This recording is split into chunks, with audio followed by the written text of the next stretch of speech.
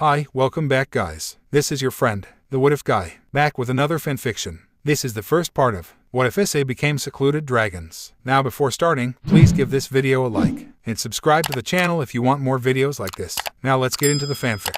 My name is Issei Hyoto, and I was born a human. From the moment of my birth, my body conflicted against itself. The seemingly hundreds of doctors that my family went to all said the same thing: my life was going to end soon, very soon. Apparently, for some unknown reason, I had a rare form of autoimmunity that made it so my right and left sides actually attacked each other, and circulated different types for that matter. It was actually observed by one incredible doctor we visited often that the white cells on my left and right sides would actually on occasion attack the cells of the other side. My parents and family came to visit me a lot when I was sick, and I honestly don't even remember how many times I saw my parents crying when they thought I was asleep, crying until they simply didn't have the tears to do so. My physical state was, obviously, terrible due to the sickness I endured, but my psychological mind was really underdeveloped. It's so bad that even today, I can still be considered shy, as my personality bloomed late. That's a story for another time though. Anyways, most of the doctors that didn't think I would die right off the bat thought, or at least said, that it would be a miracle if I made it to a teenager. Yet here I am, 15. I haven't attended a public school in over 10 years, since I first tried to go to kindergarten for a week, but didn't last a day. My sickness was strange, as there would be jumps and drops in my health. On my best day, I could actually go outside if I wanted to, and see the beautiful world outside of the room I was in most of the time I got sick. On my worst days, however, I rarely stayed conscious. Recently, my health dropped so low that the tears thought gone reappeared in my mother's eyes, and I started to have unexplainable seizures in which I thought I saw random people in my head. I hadn't seen them before, but even I could tell they were important as they flashed through my head. A beautiful, well-endowed girl with long, curly red hair and playful eyes. Another similar girl with calm eyes and long, straight blue hair to her knees in the back. A boy, smiling and blonde, swinging a strange yet intricate-looking sword. There were far more, but those were the easiest to remember. Last week, my health returned to normal, no, better than normal. The visions I experienced finally left me, and I could actually roam the house for a while before we went to one of my last doctor visits. He was shocked. A week ago, he had seen a pale-faced, fragile boy. Now, he saw a teenager with brown hair that could actually stand on his own 2 feet. After a bit of talking with my parents, it was decided that I would go to school and be like a regular teenager. So here I am, at a nearby high school. From what I heard from my mother, the school used to have only girls in it, before it started to accept the other gender. She was really worried to let me go, but I assured her I would be fine, better than fine in fact. It might be the only time I could actually talk to people my own age, which hadn't happened since I had had a close friend when I was around 5, who came over every day even when I was sick, before moving away. I got a schedule from my counselor, who seemed rather busy as he wasn't exactly patient with my slow thinking and movement. I got a schedule from him, and then walked onto the actual school campus, which was much bigger than I would have thought. The first loud ring of the bell startled me so much that I fell to the ground as I waited outside, and before realized, hundreds of students surged out of their classes. I simply sat on the bench, jaw open and flabbergasted at the sheer number of people in the school. Soon, however, the second bell sounded and I had yet to know where my first or even second class was. After the next ring sounded, I tried to get somebody to help me find my classes, but nobody paid any attention to me, although a few times I felt someone staring and turned in one direction to find a group of girls, just nobody staring at me anymore. After another ring, I became a bit impatient, and tapped on the shoulder of the nearest person I could find, and that happened to be a short white-haired girl who, from my home readings, could be called a lowly. Sorry to bother you, but this is my first time in a school for a long time. Do you know where these classes are? I asked the short girl, giving her my schedule. She looked over them for a second before looking up at me. I saw her mouth move, but I didn't hear her speak. I was too busy staring at her as I experienced a small flash in my mind. When I pictured her, she looked exactly as she did in real life, only she had a white tail and ears. Everything else was the exact same though: the school uniform, her expression, the size and color of her eyes, everything.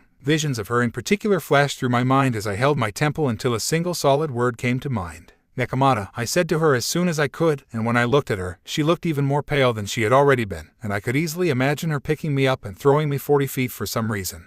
Sorry, that's a demon cat, right? She asked, narrowing her eyes a bit before playing the innocent act. Look, I'm sorry if this is very sudden, but do you know someone in the school with curly red hair? I think her name starts with R. It's Rias. No, Risa, no, isn't it? Rias, the girl asked, her eyes now full of shock. Go to this place after school, and you'll meet her. Until then, good luck with your classes, she said, writing something down and giving it to me along with my schedule, before running off to her next class. Well, thanks, I muttered as she ran to her next class, and the bell rang. After classes were over, I was walking out of one of my classes when I spotted 2 guys dragging a girl between them. She turned and let out a muffled scream before they disappeared into the brush. I tried to get anyone's attention, but nobody paid me any, even when I yelled. Cursing, I ran straight into the brush, feeling a boost of adrenaline in my system as I saw the three people again, their backs to me. Immediately, I ran and punched both of the guys in the back of their heads, but my hands went straight through, and they disappeared as if formed by smoke. I stared, gaping, and said, "What the?" before I felt a sharp pain in my chest. When I looked down, I saw the tip of a spear fashioned by light sticking out of my chest and fell onto my knees, my vision starting to fade. My hearing didn't fade just yet though, and I heard, "Wow, this is a tough one." That spear was supposed to go straight through him. Before my vision went dark, the ground shook as I went, and I heard disoriented screams and more explosions before the darkness claimed me. When I could feel or hear anything again, I was weightless. My vision was still dark, of course, but I could feel my body as if it were on fire, my heart hurt, my head hurt, places I didn't think could hurt.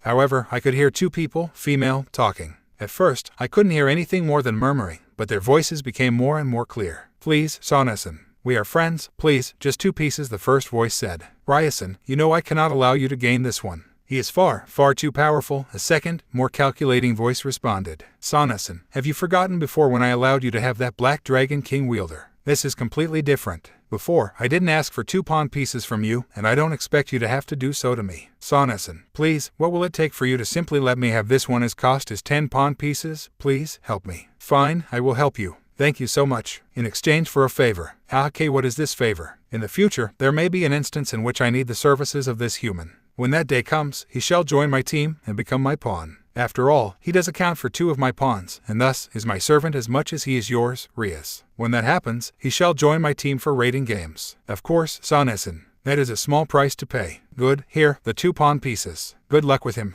With that, I felt a new strength filling my body before I once again lost conscious. I opened my eyes and saw nothing. All around me was black darkness, and I was the only thing there. Suddenly, however, I felt a rumbling noise, and looked around, trying to find the source of the noise. A deep voice came from my left. I turned to it, about to say something, before a noise from my right sounded. I heard, "Who are you?" I asked, bewildered. "Dragon," I asked, before once again things went dark. This time when I opened my eyes, I was in a room that was decorated strangely. It was much more like a house than anything, as there was a small kitchen area. Looking outside, I could see the sun was still up, although going down quickly. I sat on a comfy couch, as there were 4 couches in the living room area of the place. The 4 couches were facing each other in a sort of cross, and I was in one of them. Across from me sat a beautiful curly red-haired girl, and she was staring at me intently. Next to her stood another beautiful girl, with long blue hair that went down to her legs in the back, as it was in a small tail. She had a kind expression, although I could almost sense a sadist feeling from her. Next to me, on my left to be exact, sat a blond boy my age, with hair almost to his eyes. He looked like the avatar of royalty and popularity, and was staring at me intently. Next to him sat the little Kohai from this morning, or maybe yesterday's morning. She had white short hair and yellowish eyes. Once again, when I looked at her, a picture flashed in my head, of her with white ears poking out of her hair, and a long, cute tail. The redhead spoke first. "Now then, Issei-san, I am going to explain some new truths to your life and the world that you most likely did not know before. Stop me if anything becomes too overwhelming, okay?" I nodded, and she continued, "First of all, that girl from earlier was something known as a fallen angel. We are all known as devils. You were pierced through the chest from behind with a sort of weapon only usable by an angel or fallen angel, a light spear. You died." My hands shook as my mind came to terms with that fact, and I felt concerned stares on me, but I nodded for her to continue.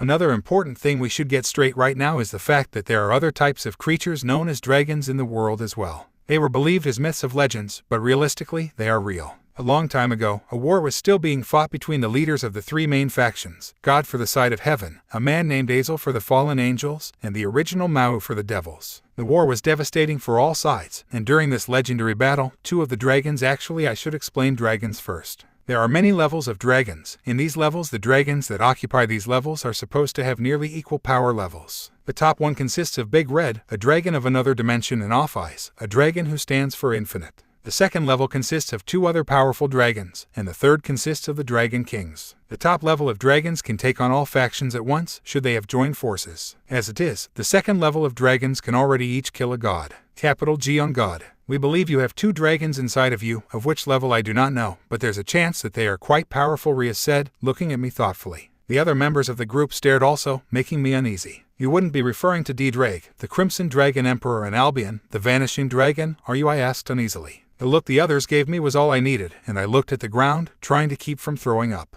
My mind could barely take all this strange new knowledge. If I'm so powerful, then why have I been so sick all my life? Wouldn't they grant me some sort of strength against being so sick? I asked. "Well, you see, D-Drag and Albion are actually on a sort of vendetta against each other. Whenever they've encountered each other in the past, they've fought. During the major war was when the vendetta was formed, and eventually the two caused enough damage that the three major factions couldn't ignore them, and sealed them, making them each become a sort of powerful sacred gear, which is something only granted to humans by an act of God. The two became Longinus, capable of creating mass destruction. The original Longinus was the spear that killed Jesus Christ. Rias continued. This time, however, the battlefield was your body. From what I understand, the two have put aside their differences and decided to stop fighting. When this happened, many groups felt your power, including, of course, our group and the fallen angels that attacked you. Speaking of which, how am I even alive, I asked. Theoretically, you did die. However, I used something that devils use based off of the game of chess to bring you back to life to serve as my servant. Now, you are my pawn of the group, and you consumed 10 pawns, which is unheard of, being a testament to your power. A few days ago, I was the weakest, if not one of the weakest, people in the world, I said, still in bewilderment.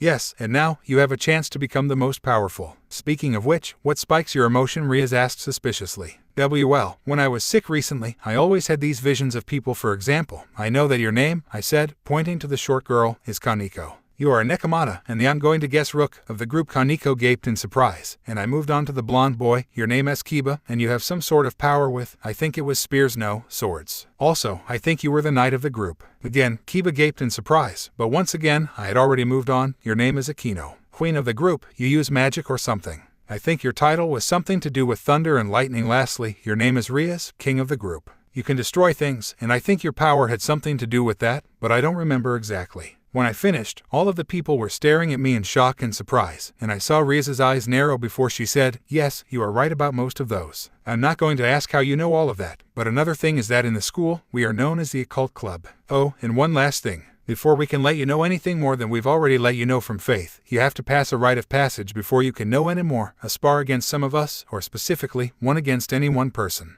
The other club members stared at her as if she was crazy, but she held up her hand and they all stopped. I looked at the group and shrugged, not knowing who to challenge. Wait, but you. I wish to be the tester for the test, Kaneko said to Rias, who I suppose was the leader of the group. Rias and Kaneko locked eyes for a second, and I saw some sort of unspoken message go between the two before Rias nodded, and everyone began to walk outside. I lagged, of course, and Kaneko walked beside me, not making eye contact. When we got outside, we were in the forest area again, and around a sandy sort of area. Kaneko walked across to the other side, and I stood at the other. Rias, Akino, and Kiba all stood on the side, watching. So how do I fight? I asked. The three watchers all sweat dropped, and I watched, wondering why. Rias was the first to recover, and said, well then, try to spike your emotion and summon a gauntlet on one of your arms. Evidently, one dragon is on each side of you, so on one of them at least, a gauntlet should appear. I nodded, and thought for a moment on what spiked my emotions. Thinking earlier to my conversation with Rias, I thought that if I could defeat one of the people from my visions, no doubt I would come closer to being able to meet some more of the people from my visions. Using this, I held my arms in an X near my chest, before bringing them out and pointing both arms at Kaneko, who was in a defensive stance, her emotion unreadable. Yeah, I shouted, and on my arms slowly formed two things. On my left arm formed a red sort of armor covering over my hand, the fingertips claws. There was also a green gem on the back of my hand, and I could see a slight glow as an insignia glowed red. On my right arm formed a white version of the one on my left, just unlike the red one, which went almost a fourth of the way to my elbow. This one barely went past my wrist. Also, I felt something come out of my back and break the school uniform on my back. I turned to my back to see two pure white wings, and winced a bit as my head throbbed. I slowly forced my left arm's power into my back also, and sighed in relief when the wings slowly turned gray, then a bit red. All of the club members stared in shock except Ryabuchi, who merely raised an eyebrow. I turned my sights to Kaneko, who was still in her stance. What do I do now? I asked Butchu, since even though I felt stronger, I knew it was most likely a small boost. Concentrate. Your left side raises your power by shouting boost, while your left side can take power and add it to your own. It'll be easier to boost than to divide, of course, and boosting gives more than dividing, Butchu stated, and I nodded back. Alright then, let's try this. Boost, I shouted once, and I heard a robotic voice repeat boost before I felt my power surge. I stared at my red gauntlet, which was glowing red and had a brighter insignia on it. Boost, I repeated, raising my red gauntlet high above my head. I panted a bit, overwhelmed by the sheer amount of power I was now releasing. In a sudden impulse, I flung myself at Kaneko, and was shocked when she managed to hold her ground against me as we struggled, our hands gripping each other as we tried to force each other back. I was even more shocked, however, when I realized that Kaneko wasn't even breathing hard, which was impossible, as someone of her size couldn't hold so much strength. Try using divine dividing also, Butchu shouted from the side. I nodded, and focused strength into my right hand, which was still gripping hers. Divide, I shouted once. I saw Kaneko gasp a bit when a white afterimage of her faded and compressed, before shooting into me. I let out a breath of air as I felt the sheer amount of power I took from Kaneko flow into me before some shot out the back of my wings. Suddenly, Kaneko's push weakened and mine grew stronger. I pushed her back, making her stumble a few feet before regaining her balance and stance. Together, we looked at Butchu to see what to do now. Issei, now that you've used both of your sacred gear, test it out. Punch her, Kaneko, defense only. Don't dodge, Butchu said to us. I stared at her for a moment, wondering if she wanted me to kill Kaneko, before shrugging and shifting my weight to my knees and spreading my feet apart a bit, horizontally. Now, with my gauntlets at my hips, I faced Kaneko in what can only be described as a ready horse stance. I charged, hands up and defending my mid-area, before I reached Kaneko and punched first with my right gauntlet. When I made contact to her blocking arm, I felt a small amount of shock at her strength again. It felt like punching a wall. Before she could recover, I shifted my weight a bit and used my left arm, punching under her guard at her stomach, hitting so hard a bit of dust formed a perfect circle where I hit.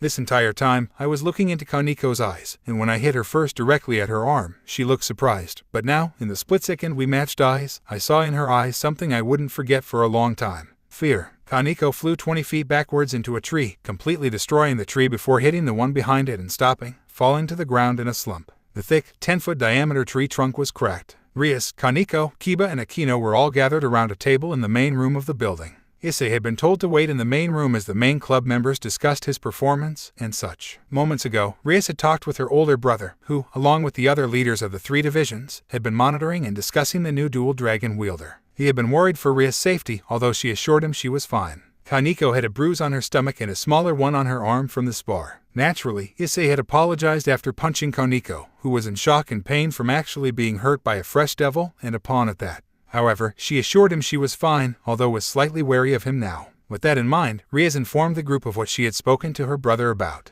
Alright then. Apparently, the scientists studying the new boy said that while Albion and D-Drag were fighting within Issei, they unleashed tons and tons of power as they fought to be the stronger and more potent sacred gear. However, this power they used did not simply vanish. Instead, as their powers were buried in Issei's, they were gradually absorbed by Issei, making much of the power that the 2 dragons possessed before they were turned into sacred gear become a part of Issei himself. Now this alone creates more issues. One of the prime issues being that the 2 dragons' energies are still being bled out of their bodies, gradually powering Issei's body and his sacred gear. Because of this bleeding, there is a large chance that in the future, the sacred gear will be unable to carry on, and Issei will become the last wielder of the 2 sacred gears. Another issue of this is that the 2 dragons' powers most likely will increase his life by 10-fold, or even more. It's likely in the future that he himself will become a representation of the dragons on Earth, and that he will become nearly immortal unless killed. Naturally, many other powers including those of Norse and Chinese are becoming quite a bit irritated, but we can't do much about that. Moving on, Issei will of course eventually absorb all of the dragon's powers minus enough for them to still have their own conscience, making him as strong as the 2 of them combined. I did a small checkup on the magical confliction on his body thus far, and unfortunately, it seems that even though the 2 dragons are now at peace with one another, it seems that for now, Issei may not be able to use both sacred gear at once. This time is an exception as it was his first time, and much of the stored energy was sparked to life because of this. At the rate in which he is absorbing the 2 dragons' powers, he will be able to be as strong as one of them in its natural, unsealed state within a year. Rias stated, dropping the big bombshell last. The 3 other club members' eyes widened as they looked as Rias then shared glances, and Akino was the one that spoke. In that case, how long before he surpasses us? At our current levels, considering if our power levels simply stayed what it currently is, I would say that he would, without training mind, have more demonic energy and strength than Konkasen in 2 months. 2.5 for you, Tossen. 4 months to surpass Aiknasen. And lastly, only 5 months to surpass me as well. That's insane, Kaneko stated, eyes open in awe. Putting that aside for now, Konkasen, you Tossen. Battle report, Rias stated. The amount of sheer strength he put into that hit was incredible. Before he used Divine Dividing to take some of my power, and only had boosted gear active, he was close to maybe half my power in pure strength. However, when he punched me later, my arm felt like it was hit with a metal beam, and the punch to my stomach felt like a wrecking ball, Kaneko assessed, wincing as she felt her ribs and stomach a bit. His form was better than to be expected, much better. It's strange, but he executed his attack to perfection, at least, the one-will punch. I noticed that he wasn't the slightest bit fazed that Kaneko blocked his initial attack, that would have hit her right below the neck, and quickly used his available hand to attack her under her guard. Much better than I expected, Kiba added. Also, if I may butt you, the amount of demonic energy concentrated into that attack, as well as how he concentrated his energy into that attack took skill, much more skill than he should have had with demonic energy. Had I not known that he just started, I would have easily assumed he'd been in multiple rating games before Akino finalized. This is unprecedented in any substance. We should train more now to try to keep up with this new devil. Let's go. We promised him more information if he defeated one of us, although Konkasen didn't exactly fight back. He still did transcend our expectations of him. I think we should tell him more about us. First person. While the other club members talked, I stayed in the main room and started to talk to the two being residing within me. Drake told me, and I nodded gently, picking up an apple from the desk and slowly concentrating magic into it with my left hand.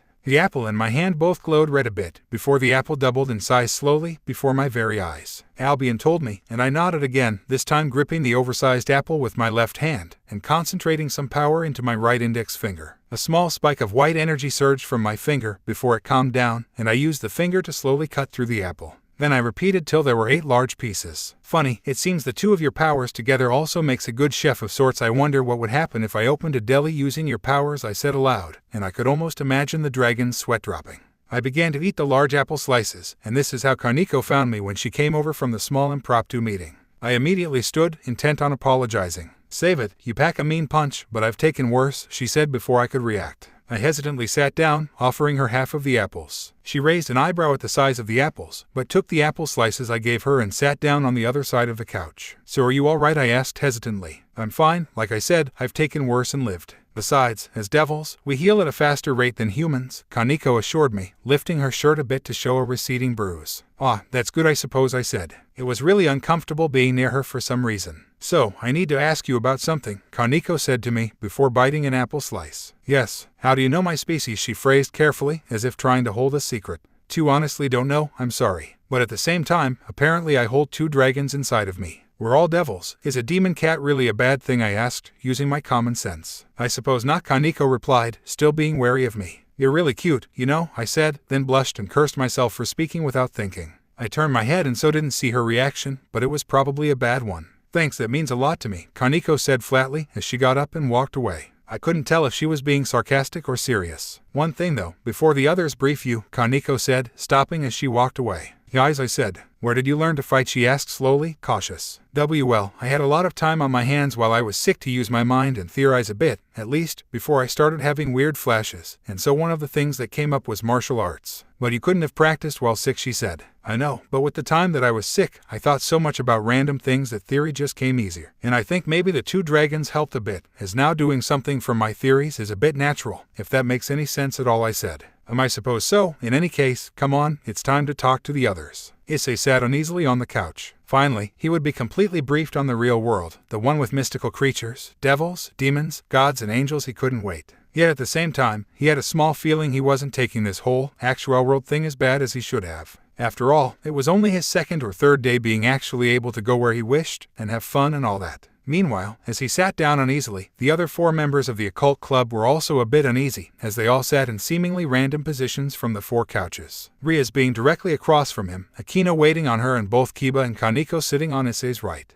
The sun was fading rapidly, and it would soon be night time, and it would be Sunday, the day of the angels. Rias winced a bit as she realized what day it would be. Sunday, the day of the angels, was a day in which devils were weaker than most, and she could already feel her energy pools being zapped of their energy, simply to protect from the holy aura that always pressed down on Sundays. All around her, she could feel the white aura, even though they were in a devil's sanctuary. She actually felt her Night Queen and Rook's energies die down a bit, before feeling and assessing Issei's. No surprise there. There wasn't much of a decrease, if at all. It seemed that while D-Drag was more aligned towards the devils after ages of use, Albion still leaned more towards the angel's power, explaining the wings and color of the gauntlet. Alright then, first things first. Issei, there are many things that you should know about our world. Rias began. Issei nodded for her to continue. Where would you like me to start? Mythical beings, gods, leaders, powers, history, she prompted. To think mythical beings, Issei said quietly. Rias nodded, and prepared to give a long lecture. The field of mythical beings is so large and broad that, well, it would take a few days at least for me to explain it all. Now really, I could create another dimension, one separate from time, and use that as a place for us to sleep, but that would take a lot of energy to power, and would most likely leave me unconscious, so I'll just give you an overview. All things that you have read about, at least most of them, are real. Dragons, obviously, vampires, griffins, pegasi, nekomata, Kaneko winced, bat creatures, zombies to a certain extent, everything.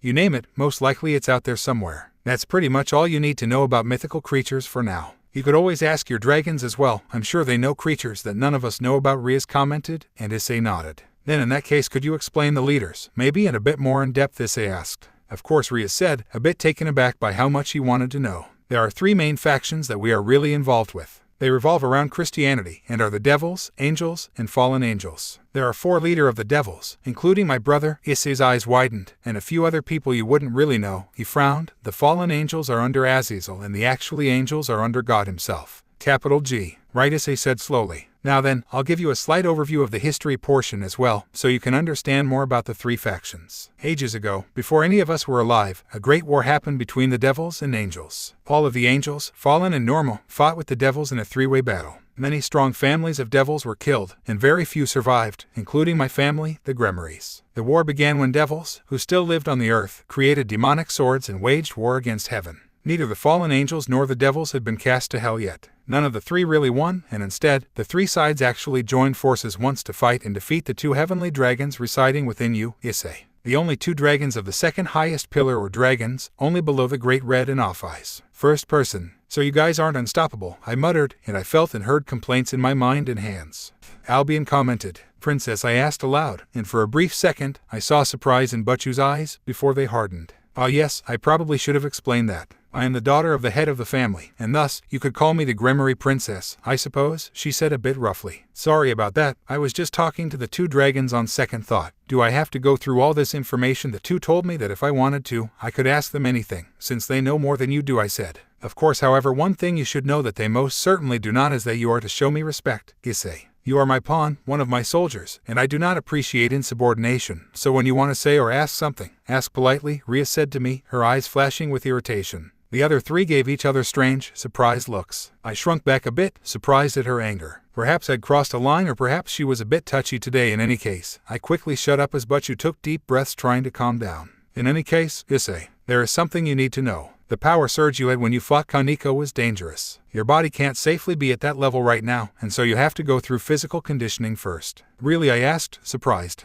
Butchu nodded. Yes, you have to, otherwise your body might rip you from the inside out from the amount of power you channel. I wouldn't be surprised if you ripped your own muscles next time you try to use both Longinus at the same time. Then what can I do? I asked, bewildered. Well, there are many things you could do. First and foremost, you could simply let me or one of the others lock away your power for a bit, and place you under limiters so you have a better grasp of your power. You should know though, that if you do this, one of your Longinus will be hard to use for a while. What's a Longinus? I asked, and Butchu looked surprised. Oh, have I not told you about that? Longinus are divine weapons, far more powerful than any normal gear. The original was the spear that killed Jesus Christ, and they all have the power to kill a god. Oh, I said meekly. She chuckled a bit. But yes, as I was saying, you could have one of us seal it up a bit. It wouldn't be safe for any of us for your power to be wild and rampage randomly. Next, we could always let you still be in control of all of your power and see how it plays out. Who knows, you might be a descendant of some great family that can control their bodies at will, Butchu said, chuckling. I gulped nervously. There are more solutions, really, but none of them will be as effective as sealing your power momentarily. It isn't as if you're losing it forever, it'll just be sealed for a while, Butchu commented offhandedly. I listened for a moment as the 2 dragons within me discussed a bit. Well, I don't really like their idea as much, but Albion and D-Drag said that I could always have my power. I paused. I didn't remember all of what the 2 had said. D-Drag spoke aloud from my hand. Albion responded in the other. Albion added, directing it to Butchu. She nodded, and the group leaned in a bit to listen. D-Drag stated. Albion added. That's a very complex procedure to learn though. Rias began, putting her hand on her chin as she thought, turning towards Aquino for help. It is possible for him to learn that technique. However, he would have to be very good at control and attune with his magic. The energy constantly being transferred into magic energy, you would need to expel the magic often, Aquino assessed. Magic? I asked, eyes narrowed. The group nodded slowly. As you already know, our queen can already summon lightning bolts and often, fire, Kiba added respectfully. So basically I have to summon fire or something every once a while for this tactic to work? I questioned slowly. The group nodded. It's only till your body becomes strong enough to deal with this power surge of yours. When that happens, you don't have to circulate the energy anymore. Albion, D-Drag, is this really the best option? I asked slowly, lifting my hands. I heard them affirm it in my mind. However, it might be easier if you were to have a familiar, Butchu said slowly. The others nodded slowly. What's a familiar? I asked, feeling dumb again. A familiar is basically a sort of spirit that you make a contract with, and it becomes a sort of partner for you. Being that strong creatures are naturally attracted towards dragons, it shouldn't be too hard to find a familiar for you, Issei, Butchu told me. I nodded again and looked down at my hands for advice. The next time our group is allowed to capture or bond a spirit to one of our group as soon actually, Aquino said, as she placed her hands out and a small scroll appeared. Her eyes lit up suddenly. Actually, we can go right now, if you'd like, she said sweetly. I raised an eyebrow and turned to Butchu, who nodded solemnly. Alright then, let's go, I said slowly, looking to the others to see their reactions. None of them showed much, and I felt they were still a bit untrusting of me, especially since I already knew all of their abilities. But you transported us via magic circle, and I was still fascinated by its power. The very ground turned red as we disappeared, and the first thing I felt when I could see again was trees. Dead, old trees. I turned to ask where we were and found nobody with me. Hello, anybody there but you? I asked slowly, looking around. There were only trees, dead ones at that, and the moon shined brightly. Strange. It wasn't even night yet. I turned to the sound of a voice. So another of my kind, the voice said. I could just barely make it out, as if the voice was coming from right behind me. I turned multiple times, trying to find the source. Who's there? I asked, shifting into a ready position. D-Drag, Albion, who is that? I asked again. No response. I presume you are here to challenge me. Very well. I shall send my own son to guide you to me. Do not disappoint, I heard, and suddenly everything went bright again as we appeared in the very forest I had previously been in, only this time, the others were there. Something went wrong in the transport, but you said suddenly, and all of us stood there silently. Does anyone know? I can't seem to locate the specific person whose transport over here was disrupted, but you added, turning to each of us slowly. We locked eyes, and I turned away, not really wanting to tell them. Don't get me wrong, I like these devils. They all seemed rather nice and trustworthy, as well as polite and accepting. However, none of my devil peers seemed to like me, or at least, they seemed to fear me too much, leading to mistrust. I liked them, but I wasn't willing to try and form a relationship with people that are so untrusting of me, just because I can do a few things they can't. Issei, do you know of any reason why I may have felt a disturbance? But you know, Rias asked. I shook my head and responded obediently. She frowned at me, and everybody began to walk forward. I was idle in thought as Rias called for someone. D-Drag began. I nodded mentally. Albion added sadly. I sighed wistfully, fiddling around with my clothes. I looked up to see a flash of light appear as a strange, straggly-looking man appeared out of nowhere, leaning on a tree. At his side hung weird things, and he had a bit of a crazy gleam in his eye. Gremorison, what brings you here? The man asked Rias, still leaning on the tree. We are here to find a familiar for my new pawn. Preferably something that won't destroy dimensions, Rias added sarcastically. I grimaced. Speaking of which, what was that? I asked mentally. Albion replied, trailing off. Great, you mean that was a real-life dragon? It said it would send its own son to guide me. I thought back. There are a number of amazing familiars you could have. New pawn. Why? Do you know of any mythical creature that you would find particularly interesting? The strange man asked me. I snapped out of my thoughts and put on a contemplative face, before looking up to him and saying very firmly, dragons. He laughed nervously. Well, of course there are many types of creatures around here, although I suppose dragons would be some of the more powerful ones. Mr. Boosted Divine Gear. How about something a tad more easier to control? While dragons are powerful, and in your case, can be friendly. The only type of dragon that a young aspiring devil can really even try to bond with would probably be a baby spirit dragon. You know, children of the big, wild dragons that are already fully mature, and impossible to control. I bent double and clenched my head and stomach as he finished, drawing attention from the others. How are his magic systems? Rias asked. Akino leaned down towards me and I saw green as she assessed me. Not good. He really needs to get rid of some excess magic soon, otherwise Akino trailed off. I growled a bit, clenching my teeth from the pain in my stomach and head. The man snapped a bit to attention from his previous bewildered state. Yes, he asked. The most strongest creature in your grounds. Where is it? I asked, my voice still a bit of a growl as I clenched my entire body from the pain. I couldn't look up, but I could easily imagine his surprise. You Gremorison, what is this kid suicidal? The Thundercry dragon is the only one within my grounds, but to challenge it, he muttered uneasily. I heard him say the type and I snapped up. Where? I asked. He looked at me carefully, before exchanging a look with Rias. North of here, only a few hundred meters, really. But you can only find the place if you have a guide, like, for example, the man began, before I felt a weight on my shoulder. I looked to see a small, cute dragon with a bluish head and large eyes, shivering a bit as it breathed a bit of yellow fire out. An invitation from the dragon himself, but how that is its son, so the man said again, pointing and obviously in shock. D-Drag, Albion, any reason this guy might want to see me? I asked aloud. With all due respect, Heavenly Dragons Albion and D-Drag, I don't think Issei is ready for this. Rias tried to butt in. She looked desperately to her other members as red and white aura began to flash from me, the blue spirit dragon on my shoulder flapping a bit. Aiknosupai, I shouted. She turned her gaze to me. Yes, how do you fire a firebolt, exactly? I asked. She tilted her head a bit. With any magic, she finally began, you simply call forth the energy from within yourself, and you can feel your energy as it leaves you into another space before you use it in an attack. The more sharp it is, the more likely it is either lightning or metal you are creating. The hotter it feels, the more likely it is lightning or fire, she told me coolly. I flashed her a grin. Thanks, Aiknosupai, I shouted, before forcing as much of the energy into my legs as I could before jumping off. I heard gasps and saw expressions of shock as I bounded forward at an incredibly fast pace towards the dragon's lair. The little baby on my shoulder would nudge me occasionally to help me with direction, before I arrived to a large rock with an insignia that resembled the one that I once saw on the red gauntlet.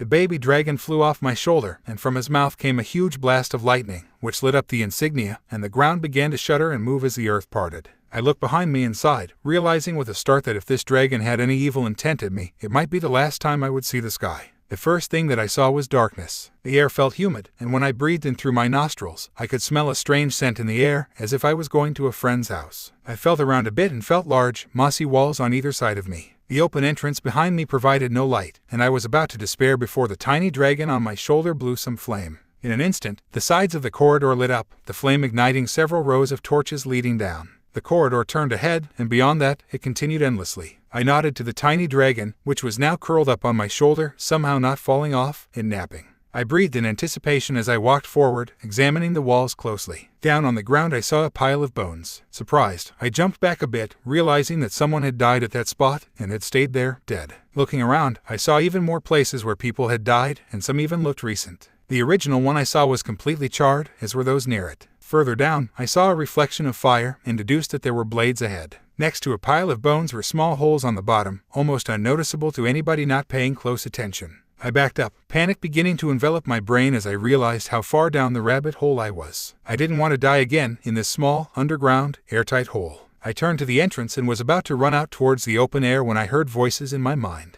D-Drag offered. Albion scolded. I took a deep breath and examined the area, grabbing one of the tiny pebbles on the ground. I threw it onto the area with small holes and surprised nothing happened. I was about to go towards that direction when I noticed a few bones on the ground near the holes. Albion said bluntly. I stopped and thought for a bit, getting nothing. D-Drag offered. Now that he mentioned it, I did notice tiny seeds. They looked like apple seeds. Albion asked. I grinned and concentrated D-Drag's power on them, and one grew and grew till it was too heavy to hold, and I flung it at the holes. As it hit the ground, countless spears and spikes shredded it to pieces, startling me. Okay, evidently that's not the path to go, I muttered. I picked up a large number of the seeds, as many as I could find, and stuffed them into my pocket. The challenge was over before I knew it. After using my trick of seeds, the traps were all set off in a controlled way, and I managed to go on the right path, using nearly all of the seeds in the end. Finally, I saw a larger opening and walked slowly through, blue flames lighting the room. So, you managed to get past the traps. Good job, half-breed, a voice sneered. I turned around again and again as I walked along the side of the room, trying to avoid getting ambushed. You are smart. However, that alone will not save you, the voice continued, and I heard I cracked down at my feet. I looked down to see a pile of bones, my shoe snapping a rather large one.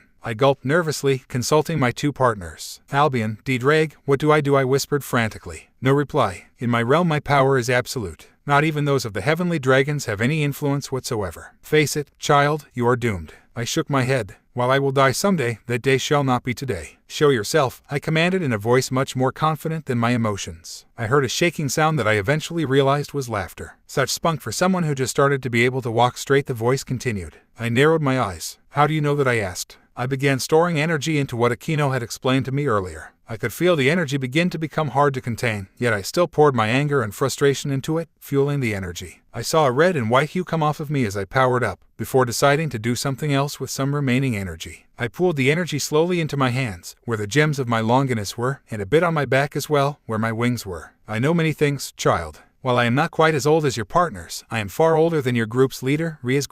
You stand no chance, the voice said, and the darkness that had barely existed before faded completely as the room came into view, and I saw my enemy. Without hesitation, I thrusted both of my hands forward, pointed at the target. A small magic circle appeared and levitated in front of my hands, and I shifted my body as I put as much momentum as I could into myself before stepping forward and punching the magic circle with all my strength. An enormous ball of fire came out of the circle, a fireball easily the size of a house. Even then, the dragon was slightly bigger than it, and managed to block with its forearms, creating a huge blow of smoke as the fireball impacted, creating a huge explosion. I activated my two hands simultaneously, my school uniform once again being ripped in the back as obnoxiously white angel's wings appeared on my back, flapping a bit as I got air. They were bigger than before, and I could now already control them, whereas when I sparred with Kaneko, I couldn't. My red gauntlet had grown as well, and now, claws were visible on the end, whereas before I didn't have any place for my fingers. The length now easily went up past my elbow, and the red scale on top now actually was more layered, having higher levels in the front, sliding back. From the sides of the gauntlet were now yellow spikes, 2 yellow spikes going back on either side, a second crystal being partly hidden by the layering scales.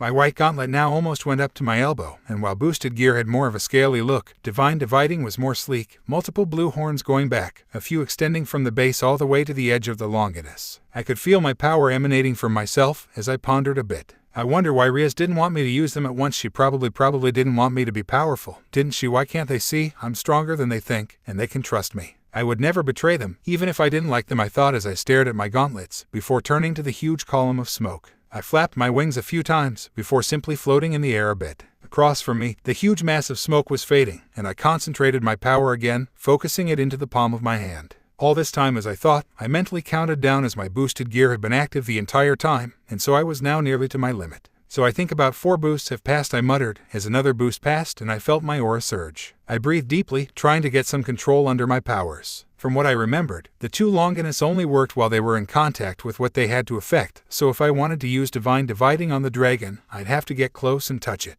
Not happening. I wouldn't be able to get close to that beast without being fried, most likely. I thought for a moment, and noted that above us, the little baby dragon from earlier was circling, watching us. Strange, I hadn't noticed it leave my shoulder. The smoke separated simultaneously, so fast that I nearly lost control of my magic sphere that was forming. As the smoke cleared, I finally got to see what the dragon looked like. It was the size of a small house, easy. Its body was a base color of blue, yellow lightning streaks running throughout, most connecting up with its eyes, which were pale blue. It had horns that streaked back as well, much like its son, and its wings were folded, but he spread them, and they were bat-like, showing grips and veins. The dragon was badly singed, its right wing not even operating properly, and its skin burned badly. It turned its hateful gaze to me. Bastard, for that blow, I will take out your organs, and just give you enough energy to live and twist in agony. Now die, it said, blowing flames at me. I quickly swerved to the left with my wings, and cursed when I crashed straight into a random pillar that had appeared in the room. I fell down, dazed from conking into the pillar, and watched as the dragon began to walk towards me, scowling.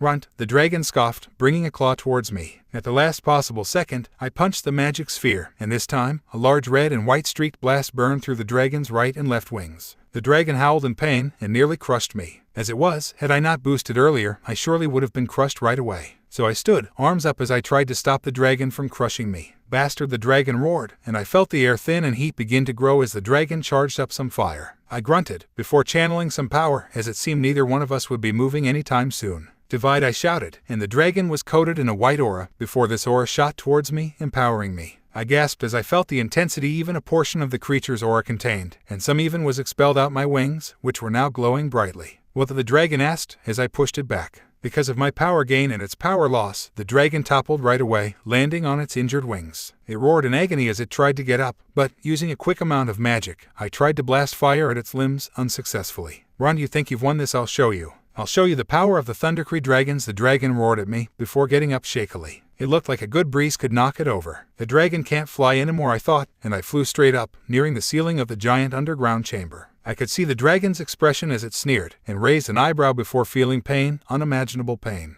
It felt as if someone had begun to skin me alive. I closed my eyes from the pain, and felt myself falling down, eventually falling at a quicker pace. I nearly hit the ground when I felt gentle hands stop my descent, carrying me slowly down as I was set down. My wing felt busted, and I was sure my entire body was burned. I tried to move a bit, but felt a spasm of pain from doing so. Despite the pain, I slowly opened my eyes to see who my savior was. The first thing I saw was legs, pale white and smooth. My eyes trailed up as I saw a white blouse, smoothened and pale white smooth arms up as well. Golden curly locks trailed the person's back, between a single quartet of pure white angel wings. I could just barely make out the side of the person's face, and saw a determined face, with pretty facial features. In front of her was a bright white light, a halo was on her head, and she smiled when she saw me staring. I blacked out, was so tempted to end it here. I dreamed of angels. All around me, there were white lights, and yet I could just barely note out small things. There were people around me, that part I'm sure of. They liked me, and all of them smiled at me as I wandered around them. Before me stood a man, 12 golden wings spanning from his back. He's telling me something.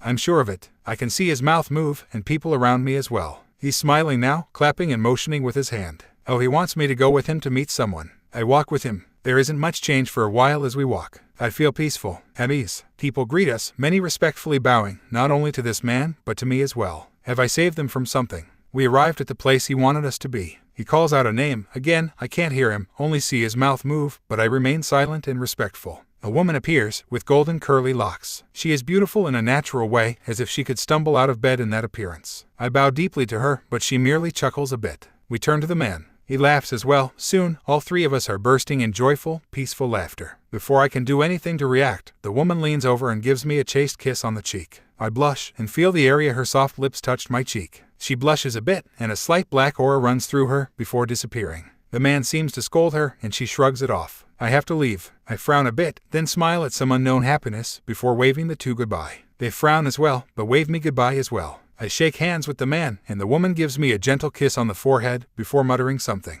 This time no black aura appears, and I bow before the dream goes dark. Again, tempting. I awoke with a start. There wasn't a dragon anymore. There wasn't a woman dressed in white with wings. I was at home, in my bed. I sat up in bed, looking at my hands for a few moments. I try to contact Drake and Albion, but nothing happens. A dream? No, definitely not. I can still feel injuries from the lightning that the dragon in the cave had used on me. It hadn't been a dream. My mother walks in. "How are you, son?" she asks. I respond with an "I'm good," but she doesn't seem satisfied. "I let you go out on your own for 2 days, and this happens, forget it. You're staying with me for a while longer, a few more years at least, before you go on your own to anything," my mom tells me, and I stare at her, face full of shock. What do you mean?" I ask, trying to get up. She forces me back into bed, tucking me in. "Seriously, we leave you alone for how long? A few days, and you go around, getting killed, resurrected into a devil of all things. I thought we'd taught you better than this, Issei," my mom said. Strange, her tone of voice sounded very different than usual. "And now you're a devil. Angels mortal enemies. You don't understand, do you? I wanted to introduce you to Michael and Gabriel and all the other angels. Now you can't, do you understand? When you die, you'll go to the underworld. You won't be able to meet your real parents," my mom said. Wait, what? I asked in a daze. "Your real parents are in heaven, Issei. You won't be able to meet them now," my mom told me. Heaven then? Who are? I asked uneasily. "The woman I always thought of as," my mom grinned. "A messenger. For now, your father and I must leave. Don't worry, you won't know about this memory till you know enough." "Bye," the woman said, putting a hand over my head. I tried to struggle, but couldn't. I was still too weak. I woke up in the forest, the dragon across from me. Strange, that dream had happened again. Yet it didn't feel like a dream, it felt a lot more like a memory. I was slouched against a rock wall, and the room was lit up by a single source of light. A woman. On my lap landed the little dragon from earlier, and I pet it, scratching it behind its ears. I stood up, baffled by this gorgeous woman that stood across from me. In front of her, in a similar position to the one I had been, was the dragon I fought earlier, and he looked worse for wear. A huge light spear was pierced through his side, and despite the fact of how we fought earlier, I winced in sympathy. I took a light spear through the heart once, after all. It hurt. The woman's back was still to me, now 10 full wings were showing, all pure white. She seemed to be pondering something as she gripped a huge spear fashioned by light, as she faced the dragon. Shall I kill it? What would Michael think? Dragons don't necessarily fall into the category of evil creatures too easily, but the heavenly dragons were the ones that killed. The woman trailed off, her expression darkening. I walked 2 steps and collapsed abruptly on the ground, clutching my chest. An image flashed through my mind. A woman with immense power radiating off of her, 100 light spears raised above her. Holding in her hand, she had a small metal thing as she ran across a line. I groaned and kneeled uneasily, holding my chest. "Oh dear, are you hurt, Devilson?" she asked me. I shook my head a bit, worried about her knowing my species. "Don't worry, I'll heal you if you have any damage. I am an angel, after all," she said, and a huge number of her light spears began to move. I nearly panicked before the spears flew towards the downed dragon, hovering above it. She turned towards me with a pitying look, kneeling down and saying, "Lie down," to me. I was too exhausted to reject, and lay down, my head nearly hitting the rock wall behind me. Whoa now. "Easy there, child," the angel told me, moving over to the side of me and putting her hands over my chest. I hadn't realized it earlier, but my wings were still active as well as my gauntlets, leaving me in my powered-up form. She concentrated, and I saw her hands glow white before I myself glowed white as well, and I began to feel better. "Why are you helping me, a devil?" I asked, as I felt my conscience slipping. "You aren't a devil, hiatus Issei. At least not anymore." What do you mean I'm not a devil anymore?" I asked, bolting up. I immediately felt a huge spike of pain surge into me, and I groaned, before flopping down again. "Geez, I want to explain it to you, but I think it might be better for you to see for yourself," the angel said to me, putting a finger on her chin. She gestured with a hand to a nearby rock wall, and it shimmered before an image appeared on the wall. I saw Rias in there, along with Akino, Kiba, and Karniko, along with a man that looked like Rias, a girl in a cosplay outfit, and 2 other devils. There was also a strange-looking boy standing behind Rias that looked like a girl. "This happened yesterday," the angel said to me sternly. I nodded as the volume came on. "Can't find him? Don't you understand how much of a bargaining chip he is?" one of the men asked Rias. She looked a bit nervous, and I couldn't blame her. Even here, in a completely different place, I could feel the power of that man. "Please, colleague, forgive my younger sister. She can be irritating at times," the other man with red hair said, and Rias looked down in sadness. I felt sorry. After all, she was being chastised for me. Please forgive me, Rias said, making a deep bow towards all 4 devils. They all scoffed, except for the other red-haired man, whose gaze softened. Okay, explain what happened again. We went into the forest of familiars, looking for a familiar to help balance the magic energy of the heavenly duo dragon. It was having issues with balancing out its energy and power. We didn't want it to simultaneously combust or something. After all, we had gotten it to trust us, Rias said coldly. I looked at her, shocked, and thought back to what had happened before. She had never trusted me. She had never shown me any leeway. So that's how it is. She didn't see me as a partner, or a friend, or even as a person. She saw me as a thing, an object. Shah Riastan, please be more respectful to Dragonshan. Sonatan was rather upset that she never got to meet her pawn, the cosplay girl said, and I raised an eyebrow. Sona, even though I had only been at the school for a day or two, I still knew the president of student council. So that was the other group of devils. My apologizes, Leviathan-sama, Rias said, bowing respectfully. So this must have been one of the 4 devils Rias told me about along with her brother and the other 2. Leviathan, why are you treating the dragon with such respect? It practically ran out on us, Rias' older brother said. I sighed, depressed, and I felt a hand on my shoulder. I looked up, surprised, to see the angel patting me on the shoulder comfortingly. She gave me a smile, and I nodded, looking back to the screen. Anyways, he fled from us, going into an area created by an incredibly powerful territorial dragon, capable of creating its own dimension due to its age, apparently. We never got in, but I got these back, Rias stated, holding out 8 pawn pieces. The group gasped collectively, and I saw the cosplay girl actually have a look of sympathy in her eyes. What could have killed a duo heavenly dragon? One of the men finally asked, and another replied. I think I know what happened, he said, as he held out a hand for the pawn pieces. Behind Rias, Kaneko had a small tear that slid down the side of her face, but none of the others seemed to notice, except for me. What happened? Beelzebub Lucifer asked. His eye twitched. The dragon didn't die, he said, and everyone stared at him in shock, including me. How did he know I didn't die? These pawn pieces were forcefully ejected from his body. So forcefully, with such powerful white magic, for that matter, that I strongly suspect that an angel helped him, Beelzebub stated, and the room fell silent. The angel next to me wove her hand at the screen, and it disappeared completely. She stood, and I turned to face her. So now that you know what has happened to you, and what has happened in the outside world, yes, she asked me. I nodded slowly, put a bit on guard. She could have easily manipulated the screen, after all. So, will you join the angel's side, heavenly duo dragon, she asked, extending a hand to me. I pondered for a moment. How do I know you didn't manipulate the screen? I asked uneasily. She smiled at me. My name, or at least, the name that humans know me as, is Gabriel. If I ever lie, a black surge goes through my wings, as we angels aren't the type to lie, heavenly duo dragon, she stated calmly. Wait, you're the Gabriel? I asked, shocked. She curtsied to me. At your service. Although, I think I should be the one saying that to you, albeit slightly modified. You are the son of them and you contain those 2, it's insane, she claimed. I stared at her. Who am I the son of? I asked quietly. I've done some thinking, and I realized from my dreams that the people that I've lived with for who knows how long aren't my real parents also. I know for sure it was you now. I've met you somewhere before. Where? Your parents are angels, Issei. When you fell sick, they prayed every single waking moment to every one of us. When they finally died, they were naturally elevated. We all knew them, and they are practically the only angels who aren't created by God himself, and yet have 8 wings each. Wings are a symbol of power in the angel power chain. My brother, Michael, the strongest angel, has 12 wings. I am the only one that has 10. There are 2 other angels that have 8, besides your parents. Do you understand their power now? Gabriel said to me. I stared at her, awestruck. My parents, they had prayed for me so much that they elevated. Wait. They died? I asked, eyes narrowed. She frowned. They were killed by a man whose name I cannot divulge. I'm sorry, but the good thing is that this made them go to heaven and become angels. That's the important thing. Yes, she asked me. I shook my head. I want to know who killed them, I said sternly, as she knelt down and began to heal me again. And I can't and won't tell you. They'll kill you, easily, she said bluntly. I shook my head. I'm a heavenly dragon now. Speaking of which, why can't I communicate with them? I asked, raising my hand a bit. She smiled, before giving me a kiss on the head. I blushed, before noticing that it felt just like my dream when she kissed me before. She looked at me eye to eye. That dragon managed to seal off your connections. They should be waking up now. It's lucky I was here too. If I wasn't, you wouldn't be able to speak with them for a long time, most likely, Gabriel told me. I nodded and muttered my thanks. There, you should be able to stand now. Now please, consider my offer. Will you join the angels? There is no turning back, you know. You will be able to meet your parents again. And also, Gabriel said, giving me a look I didn't expect on her. A black aura flashed through one of her wings, and she shook her head. Angels are allowed to have relationships with other angels. That's how modern angels are created, unless they are elevated, of course, she said, blushing. I blushed also, after realizing what she was implying. I probably should stop with that, I heard her mutter. I stood, thinking. I heard D-Drag say, I'll be chastised. Should I take it? I thought to them, and I heard contemplative sounds. D-Drag offered. Albion added. Then what I thought back to them. Albion, I thought, blushing. D-Drag and Albion both laughed together, and D-Drag added. D-Drag contemplated.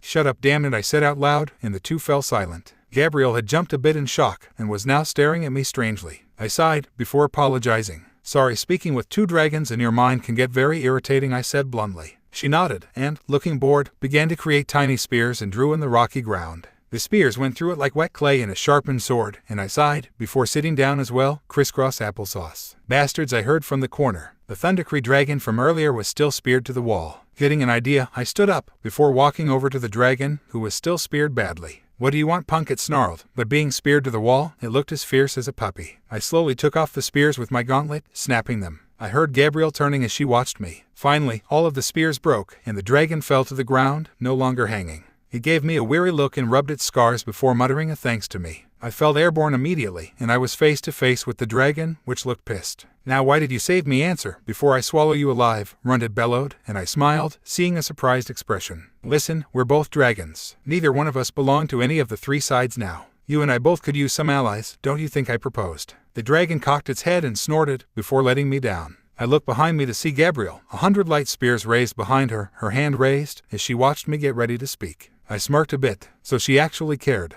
But was it for me as an object, or me as her friend's child, or just for me? I half want D-Drag and Albion to speak with you for me, but I think I myself will. Instead, I said, straightening up as I spoke to the dragon. It raised an eyebrow, but continued listening, nodding respectfully. There are three factions where we live right now. Angels, fallen angels, and devils. Yet none of these three are as powerful as the dragons, if we were united. Why do you hide here? I asked, gesturing around. Immediately, the dragon scowled. Watch your words, brat, it muttered, and I smiled. That's it, I hit dead center. How you're scared of the others, aren't you? That's why you're shut up in this hole. I can help you, fellow dragon. We aren't meant to be trapped in holes, especially underground, especially since you have a lightning affinity, I reasoned, holding out my hands. If this clan were formed, you would be the leader, wouldn't you? The dragon asked me. I nodded slowly. You catch on quick. Yes, it was my intention to form a clan of dragons, recruiting new members throughout. For now, if you accept, you will be governor, and take control and leadership for me for now, until I become strong enough. When I do, I will take over as leader, and you will be my second, always, I offered.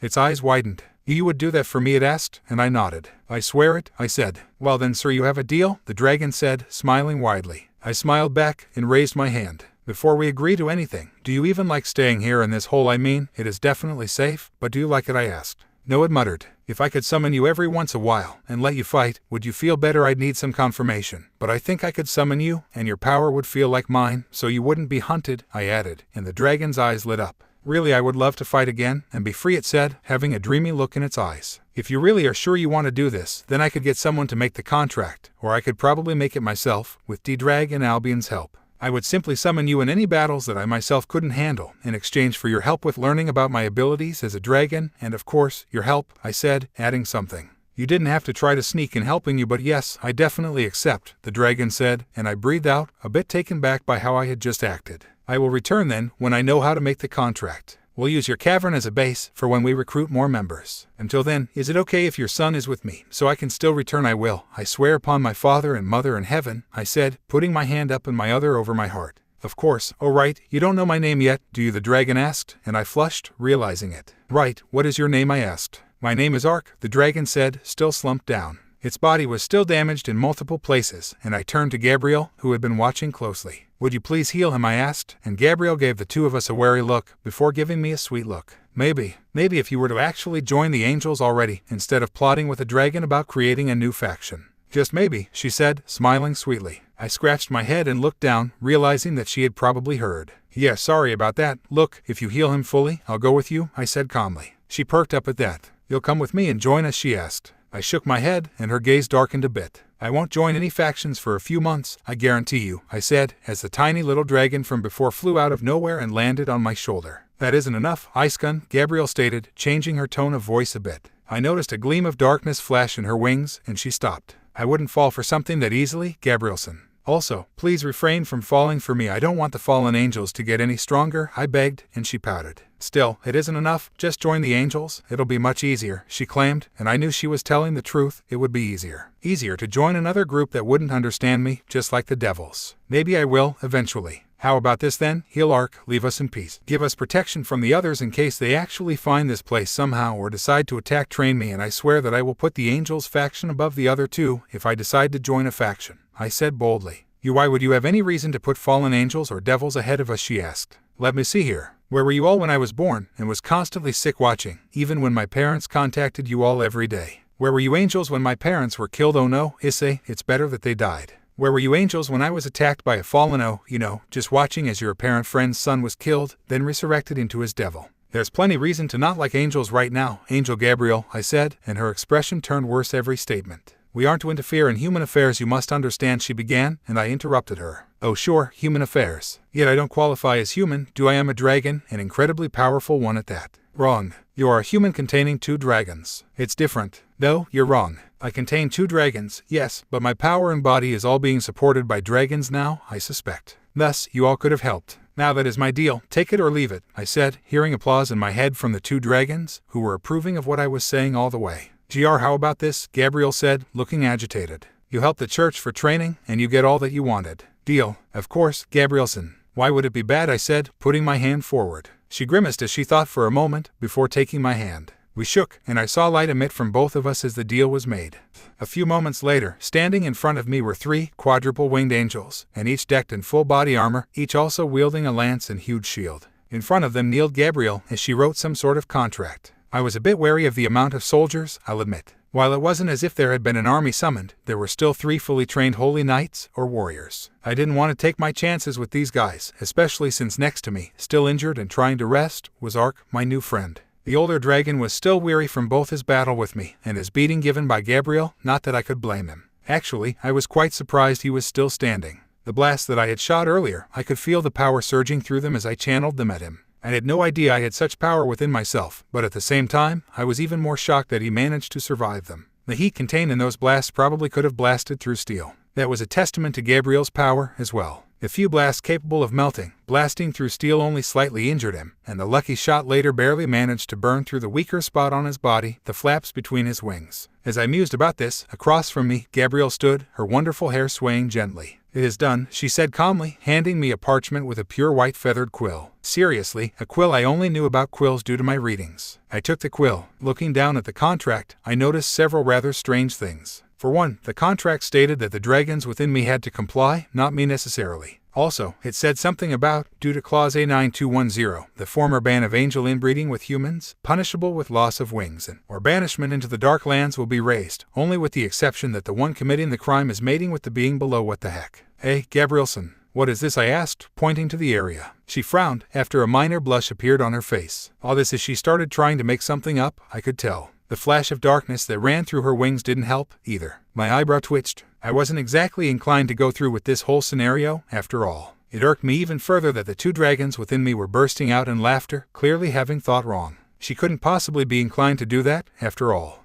My brother, well, I suppose I should explain something. You 3, shoo, now don't worry, you only needed to be here as witnesses. I can handle myself, Gabriel said, trying to urge the 4 back. But ma'am, your brother explicitly told us to guard you. Besides, this is the duo heavenly dragon we're talking about, the man protested, but Gabriel held up her hand. If he were at full strength, it would be almost like facing the Great Red. Or off ice, for that matter. Don't worry, I do not sense any malice from him, though he doesn't trust us yet, she said, whispering the last part. The 3 guards reluctantly left, leaving the 2 of us alone with the silent Ark, who was now asleep to heal his wounds faster. All right, explain, Gabriel, I demanded. She sighed. The line of angels is very strange, in a sense. We were created from God, obviously, and have been protecting the world ever since. However, God made it possible for us to choose to be good or evil by choice, thus, those that wish to fall asleep with humans. Understanding you so far, I said slowly. Good. However, you are quite rare. You have to understand, there has never been a heavenly duo dragon before, and if there had been, they would have died before anybody could discover them. You are overly unique, think about it. Besides the whole 2 dragons thing, I don't understand, I replied after a long thought. She sighed. Okay, let me break it down for you then. You are, first of all, the first ever existing duo dragon wielder. From what the mutual faction scientists have discovered about Yaoi, without your permission of course, is that right now, you are slowly absorbing the 2 dragons within you, effectively becoming more and more draconic. It was inferred that eventually, should you not die, you will absorb nearly all the life force of those 2 dragons, first of all, becoming immortal, and second of all, becoming as strong as or perhaps stronger than the 2 most powerful beings in all of existence. The Great Red, and Off-Eyes the Infinite. However, you are still human, meaning you can willingly go into any faction at all. Here's where it gets more complicated. You've already encountered all three factions. The leaders contacted you while you slept before, and yet, you've been a part of one of the most aspiring young devil groups. Gone head-to-head with an incredibly powerful dragon within a few days of actually acquiring powers. Have a surplus of pure magic within you that shouldn't be at all controllable. Oh, and let's not even mention the fact of how your parents are angels now, which, despite them giving birth to you while human, grants you the angel bonus of being perfectly in tune with your power. Add to that, you're male, which means it'll be easier for you to have offspring, Gabriel added, and at the last second, a bit reluctantly. I then understood what she wanted, and why the two were laughing that hard. I flushed. You mean this break in the laws of nature are so I can sleep with you so you can bear my offspring, I protested. She smiled. When you put it that way, it sounds as if I'm doing something scandalous, she winked. Ugh, I groaned. Are you serious? Does this mean that the other factions are having this situation as well? Most likely, yes, she said, and I groaned. Putting the topic to the side for now. There doesn't seem to be anything else outside of what we discussed, so I'll sign it, I said, picking up the quill once again and signing my name at the bottom, the ink somehow a Y red. Gabriel smiled cheekily. Great. Your first training mission will be soon. I advise you to prep up, she said sternly. I sighed. Okay, then what am I doing? A maiden by the name of Asia Argento has been captured and influenced by fallen angels. Your mission is to find and eliminate her. Be advised, she may seem like a kind and innocent soul, but she once healed a devil only for the devil to kill a priest, Gabriel warned. I sighed. When do I leave? A girl with long blonde hair and green eyes sat uncomfortably in the warehouse. She was feeling sad prior, but now felt almost at peace, for the strangest reason. It was surprising, especially to her, that she was so at peace when she was almost certain that she would die a terrible death. Rainier would eventually kill her and take her powers. After all, she was positive of that fact. However, she felt a little sad as she sat in her small, enclosed living space, knowing that someone else would most likely soon die as well. The boy called hiatus Issei would die for sure, and she somewhat pitied him. Asia Argento, a former nun and now prisoner of a powerful broken-off group of fallen angels, felt pity for this seemingly innocent, weak boy. She had heard of the evil fallen angels' plans earlier, and knew for certain the boy was dead.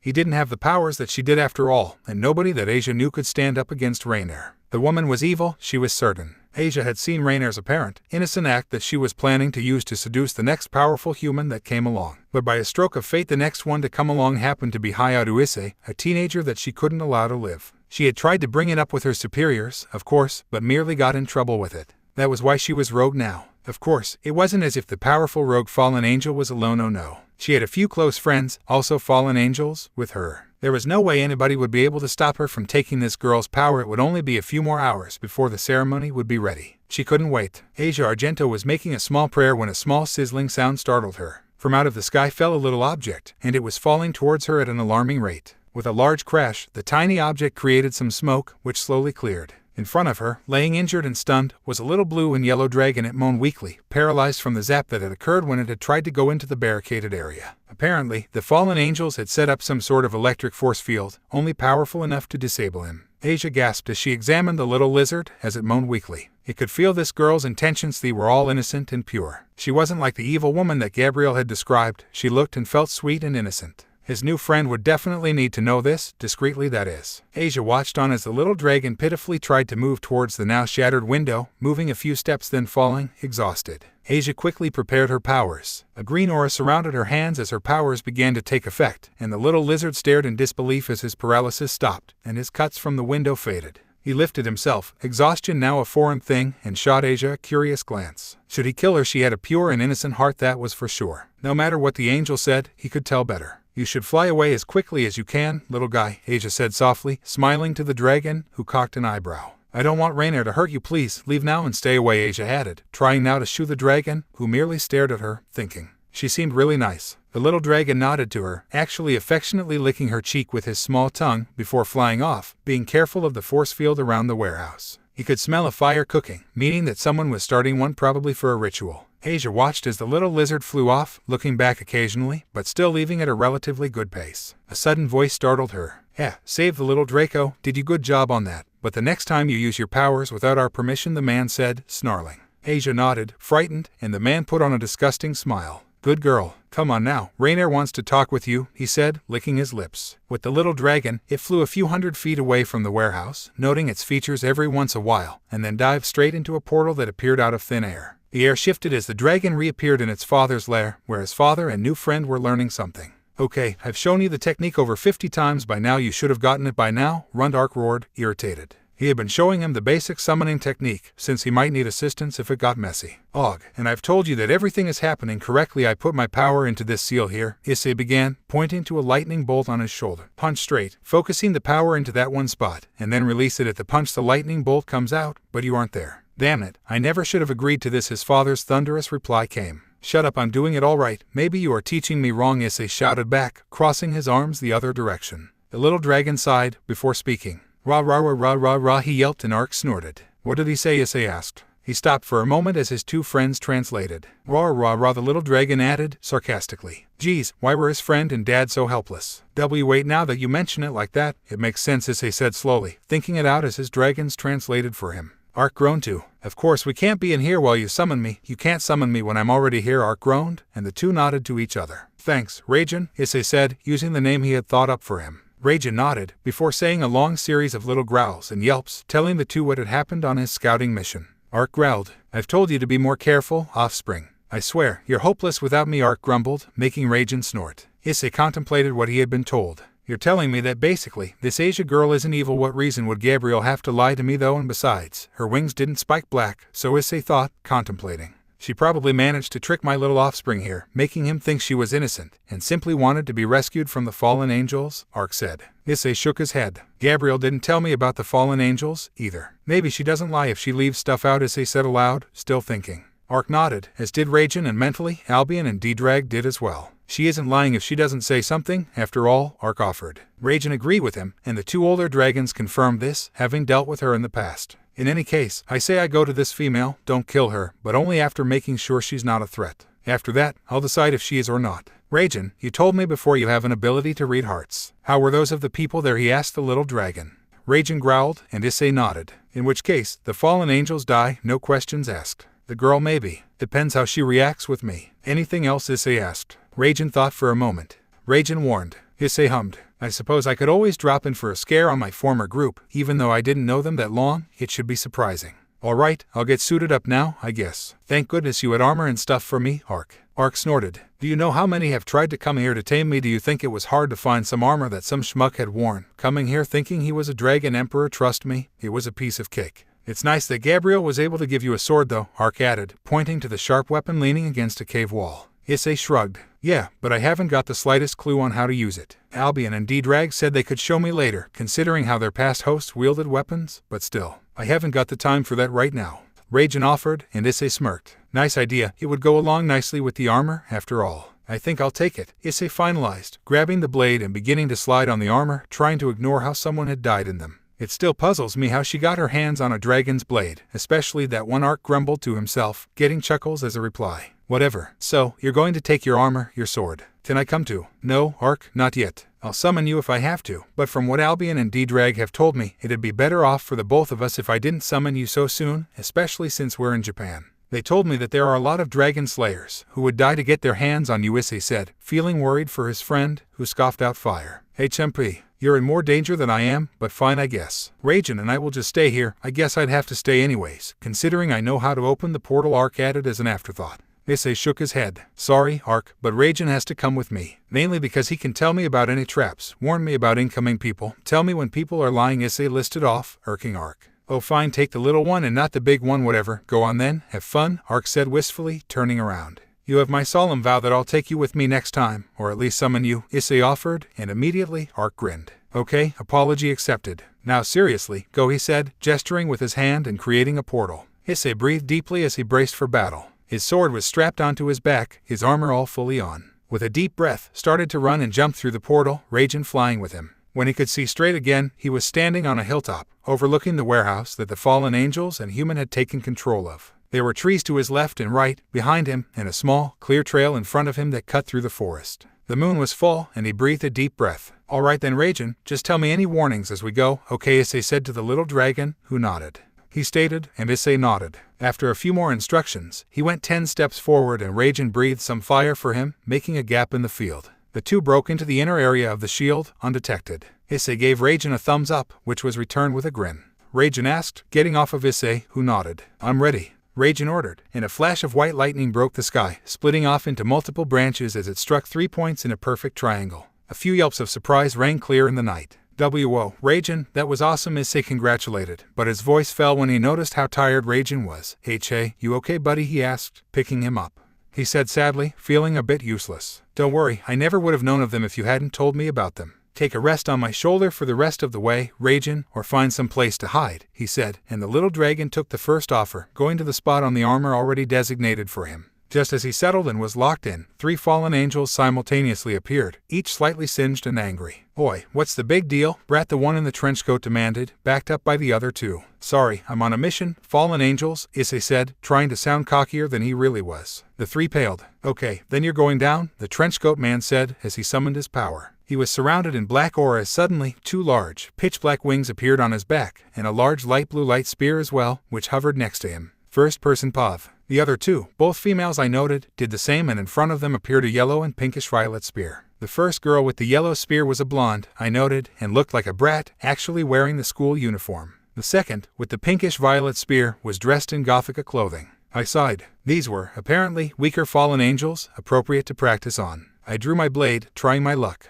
The 3 frowned. A blade, maybe he's one of the angelic knights, the blonde girl asked, spear still hovering near her. The Gothica girl shook her head. Not possible. None of those fools can use magic. What do you think, Donaseek? The man they called Donaseek frowned even more. I don't know. We'll find out when he fights. Then come at me, I said, shifting into what I thought is the best stance. My feet were shifted apart, my left in front of my right, and I had my blade in my left hand, which was pointed at him. He scowled. So be it, he said, waving his hand at me. I stared for a moment, startled, when I heard in my head, D-Drag warned me, and I took what he said to heart, dolphin diving to the left, rolling a bit as I tried to get back up. Where I had previously been standing was now completely covered in small blindingly white projectiles, some resembling ninja stars. I turned to see the 3 gone. Damn it, I growled, turning my head one way then the next, trying to figure out what was happening. A sudden light startled me, and I sidestepped just in time to catch Donaseek's surprised look as he sailed past me, trailing his light spear. My blade was already raised. With a single slice, I sliced the fallen angel in half, and his entrails fell to the ground as his spear dissipated, his 2 halves now on the ground.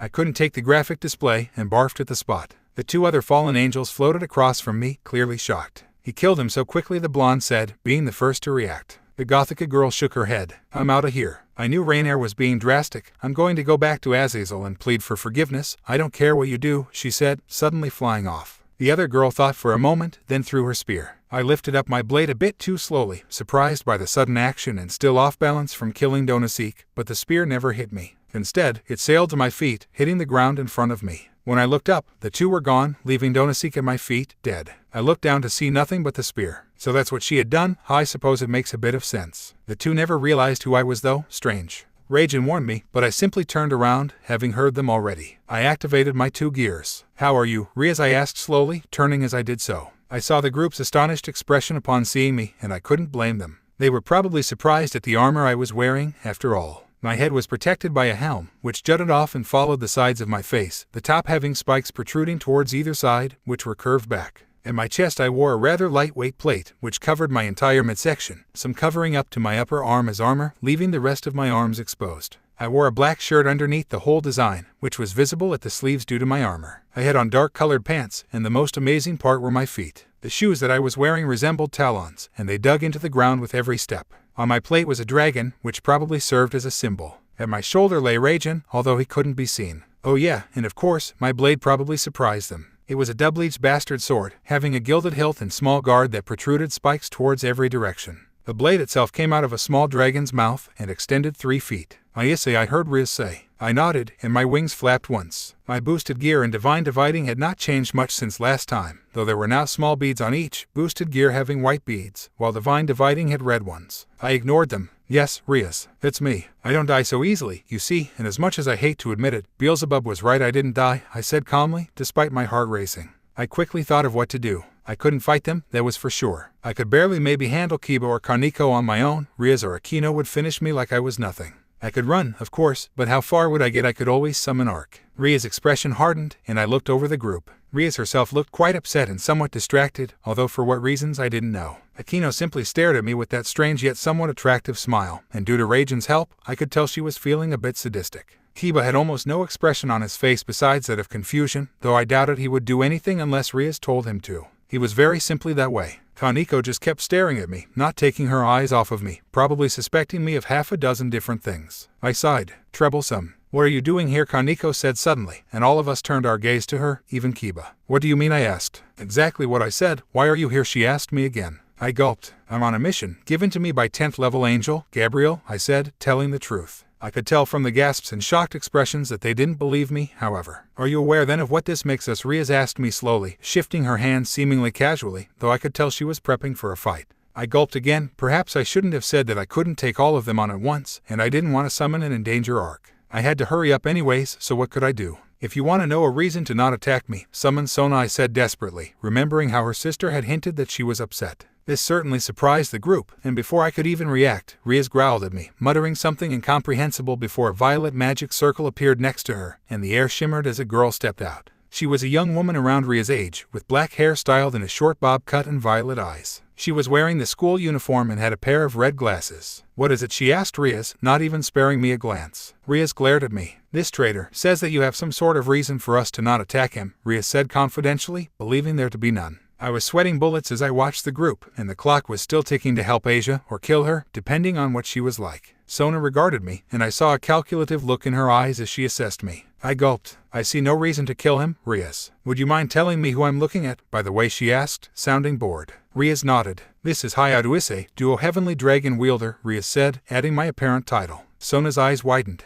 This is the one you foolishly betrayed, she exclaimed in a voice higher than usual. Rias raised an eyebrow. How did you hear about that? My sister, Sona replied coldly. Rias growled a bit. Look, we don't have any time for this. My peerage is only here to save a girl named Asia Argento. Apparently she met with Kiba a while ago. I know her, I said suddenly. Everyone stared at me. I cleared my throat. What I mean to say is my mission involves her safety. I guarantee you though, I'm not bringing her to the angels. Sona and Rias both had very different expressions. If you are not aiding them, then who are you aiding? Rias asked. Myself, I said slowly, hesitantly. Sona hummed, thinking, then stepped forward. You may pass, she said to me, and I hesitated on showing my back, but still flapped my wings and left, going towards the warehouse. Why had she let me go, and also, why had Rias let me go, anyways? Albion suggested. D-Drag added. I nodded, but still raced forward towards the mansion, blade drawn.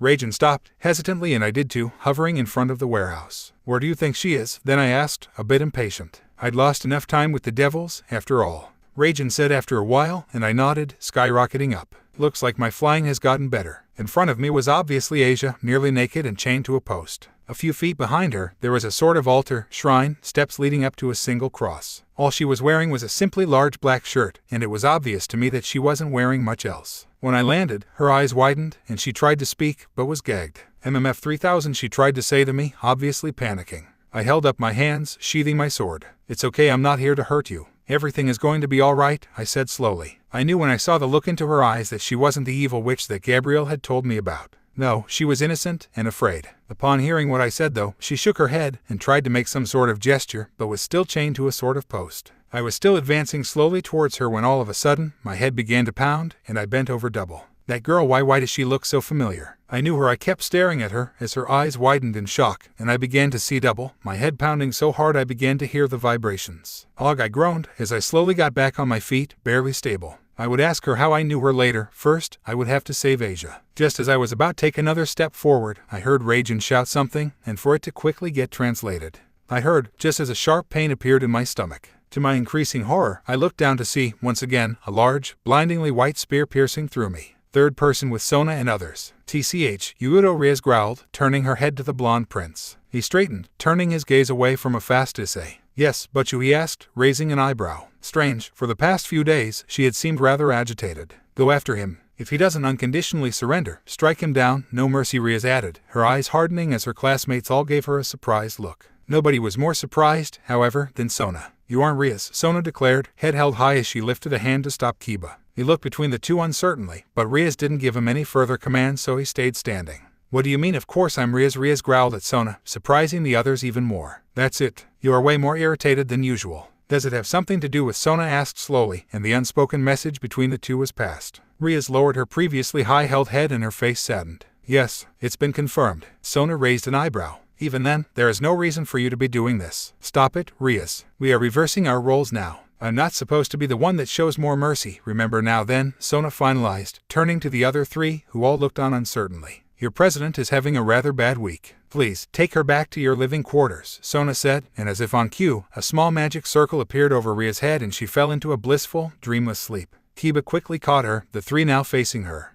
If you don't mind me asking, Kiba began. Sona nodded for him to continue. What will you be doing? I will be observing this boy. Now go on. Something is about to happen, Sona warned, and she created a magic circle for the four to transport back in, before turning to the rooftops and letting her wings emerge, carrying her towards the roof. All this time, her arms were closed as she contemplated. Back with Issei. Issei's eyes widened to twice their size as a small explosion shook the rooftops, sending him flying towards the altar. His armor was the only thing that prevented him from getting a few things broken, and as it was, the explosion was so up close and personal that his armor had been completely shattered. Raijin reacted promptly as the two fell and aborted off of Issei's armor, landing near Asia, not noticed by Rainier and Issei. Asia's eyes widened and a few tears fell as she watched the smoke clear, expecting a dead person. She really didn't want someone to die because of her, but what could she do? The poor boy had tried to challenge a fallen angel. Suddenly, a small shadow appeared in the smoke. First POV. I rose unsteadily to my feet as I listened to my two comrades. That blast had friggin' hurt apparently. After it had pierced straight through my so-called powerful armor, the spear had promptly detonated, sending me flying towards the strange altar thing.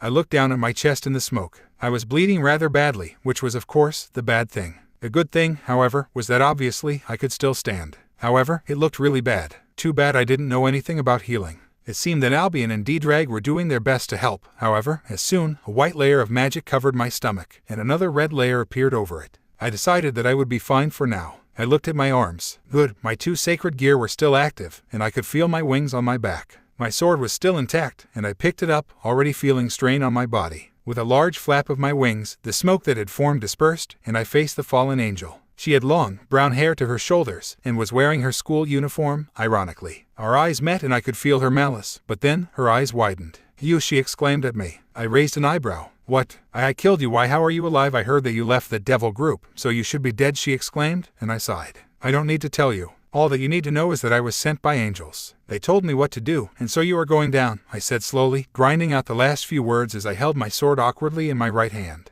I felt strange, and so shifted it to my left, which felt more comfortable. D-Drag suddenly said, and I hesitated. What will they do? My sword isn't biological, I thought back. I nodded thanks, and tried to channel his power into it. It had been a while since I had expended energy with Arc, and so I felt a small amount of stress being released from my body as my sword began to glow a bright red, making Rainier's eyes widen as we stood to a standstill. Albion instructed, and I nodded, temporarily distracted. I noted that to my left, Raijin was hiding behind the pole that Asia was tied to, working his best to destroy the knots that tied her to the pole. I then realized I had made a mistake. Don't take your eyes off the enemy in a battle, I heard, and I instinctively raised my sword up, the red aura still around it as a spear hit it, actually shifting me back quite a bit as I tried to stop it. Obviously, it had been thrown with the intent to kill. D-Drag, I cried out loud as I continued sliding back, the spear not stopping. I noticed that the concrete and gravel was being dug into as well. D-Drag said enthusiastically, and I quickly pivoted on my toes, feeling a small rush as the out-of-control spear flew straight past me, nearly hitting the altar. I blindly charged forward, wildly swinging my sword. D-Drag chastised me. I stopped flailing, and quickly reached up my left claw hand, now gripping the sword with both hands as I reached Rainier, swinging down.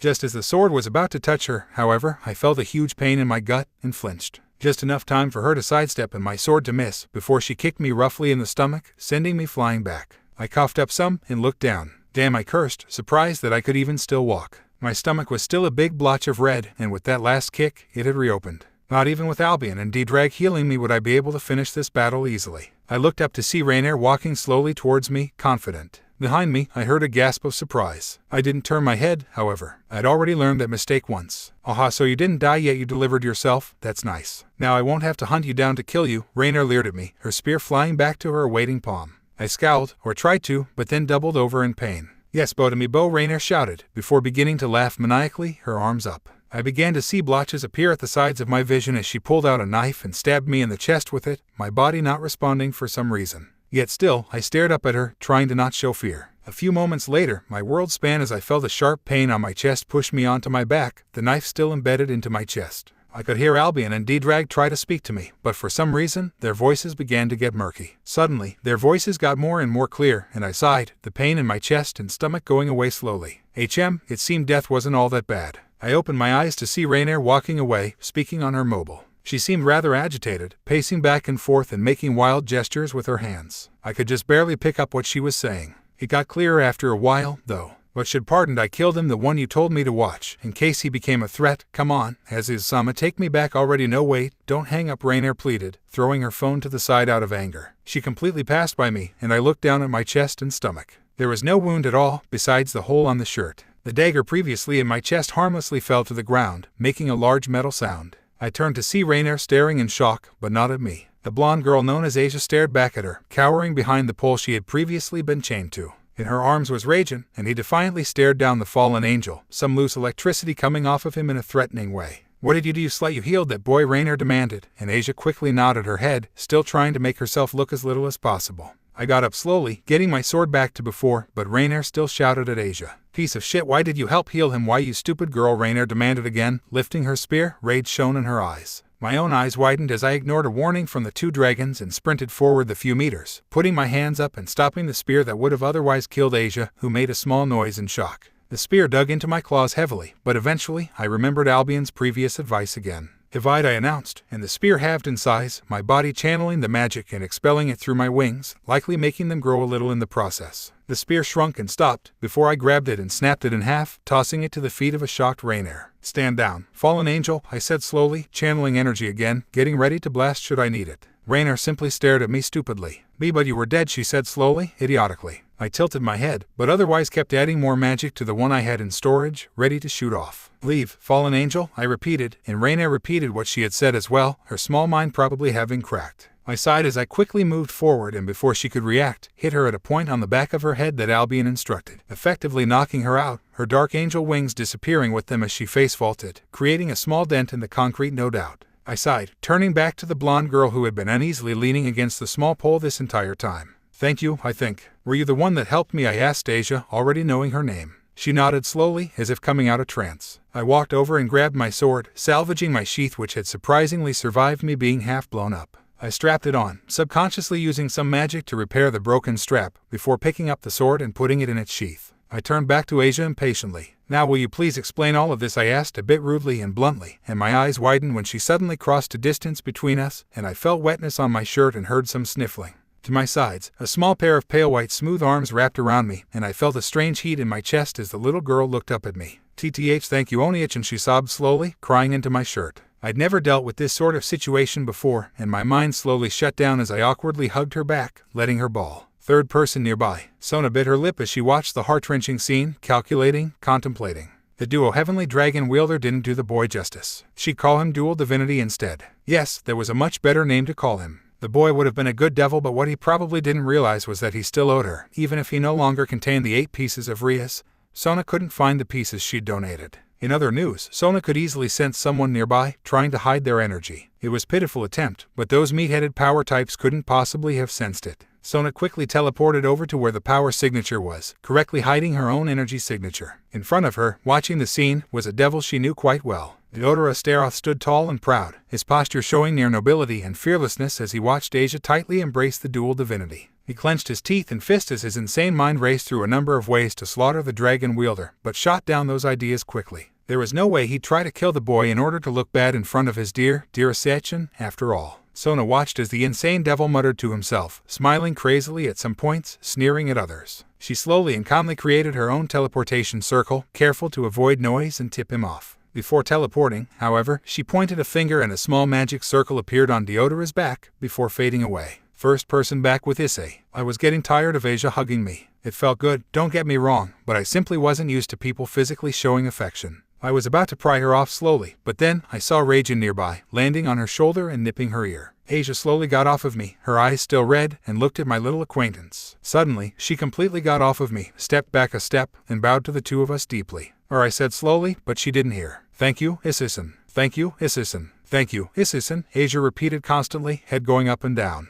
I contemplated asking her how she knew my name, but dropped the subject as soon as it appeared. Raijin and I exchanged a look, and had somewhat of a nonverbal discussion of trying to get the other being to take action. He was better than I was at giving dirty looks, so the task fell to me. Asia was still bowing to me when I slowly reached out a hand and hesitantly put it on her head, stopping her bowing. Hey, it's all right, Asia. Are you okay though? Do you want some more clothing? I choked out, remembering how little she was wearing. She looked at me for a second, eyes still red and confused. Suddenly, she came to realization of how little she wore. Eep, Asia squeaked, covering her mouth and flushing red. I thought she looked a bit cute, and the 3 dragons let me know it. Albion asked, and I could tell he probably had a shite-eating grin if he had a face. D-Drag cleared his throat, obviously trying to keep his voice level. Unlike the 2 elder dragons, Rajan had no qualms with teasing me, and didn't have the maturity to do it correctly. He actually fell on the ground, pounding his little claws on the ground in a very human-like gesture. Rajan laughed, panting for breath as he rolled back and forth. My eye twitched once, then twice, and then stopped. The little dragon was the equivalent of a child. After all, his immaturity could be dismissed. Rajan interrupted my thoughts, still slamming his palms on the ground.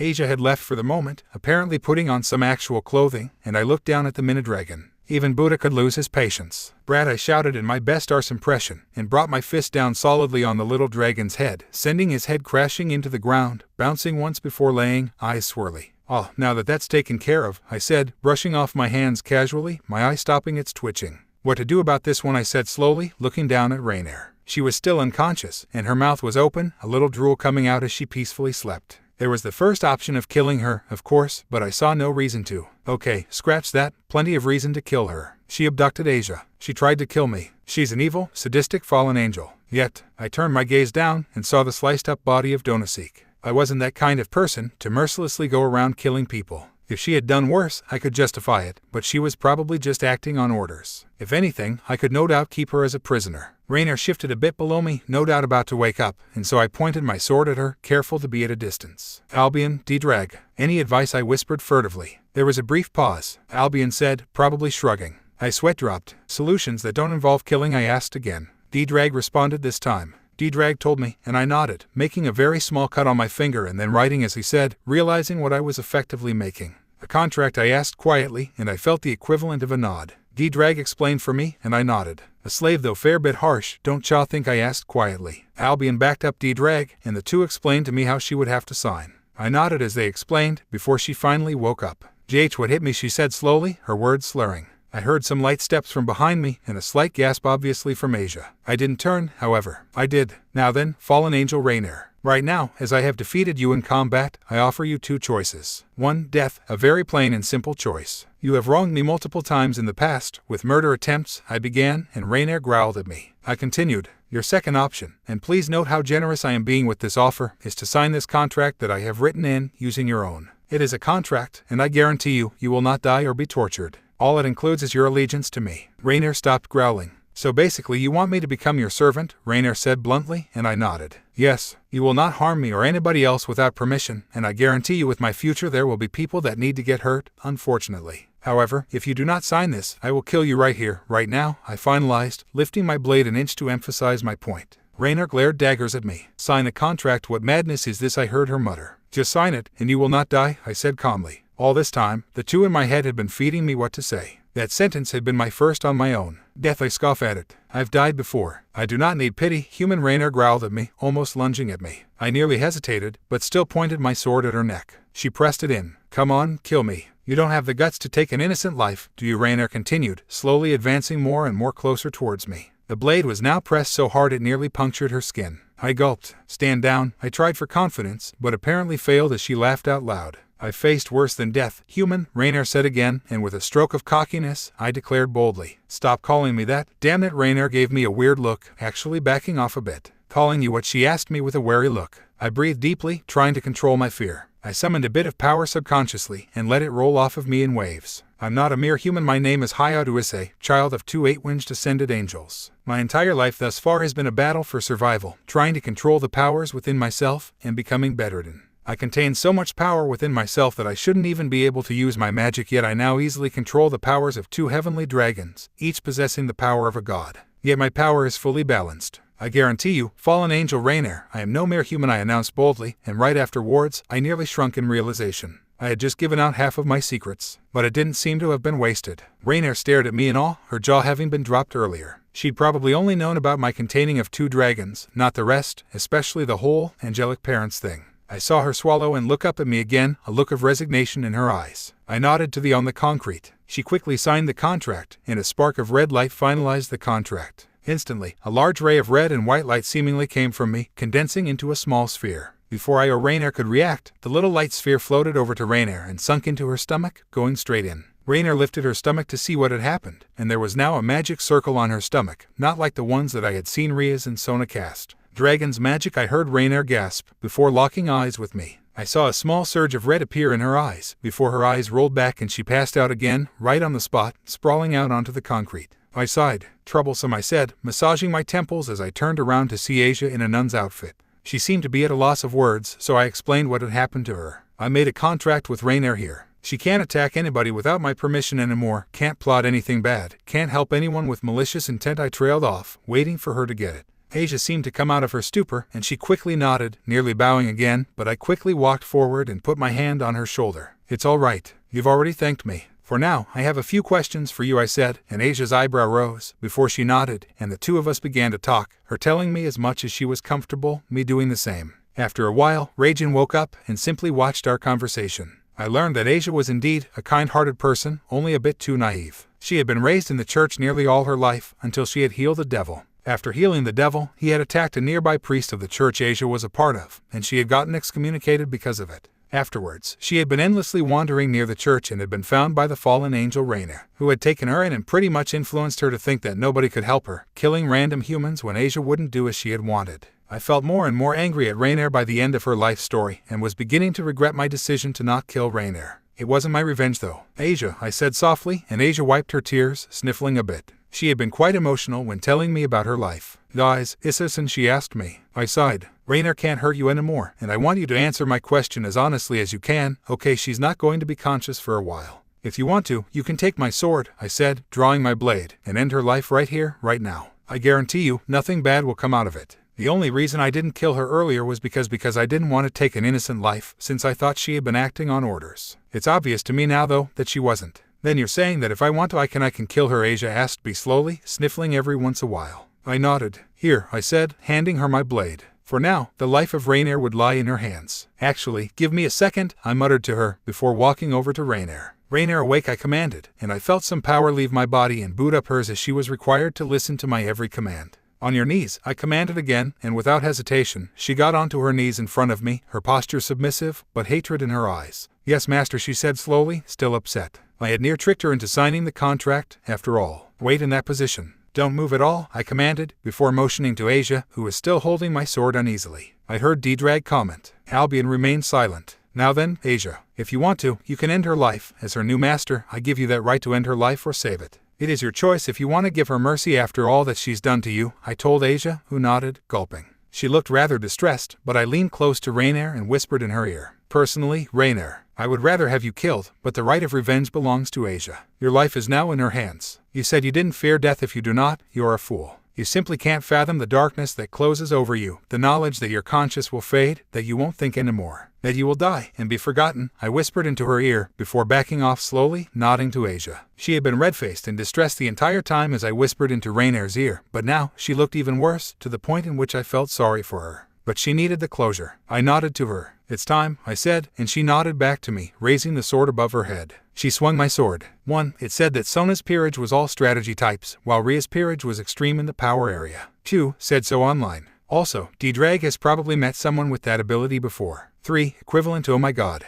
Ria's Gremory sat in the old school building that was her club, the Occult Club, which was actually a group of devils, her peerage, in secret. She was practically a princess, the daughter of one of the remaining 72 pillars of the devil world, and was treated as such, spoiled beyond imagine, and when her older brother became a new Mao, she only got spoiled more. She hated it. While she hid her true feelings behind her cool emotions and kind ways, she hated the way everything went. She wasn't allowed to do what she wished a lot of the time in hell, and so had come to the human world, if only to try and feel normal. But it didn't work. People still treated her like royalty at school, males lusting after her, females all treating her with utmost respect. Nobody but her closest friend, even within her peerage, Akino, knew of her internal conflicts. Of course, she wasn't ungrateful. On the contrary, she enjoyed how much her family loved her, and how much attention they gave her. She knew there were families where the parents and relatives didn't give a damn about the child. But this spoiling also led to her pain and fury. She was to be married to the biggest she had ever met. Riser Phoenix. Flashback 1 hour. Ria smiled as she woke up from her nice bed, fully nude.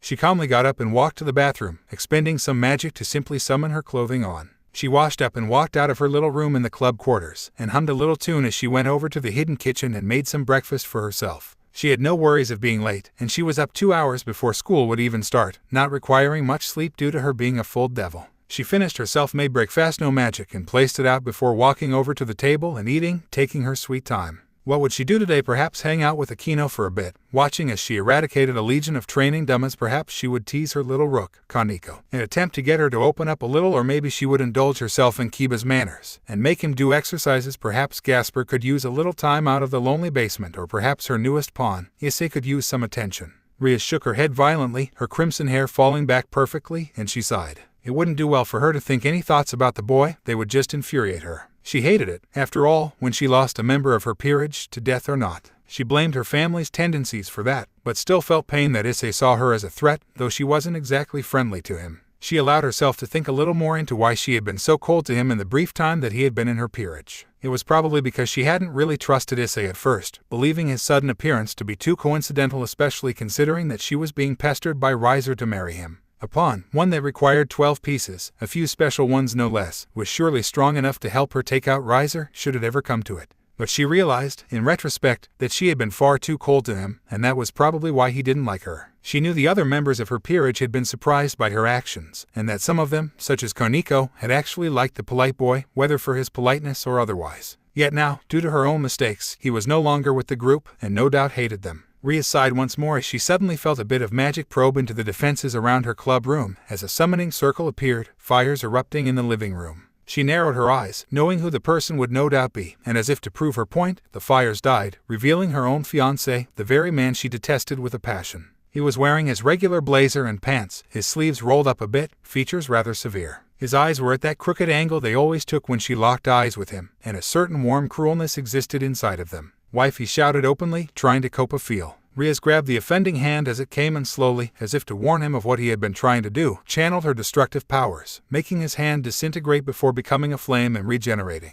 "TCH, Rias said, retracting his hand from his attempt. Rias narrowed her eyes. "What is it that you want, Rias?" she spat, and Rias sneered. "Why, is that any way to talk to your husband, Rias?" he asked, emphasizing the word husband to her distaste. Rias scoffed. "Don't call me that, we aren't married yet. Now tell me what you are here for, or I'll summon my brother," Rias warned, stealthily preparing some magic in case she needed to summon her brother. Rias sneered again. "Your brother, don't make me laugh, you're always hiding behind him. It's time you showed me some respect," Rias said, and his hand darted out again, Rias being forced to dance away a little, nearly tripping over her own sofa. "I'm warning you, Rias said, preparing as much magic as she could into her hands. She wouldn't run this time, no, she would fight. "Learn your place, woman," Rias commanded, slapping her in the face, sending her sprawling. The surprise attack caught her off guard, and she rubbed her face, feeling the magic's-enhanced blow bruise. Rias began to reach down towards his black pants when a sudden spike of anger and malice was directed at him, and he turned around to see an enraged woman with silver hair in a maid's outfit, sparks nearly flying from her. "Phoenixson, I strongly suggest you back away from Rias-sama before you are destroyed," Grafia said, and Rias had the gall to laugh in her face. "Are you kidding me? She couldn't hurt a fly," he said, ignoring the way his midsection was destroyed, before flames gathered and he reformed.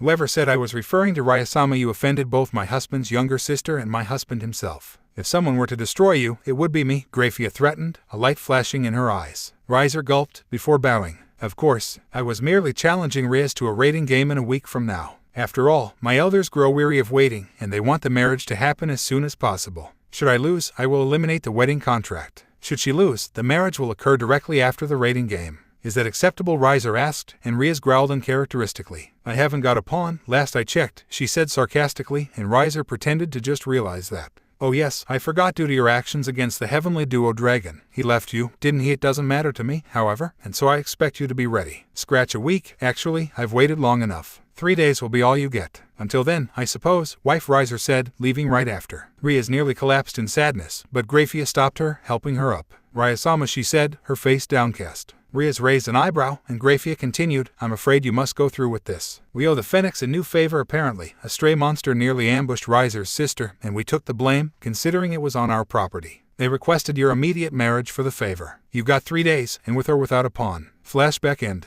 Rias sighed one last time as she realized that she should probably get ready to greet her peerage and break the news to them. Mao knew how they would take it. She looked outside at the steadily rising sun, wishing it were all different. First-person POV. I was floating in space. Everything around me was darkness, and yet, for some reason, I didn't feel any fear whatsoever. I simply existed. Eventually, I heard some noises, and I began drifting faster. A huge white light appeared in front of me, so bright that I shielded my own face with my claws. Wait, claws. I looked at myself to see my body transformed into that of a dragon, not simple armor. My leathery skin had a red and white hue to it, and I noticed that my spine trailed to a sleek tail, riddled with sharp spikes. I once again looked at the bright white light, to be startled by two other lights that appeared, one white, though not as white as the first, and one a deep, crimson red. The two second colors clashed a while, bright light being thrown off of them before eventually, the whitest light stopped them, and the three were conjoined, simply hovering for a while. A blue light suddenly appeared, hovering over the red and white lights, hiding them from view. The white light suddenly dispersed the blue light, however, lifting it and revealing the other two once again. Next, a light that was somehow disgusting pierced into the brightest white light, and the other two lights began to move again, no longer being detained.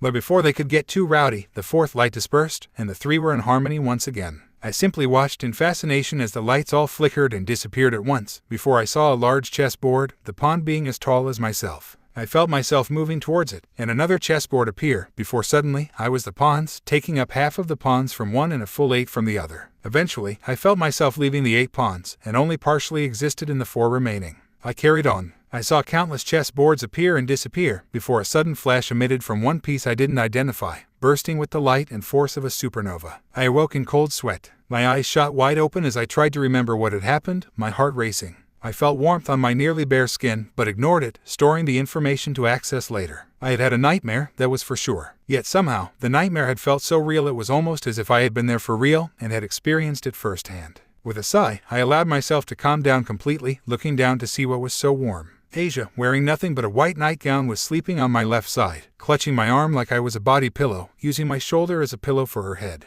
I felt a sharp redness in my face, before calming myself down. It was just Asia, and I had agreed to let her stay in my bed for a while, knowing that she was still scared from the treatment the fallen angels given her. She deserved to have someone to comfort her, no matter how awkward they felt. On the other hand, Gabriel was clutching my right arm, my hand being in a rather personal area of hers. I flushed a bright red, and it took much longer to calm myself down, and not accidentally wake up the two of them. Gabriel was wearing a white nightgown as well, and it looked as if Asia had borrowed it from Gabriel, it being a little big on her. She had no business sleeping in the same bed as me. Gabriel, I whispered to her, trying to get her to wake up. To my surprise, she immediately woke up, and took no effort to move at all. I tried to nod my head towards the door, to imply that she should leave, but she simply closed her eyes and snuggled closer. "What are you doing in my bed?" I whispered again, moving my right arm a little to budge her. Unfortunately, my arm accidentally bumped against something soft, and I flushed red again, hoping she didn't think it was intentional. Of course, I had no such luck. "Oh, are you finally giving in to your desires?" Issei-kun, Gabriel asked me, and I thought I saw the tip of her wing that was still active flash black, but it must have just been a trick of the light.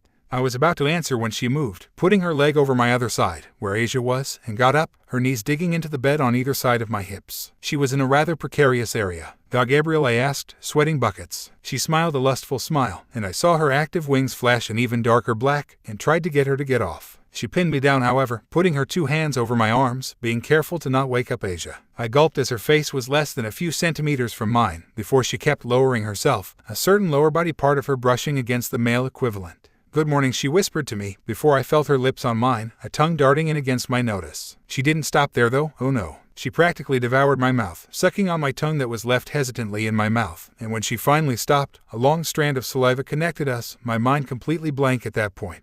She grinned at me, thinking that it was a sign to continue, before I felt Asia stir, and a small leap escape her mouth at seeing a blonde-haired angel sucking my face. Angel, please stop," Asia protested, actually pushing Gabriel off of me gently. I groaned a thanks, before getting up, thanking whoever was up there for me remembering to wear my pants to bed. "Odd as little Issei-kun like Issei-kun?" Gabriel asked, her eyes still glazed over. I was about to defend Asia when she cut me off. "Yes, I mean. Yes, anyways, please go away, Ms. Angel. Won't you get in trouble for doing that stuff to Oni-chan?" Asia asked, and I felt a bead of sweat drop down my head. Yes, normally Gabriel would get in trouble, but due to her being allowed to do the things she was doing. You are certainly right, little Asia. In any case, I suppose I'll go and prepare breakfast with Reconnecting now. Bye-bye. Gabriel finished, leaving the room. I sighed, and was about to go back to sleep when Asia came over and asked me with the most adorable face ever. "Oni-chan, do you like her?" she asked. I groaned, wishing anything would stop me from having to answer her question. To my genuine surprise, something did happen. The door creaked open and I saw from my supine position Rainier, wearing the maid outfit that Gabriel insisted she wear. She flushed in anger before saying, Amato, Isama. We should leave for school in around 30 minutes to avoid being late. As was corrected per your request, Isama, Amato is now in our year, seeing how the European school system isn't the same time as ours. Please help me, Amato, prepare breakfast. Isama, please be ready to eat in 15 minutes, she finalized, and despite how she no doubt felt, she finished with a smirk. Oh, and please avoid such actions in the future, Isama. You are all rather loud to my fallen angel ears, especially in the early morning, she said. Asia gave another cute little leap before following Rainier out the door, bringing the clothes she would need with her. I sighed once, before getting up, putting on my clothes after a nice good shower. 30 minutes later, we all left the house, Gabrielle smiling to us as we left, promising that she, being the good chaperone that she was, had assigned some guards for when we're gone, and that she had duties in heaven to take care of. I stopped Asia from asking her, and we all began to walk, Rainier and Asia on either side of me. Oh wait, Rainier, what did you say your name was? I asked, tilting my head towards her as we walked. She was now in the school uniform, and her more feminine features were slightly suppressed, making her look like any regular student that could fade into the crowd.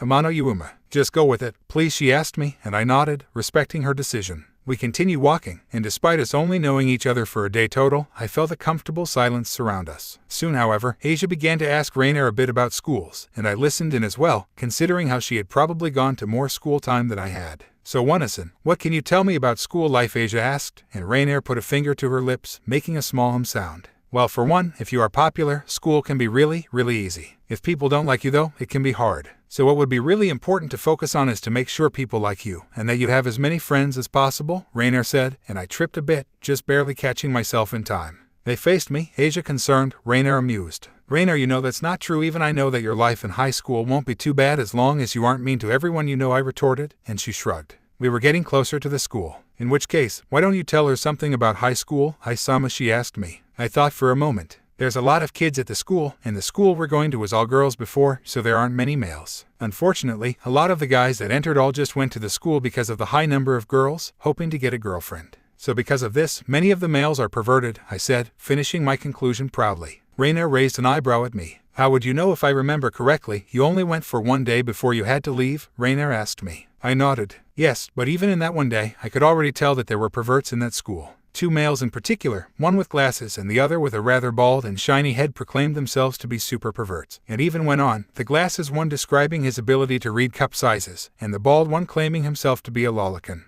They were really boisterous about it. I couldn't help but overhear. Really, I explained, and Rainier nodded, Asia looking a little lost. Let me make it simple, Asia. Try to stay with me and Rainier when you're at school, and less weird people will try bug you. I'm still a bit of a newbie to the school, but I'm a boy, so the perverts won't head towards me. And I'm pretty sure Rainier can protect herself from a couple of perverts, I explained again, and Asia nodded, clutching my arm like a small child. This is how we all were when we went to school, and when we finally arrived, plenty of people of both genders were staring at us. I suppose my sudden appearance at school, then my disappearance for a few days, had caused a few people to be curious. Okay then, let's go to our classes. Thank goodness Sona sent me your schedules, and we share all our classes, I said, breathing a sigh of relief. At approximately 3 a.m., the doorbell had rung, and I had gone to the door to open it and see one of the girls from before. She claimed to be Sona's vice president, and handed me Asia and Rainier's schedules before teleporting away. While I heard Asia gasp, she was busy looking all around, startled by the number of people at the school. I remembered from our talk the prior night that she had only gone to religious schools before, where there were far less people.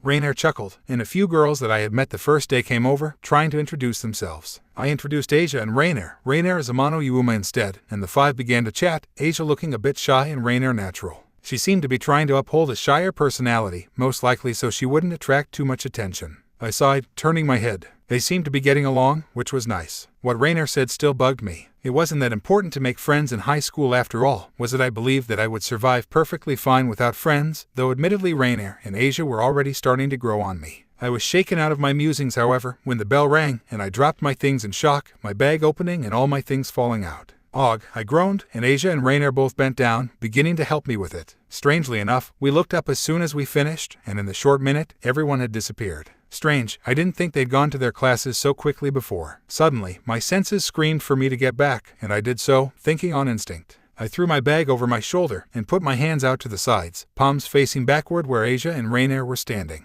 With a simple thought, I used devil's magic to gently push them back about 5 lengths, making sure to use wizardry to make the ground cushion their fall easily. I then, in the quarter of a second, brought my hands back forward, and I shouted, arc as loud as I could, my dragon friend opening a portal for me, and bringing my sword for me just in time for me to block a hard blow that likely would have sent me flying.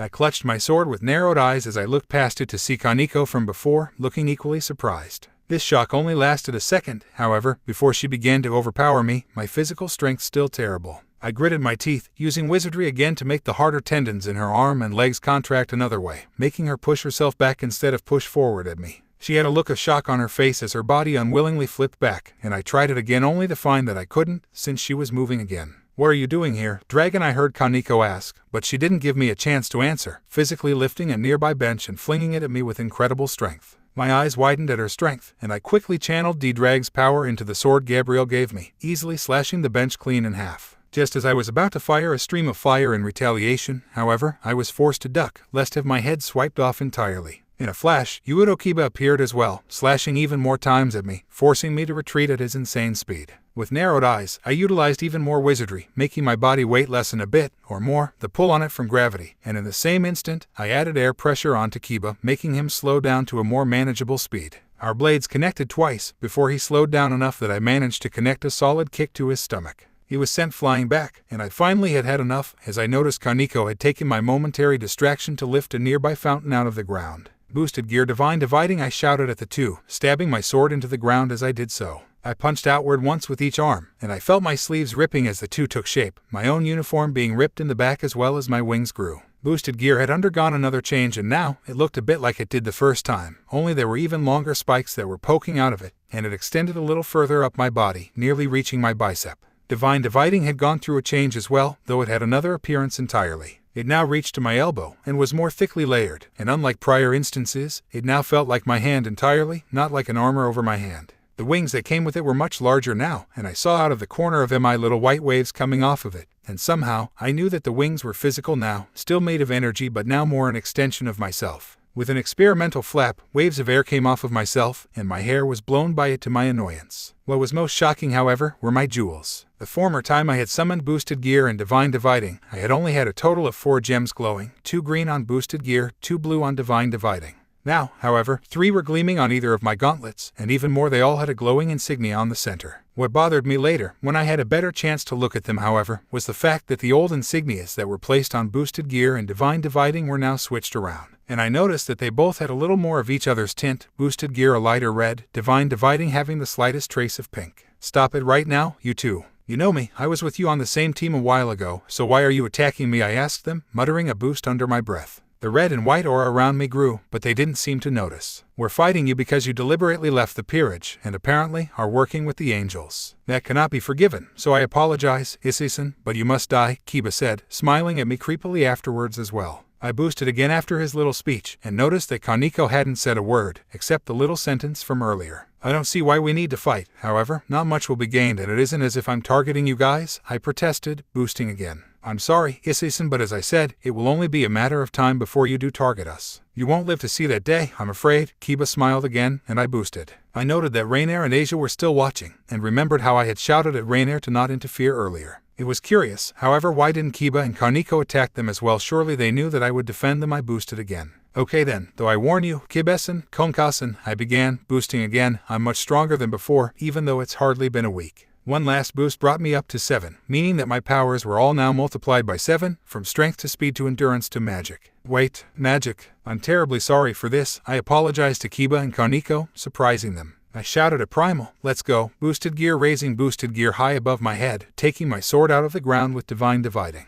I quickly ran around them, feeling a bit of strain on my magic supplies when I kept the air pressure incredibly high on the two, rendering them immobile. I then threw my sword, and as I thought, it bounced off of Kaneko's skin entirely, leaving her open for an attack as she stepped back from the force. Kiba, however, noted this and tried to get in the way of whatever I might throw at her. Just as I planned. Freeze, I commanded, my hands separate and in a claw shape. His eyes widened as he summoned a sword, trying to stop the chilling snow, but it only bought him a split second before he froze entirely, his expression turning to one of shock as his frozen sculpture was complete. Kaneko had recovered at this point, and had tried to help him in some way, not knowing how. I breathed a bit, letting myself focus all the air pressure directly on Kaneko, making her sink into the ground a little, barely able to keep standing. I rushed at her while she struggled against the powers I was using, and I summoned a fireball again, flinging it at her. As I expected, she managed to block it with her arms, though it put her off balance again, and I capitalized on this, grabbing her left arm with boosted gear, and her right arm with divine dividing. Before she had a chance to pull anything, I quickly twisted her wrists forward and to her sides, making her hands useless. Next, I let her fall to the ground onto her knees, and I quickly made her kneel on her knees, her hands still immobile. She began to struggle, however, and so I used divine dividing. Divide, I commanded, and a white trail of energy left her body, entering mine. With this renewed strength and her loss of, I used an elbow to keep her stuck in her groveling position, grabbing at my backpack and taking off a small amount of fabric. A few verbal commands later, and some excess use of both devil's magic and wizardry, the fabric expanded exponentially, and I used it to tie her legs together by the ankle, and tie her hands together by the wrists, finishing off by making a small gag. She looked really mad, and tried to break out of it, but my air pressure spell was still active, and as I had used devil's and wizardry magic together to make the material, she wouldn't be destroying it anytime soon. With a sigh, I stood up and admired my handiwork. Tiba was still completely frozen only a pace away, and I noticed that the ice I used must be different from normal ice, because despite the sunlight, the ice wasn't melting the slightest bit. With a single thought, I used wizardry to make the temperature around him lower, making the particles move slowly to make him stay frozen longer. I sighed in relief when the area around him became as chilly as a meat liquor, though I'd never know, and I turned my attention to Kaneko. She was still struggling, and as a testament to her strength and sheer willpower, squirming despite the bondage and gravity being applied on her. I was shocked. Honestly, I didn't know that I could take these two that easily. I reasoned it was because I had so many boosts active. I walked away from the two, going towards Rainier and Asia, who had simply watched the entire thing.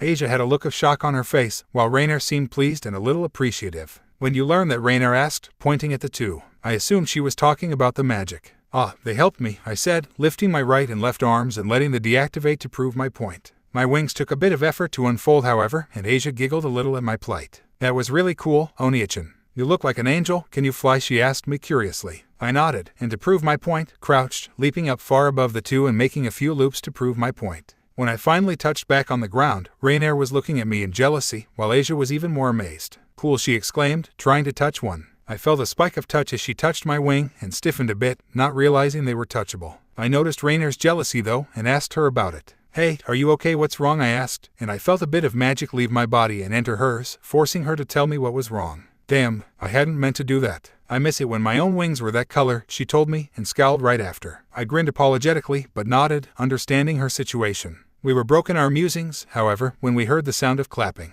I turned around to see Rias Gremory and Sona Citri floating above us, wings both out. I raised an eyebrow before realizing something. We're late for class, you guys, and also, did anyone see all that they should have, especially with all the magic being used and my flying? I exclaimed, asking Sona. She shook her head and nodded to Rias, who was staring at me. Akino was diverting the mortal's attention with magic. They haven't noticed, she said coldly. I raised an eyebrow at her behavior before shrugging, writing it off as her simply not liking me. Gods knew I wasn't fond of her. That's good. Can you please explain why they attacked me? Then I asked, and Sona answered me. Remorison here apparently didn't get the message about how you were off limits. This won't be happening again, so don't worry. Now if you would please, release Miss Taoju and Mr. Yudo from their restraints, Sona asked me. I nodded, and walked back to the two, releasing a burst of heat in the form of a heat wave mid-step.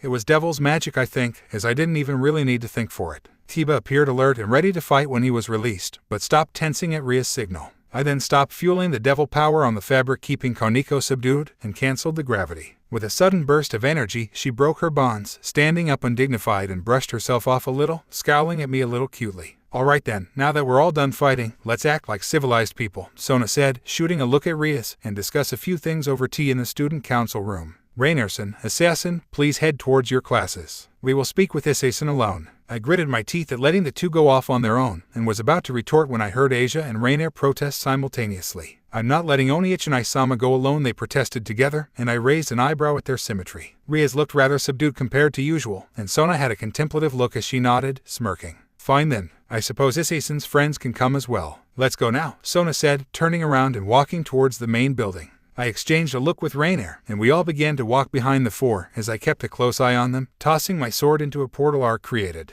We all walked into the school buildings, and I was still on guard as we went up into the student council's meeting room. When we entered, however, I wasn't the only one to let out a gasp of shock. The room looked more appropriate for a royal mansion, a long table in the middle with high-backed chairs going along the sides and the ends. A chandelier floated above us. There was a couch at the side as well, and despite looking so small from the outside, it had the entrance of a classroom. There were separate rooms that split off, probably to bedrooms or something.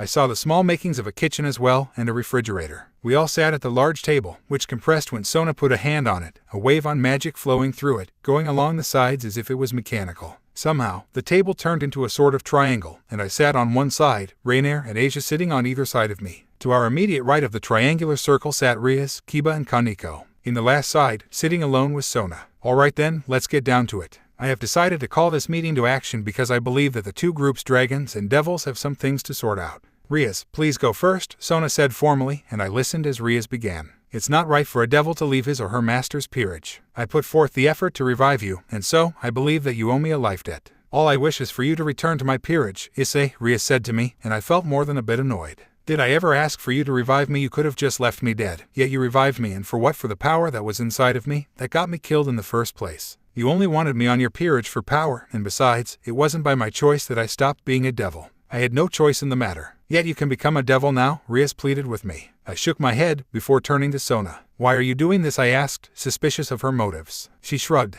My sister is a Mao, and it's her responsibility to manage faction relations. I will admit I wanted to try her job for once, Sona shrugged, and I sighed, getting up. I hope from now on that you won't send your peerage to forcefully capture me for you to make me a part of your peerage, but I can easily see it happening again. Until then, I suppose, I have classes to go to, even though my attendance is no doubt terrible right now, I said, waving to the four as I left, Rainier and Asia trailing me. I heard a cry of stop, and ignored it, walking right out as the three of us went to class. After school, I was on the rooftop as Asia and Rainier both dropped their backpacks, clearly wondering what I had called them up for. The entire day had been relatively uneventful, and we had ate together, sat next to each other in all of our classes, only talked to each other for the most part. I sighed. We were already a bit close-knit, weren't we? Strange, I normally didn't bond to people like that, but then again, when was the last time I had had a chance like that? Alright then, you guys are no doubt wondering why we're up here, right? I asked, receiving nods of reply. I breathed deeply, bracing myself. Well, you see, ever since I discovered my powers and my wings, I've wanted to try something.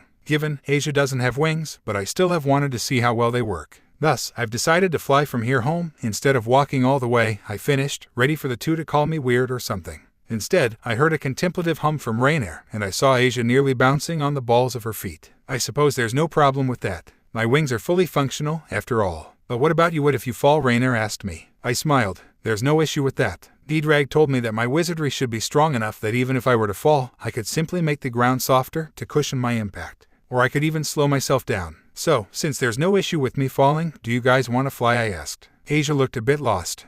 How am I supposed to fly? Oni-chan, she asked. Simple, Asia. I'll carry you, or if you want to, Rainier can instead. Actually, it might be better if Rainier were to carry you, at least until I learn to fly better, I said as an afterthought. Rainier nodded, and Asia went over to her uneasily as the two put their backpacks back on. So shall we go then? Rainier asked me. I held up a hand. I think I'll summon Raijin also. He could probably use a chance to stretch his wings a little, I said, and next to me appeared a portal, and Raijin came out of it, landing on my shoulder. Raijin asked me. I ignored the little squeal that Asia let out, and told Raijin my plan. He was up for it, saying that he did feel like stretching for once without random little monsters attacking him, as that was what always happened in the monster area. Okay then, let's go, I said, stepping onto the ledge. To my side, Rainier was holding Asia close, due to my orders. Her school uniform had ripped open for her wings, but I knew I could repair them. Just like before, the back of my uniform ripped open as I summoned Divine Dividing, boosted gear appearing without a summon. I guess I can't summon them individually. Earlier in the morning, I had realized it would be bad for my uniform to look so marked up, and so I had used some wizardry to remake my uniform, the ripped part mending itself. It had been relatively easy. With an unspoken signal, we all leapt from the ledge, as I flapped my wings a few times to make sure I didn't fall. It was really unsteady at first, but I got the hang of it after a few times of nearly spiraling down. A single thought of mine made the nearby clouds move to hide us from mortal view, and we all simply glided towards my house, nothing out of the ordinary. I felt the air rush through my hair and hit my face as my clothes all whipped about in the wind.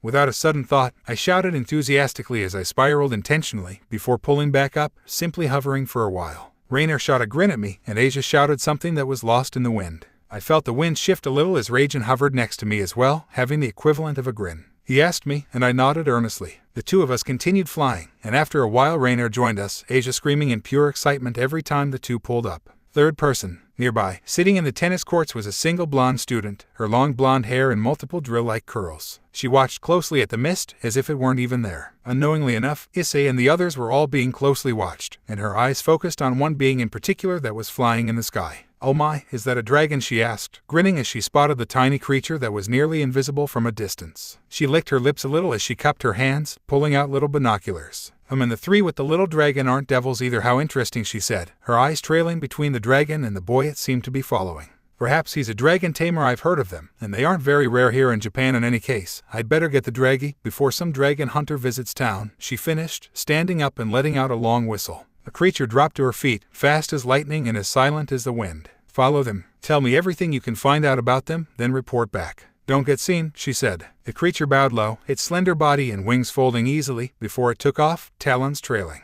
A lightning cry dragon, huh? First person. The four of us flew a little longer before Rainier said her wings were getting a little tired, and I let her go home to rest. She passed Asia to me, and I decided to bring her somewhere as a treat. "Hey Asia, cover your eyes, will you?" I asked. Why, Asia asked me, but she did as I said, lifting her hands to her eyes, covering them. "We're going somewhere. I'll tell you when we get there," I said, gliding around. To my surprise, I realized that my claws had long disappeared, perhaps at my own subconscious command. All that remained were my wings, and I flew, flying to the area that my old friend often talked about. My childhood friend. "We're here," I said, landing on a rooftop gently. I let Asia down, and she uncovered her eyes, letting out a gasp of surprise. "Whoa," she said, as she looked down. We were standing on the rooftop of a building in the arcade and gaming area, and so all around, there were countless games and people playing said games, from arcade games to pool tables to pinball. The place had it all, just like my old friend had described to me. "Why did you bring me here?" Asia asked me slowly. I shrugged. I figured since neither one of us have ever really gone out to places like this, it would be a fun experience. "So here we are, gaming district. Do you want to go play some video games?" I asked, when I really didn't need to. Asia's look of amazement and eagerness was more than enough. A few games later, we found ourselves in a little cafe where there were practically no people, considering it was a school day. We both ordered a little snack and ate as we talked about practically nothing.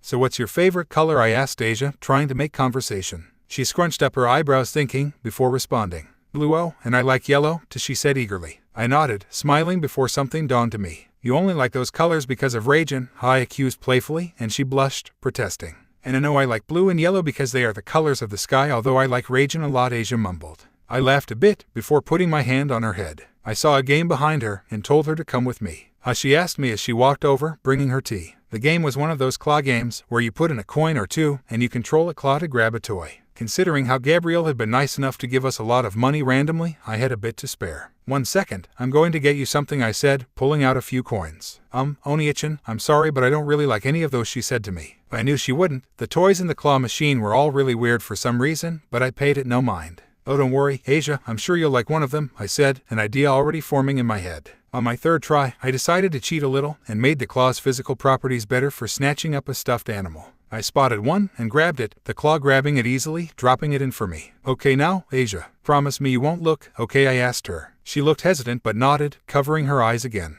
I grabbed the toy, a creepy-looking clown. Ugh, what kind of store expected customers to want to play their games when these were the prize? A bit of wizardry, color changing and calling out Raijin later, I told Asia to open her eyes. She was astonished to see Raijin plushie with quite a bit of manipulation. I had managed to turn the weird-looking toy into a stuffed animal that looked exactly like Raijin. Raijin had been a bit embarrassed, but I bullied him into it, thinking only for Asia at that point. Thank you," Asia said, hugging me. I was a bit caught off guard, but hugged her back, accepting her thank you. We walked out of the cafe together, smiling. I hadn't had fun like that in ages. Later, at home, when we had gotten back to the house, we were both immediately teased endlessly by Rainier, who had been staying home without us. After a bit of her teasing, I stopped getting annoyed, simply letting her tease us as I did my homework. She made us dinner, and we all went to sleep, Gabrielle arriving rather late. What's funny was that the entire time I had been home, I hadn't noticed the guards that she had apparently assigned. I wasn't too concerned about it though, and that's how our first day went. Parallel side. Rias POV. After the meeting in school, I broke the news to my peerage. They were all deeply concerned for me, but I brushed it off, saying that I didn't intend to lose so easily. I also told them that they had a choice of helping me or not, and that if they did, I expected full effort, and that if they didn't, I wouldn't hold it against them. To my surprise, every one of them said they would help me, even Gasper, who was reluctant to leave the basement but ready to defend me. I felt my heart swell up in pride of my peerage and only real friends, and I felt my mind wander to whether or not Issei would have been so willing as well.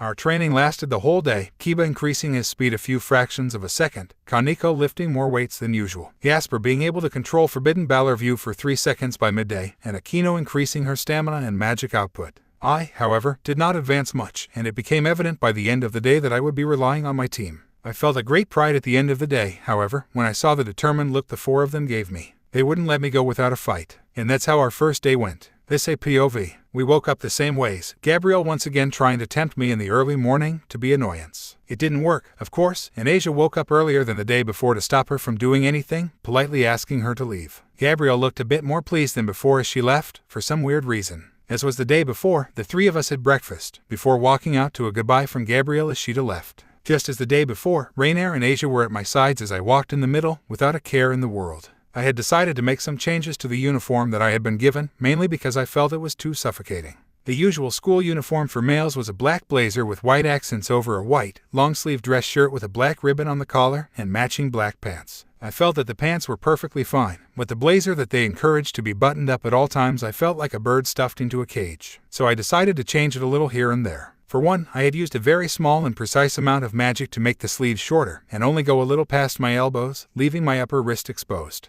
I also took off the black ribbon on my collar, seeing as it would get in the way of breathing occasionally also. The collar I only buttoned up to my upper chest, leaving the ones near my neck untouched. Besides that though, my uniform was exactly the same as all the other males of the school, and neither Rainier nor Asia saw any need to really change up their own uniforms. When we all got to school and began to go through our classes, I was surprised to find out that today was a physical education day. We would be playing tennis, basketball, and all of those sports. I felt uneasy about it, and tried to talk to the teacher, saying that my body wasn't exactly strong enough to handle sports, but I was dully ignored.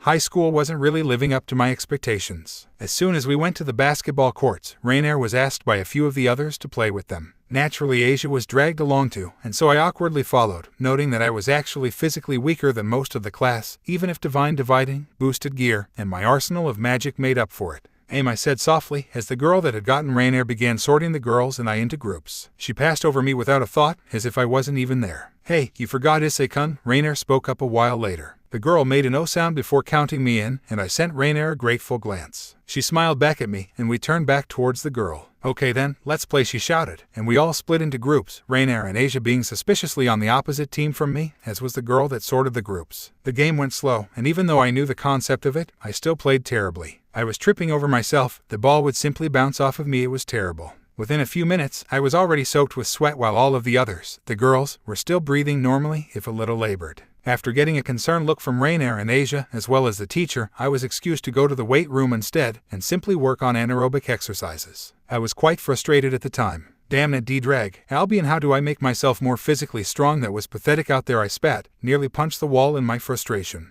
I felt embarrassed. Hell, Asia was a nun and she was more physically fit than me, it was so. D-drag told me sagely. I sighed a bit as realization came in. Albion added, spiking my annoyance up again. I do understand it, I really do, it's just, I said, not knowing what to continue with. I tried motioning with my hands in desperation, even though I knew they couldn't see it. I'm frustrated, you guys. I'm so behind everyone else. Heck, I can get exhausted from too many things if I don't use magic to help or your guys' power, that too. How far am I to absorbing you guys, I asked. D-drag said hesitantly. I sighed. Precise percent, please, he said to me, and I nearly dropped to the ground in despair. Damn it, regardless, I need to get more physically stronger. Is there any surefire way for that? I asked in desperation. D-drag began. Albion offered. I felt like smacking my face with my palm, but refrained from doing so. Go on, D-drag, I prompted. He sounded hesitant. He began. I thought for a moment, piercing it together. No, D-drag, I'm not going to become a devil, period. Any other options? I asked desperately. D-drag told me. I cursed. Damn, but there's got to be some way dragonkind trains their bodies, right? I highly doubt you were all born with such huge muscles, I said.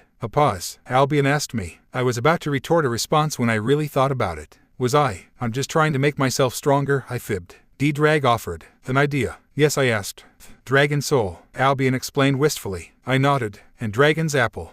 How does Ark get as? I asked, curious. Typical. So training around dragon soul and eating dragon's apple would help me physically, I questioned.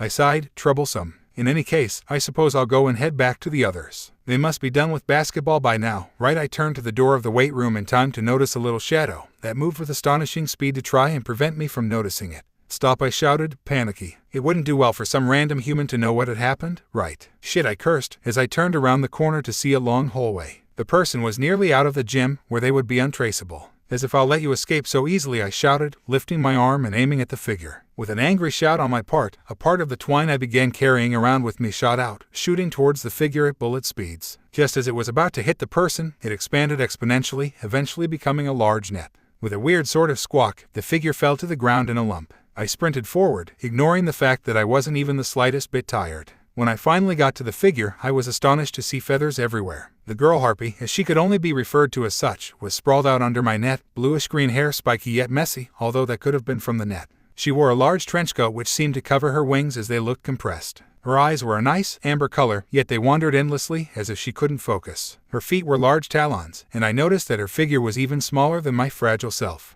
"Who are you? Who sent you?" I asked, holding her shoulders through the net. Was someone trying to assassinate me or get info on me? Who was it? "That's my harpy you're abusing, hiatus," a chilly voice sounded, and I turned around to see a girl with drill-like hair glaring down at me, legs crossed as she was sitting in a chair, a long whip wound up and held across her lap. "Why do I have to study all of this annoying crap? It's all easy stuff that I already know," I muttered to myself as I sat at my seat near the window of our classroom, looking down at all the trees and forest. Looking off into the distance, I remembered the flight from yesterday and smiled. "Geez, it's only been a day and you're already sick of school." "Hi, Sama," I heard Rainier ask me from behind. I sighed. "I think Asia's having a little too much fun with this, to be honest," I whispered back, and we both looked to the front row, where Asia sat eagerly listening to the teacher as she spouted off about things I'd learned ages ago. I still don't understand how I am so far ahead of this class though. I mean, I was learning only the next level every year," I muttered again, a little bit louder. Needless to say, it wouldn't have mattered if I had shouted and screamed at the top of my lungs. No one would hear, as Abesan had been so eager to prove to me. I gulped as the girl slowly touched her whip. Keep in mind the fact that I was still holding the harpy that she was claiming to own.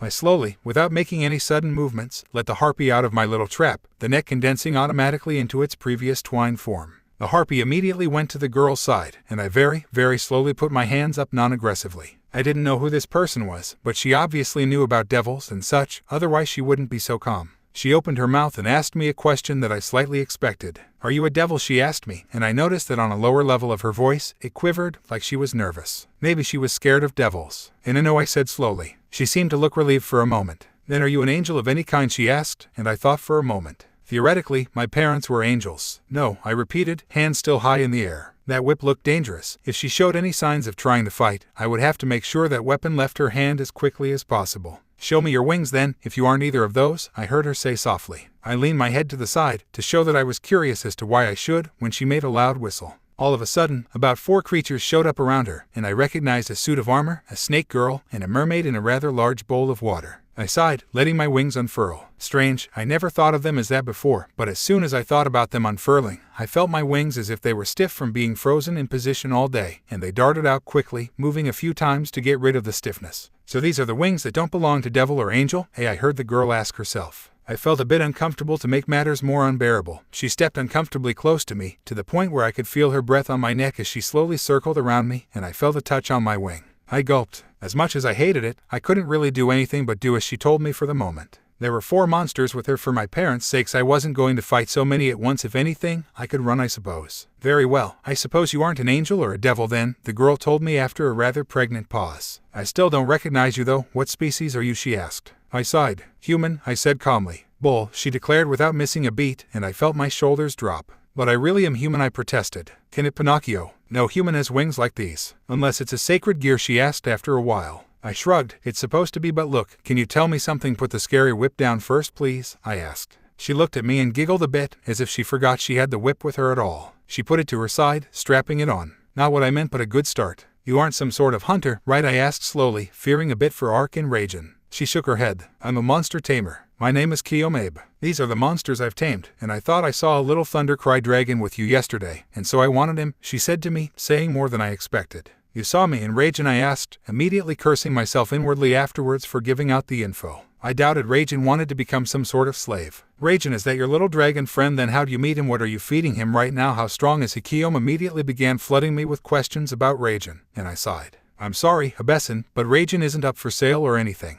He's my friend and in a way, my partner. I have a deal with his dad too." "His dad? You know, a real, live, adult thunder cry? Where is this dragon? Does he have a tamer?" she asked eagerly. Damn it, me and my big mouth. "Too," I stuttered. "Anyways, I have a deal with his dad to take care of him and protect him from everyone, hunters, poachers, thieves, and yes, tamers." "I'm sorry, Abesan, but I simply can't let you take him," I said reasonably, preparing to be threatened with force to hand over Ragin. Instead, I was entirely caught off guard by Kiyom switching the subject. "In which case, what are you, dragon?" Kiyom asked me suddenly, and I had a feeling she was joking when she asked me, but I nodded slowly to confirm it. A wild, maniac sort of glee suddenly appeared in her eyes. "Oh great tamer of the heavens, you're a dragon in human form. I want you right now, I swear. What do you want me to do to become your tamer? I've always wanted a dragon," she squealed at me. I was a bit overwhelmed by her sudden shift in personality, but tried to respond. "I'm not full yet right now, I'm just a dragonoid," I protested. She didn't stop with the questions, however. "Wait, don't dragons have huge harems? I wonder if any of my own would be interested," I heard her mutter, and to my horror, she glanced at her own monsters, who looked a little uncomfortable and awkward.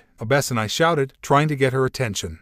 She hummed at me. "I am not for taming. Do you understand the words coming out of my lips?" I asked, trying to emphasize each word. She smirked at me. "What you will eventually understand, Dragonson," she began, smiling mischievously, "is that all magical creatures are available for taming. It's just a matter of which tamer has enough guts to tame the monster. Even then, I'm more human than dragon right now," I protested feebly. She walked up to me again and whispered to me closely. "But your property becomes mine in a relationship, right, including your body. So what do you say?" she asked me, drawing closer. "Damn it, why do you get into these situations?" I couldn't take it. I screamed. "Gee, get away from me, you crazy girl, you're worse than Gabriel, leave me alone." "Obesen," I protested, tripping a little as I sprinted away. I looked behind me a few seconds later to see what I feared, Kiyomabe running after me, along with all of her crazy monsters. "Come back here, look, maybe we got off on the wrong foot, just if you can simply either show me Ragenshin or let me tame you," she shouted after me. We were nearing outside. "Go away, crazy person," I screamed like a little boy, running as fast as I could away from her. "Ark," I shouted at the top of my lungs, once again unfurling the wings that I hadn't realized I had furled up earlier. I was outside now, and I immediately got to a nearby table, jumping up on it as I ran, and using my wings to get airborne quickly. Why wasn't a portal from Ark appearing, or my sword? For that matter, I got a bit of altitude before looking down to see if she was angrily staring on the ground. To my great horror, she was barely a few meters away from me, and closing fast. The little harpy from earlier was actually carrying her after me, Kiyomabe holding onto the Birdgirl's talons as she flew with practiced precision. I yelled at them. "Gigi, away already," I exclaimed, trying to fly away. To my shock, they suddenly appeared in front of me, and the harpy got under Kiyom as she jumped at me, surprising me to the point of being unable to control my wing flight. We fell, Kiyom holding on to me the entire drop down. "Will you be mine now?" Kiyom shouted at me while we fell. I looked at her as if she had sprouted another head, before getting ready to bail out and ditch her while I had the chance. I realized, however, as we're both free-falling, that she wasn't like me. She probably couldn't do the type of magic I could. If she hit the ground from the height we were at, she wouldn't survive. She would die. "Damn my good nature," I cursed, accelerating myself a bit by tucking my legs in and speeding at Kiyom like a bullet. I hovered behind her, wings still out and growing. "Kiyom," I shouted in her ear. She turned to me. What she shouted at me. "Extend your arms, glide. It'll slow down your descent," I shouted at her, saying random things D-Drag and Albion fed me. She nodded, extending her arms just as I did, and we ended up falling a lot slower, but the ground was still coming up with alarming speed. I realized I would have to do something drastic. Damn my good natures. Within the span of 2 seconds, I flipped her position with my own, before using my wings to try and slow our descent even more, though I eventually tucked them in.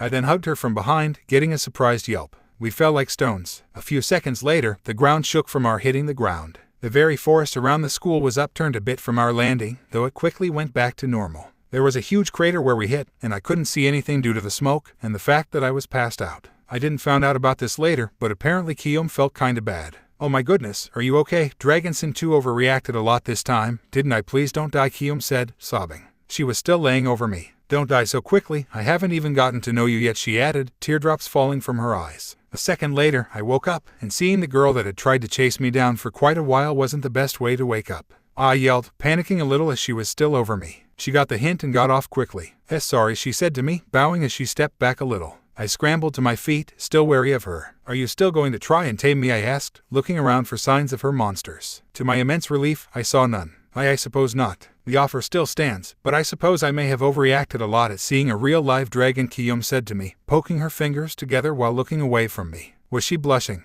Suppose there isn't anything bad about that, then let's start at the beginning. "Hi, I'm Issei Hayadu. I'm in the 2nd year. What's your name?" I asked sarcastically. She laughed uneasily. "Hi, Assistant. My name is Kiyomabe. I'm in the 3rd year. Please treat me well," she replied, bowing to me again. We stared at each other for a while, before laughing at how normal we sounded. "Anyways, do you know if anyone heard us?" "I'm sure we were quite loud," I said slowly, a bit worried of someone finding me being chased by a crazy monster tamer. She shook her head. "I casted a small tamer's spell before confronting you. I can teach you, if you want," she asked me. I realized that she was trying to make an apologetic gesture and smiled, nodding. "That would be great, thanks. And for the record, you can meet Ragen and maybe Ark as long as you don't try to tame them. I don't think they'd mind," I said, remembering how Ark hadn't opened a damn portal for me. I swear, if I ever find a good dragon burger recipe. Sure thing, it's actually quite simple. Tamer's magic revolves around using a monster's natural powers as the invocation, you see. For example, if I wanted to fly, I would cast a harpy-related spell, and if I wanted to breathe underwater, a mermaid spell of sorts, she explained.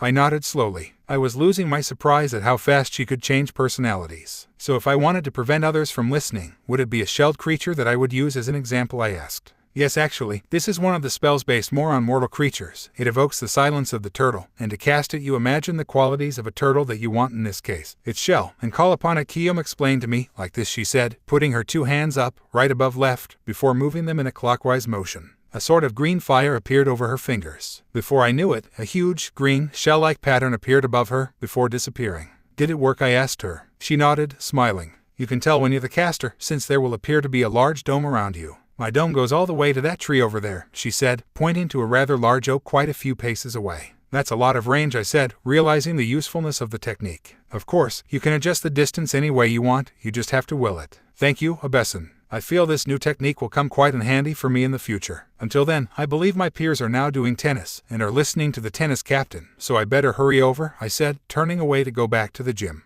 Oh, actually I'm the captain, and since I'm not over there giving the speech, I guess I should head over as well. Let's go then, she said to me, running up to walk beside me. Hey, I muttered, while we walked side by side all the way up to the gym. You never did tell us why you walked into the gym with a besenpai, Issei-sama, Rainier said to me, eyes a little narrowed in suspicion. My eye twitched. When we had gotten to the gym and entered said gym, Kiyom found it would be funny, for some reason, to suddenly latch onto me and stay attached to me the rest of the way. She even made me stand next to her as she gave a speech about tennis and how important it was, as well as when tryouts were. I was rather unnerved by her actions, but simply went with the flow. Naturally, Asia and Rainier had been rather alarmed by it, and I wasn't surprised I would be too. They both asked me questions, but I was a bit too embarrassed to answer, and so I'd made excuses. Nothing happened, Rainier. I don't even know why she was doing that. She's a monster tamer, you know, I said, and Rainier looked at me with a thoughtful hum.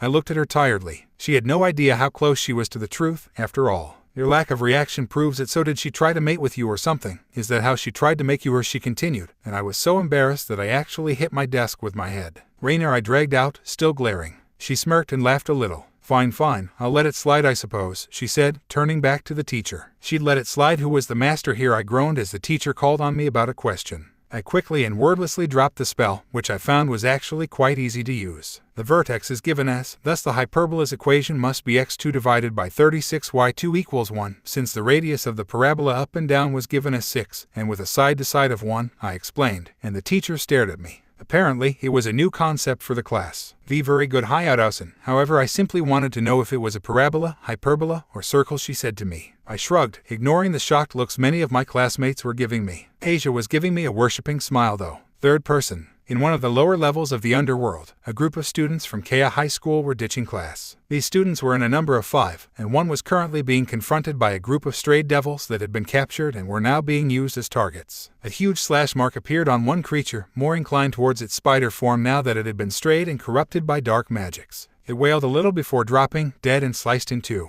A blonde streak ran through the horde of monsters, slash marks appearing on countless ones that were foolish enough to get in the tornado's path. Finally, all of the ones closest were dead, and the sword user stood on the top of a cliff overlooking a plain sort of area. Down there, huge, monstrous giants stood, each evil and wicked in their own rights. They all wielded things from clubs to boulders to trees, and they were all trying to fight a single creature who, despite being smaller than some of their heads, was easily destroying them. A slight glimpse of silver was shown before a giant punched at it, creating a huge dust. When the dust cleared, it showed a little girl looking down, her fist matching the giant's, who looked shocked. With a mighty yell and heave, the girl picked up the giant by his own fist, swinging him around before throwing him off into the distance. She then ran forward and leapt up onto a giant's knee, sending herself flying up before she punched the giant in the chest, her fist burying up to her shoulder before a large circle appeared in the giant, his very flesh being blasted apart. He fell, dying. She then used his dead corpse as a ways to reach her next opponent, and leapt off of his head, driving an axe kick into another giant's head and causing their entire head to simply crack, before she propelled herself into another giant by their eye, kicking straight through it. She appeared in a hole behind it, before landing on the ground.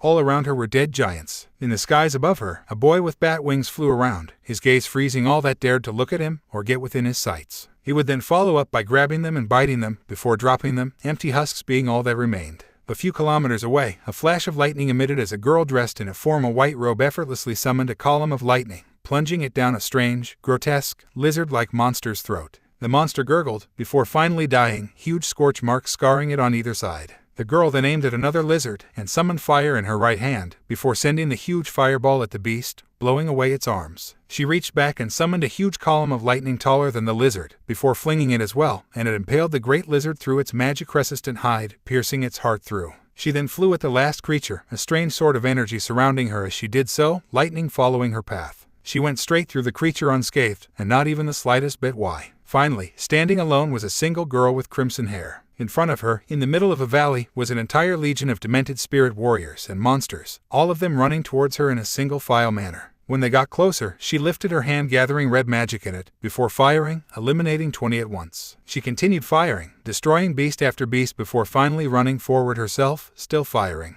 When she got to the first beast, she didn't even bother to stop. Instead, she leapt up at it, roundhousing its very head off. She then disregarded the corpse as she continued, firing bolt after bolt of energy. And so the day of the Gremory peerage was spent. First person. When we had finally finished school, Guillaume found and trapped me after, as I was waiting for Rainier and Asia to finish using the bathroom. I had been standing outside, bored out of my mind, when she surprised me quite a bit. "Hey Issei, Issei," she shouted, startling me out of my wits. There were still people around, after all, and rumors were already circulating about the two of us after the morning. "Yeah," I asked, turning to see her. When I saw her, my heart skipped a beat, and I had to fight my instincts to not run away from the monster tamer. "I'm glad I caught you before you left. Issei-kun, do you want to meet my dad anytime?" she asked me. Why must she call me by that suffix in front of so many people? I looked around and saw people staring, whispering to one another. "Damn it. Hey, why do you want me to meet your dad, Abesan?" I said, emphasizing the suffix so she'd get it. She ignored me though. I've told you before, sweetie, call me Guillaume-chan already, or Guillaume-sama if you have to. Guillaume-sama. Guillaume-sama, I asked, and she turned to me. Yeah, wait a minute, why would I call you Sama? I asked, confused. She hummed, tapping her chin with her finger. Well, I still want you after all. You might as well get used to it now, she said as if she was announcing the inevitable. All around us, people looked even more shocked and whispered faster and more. I was nearly at the end of my rope on this. The Besson, haha, always the joker. Well, here's Asia and Rainier. I'm sorry, but we've got to go, I said, thankful when the two finally got out.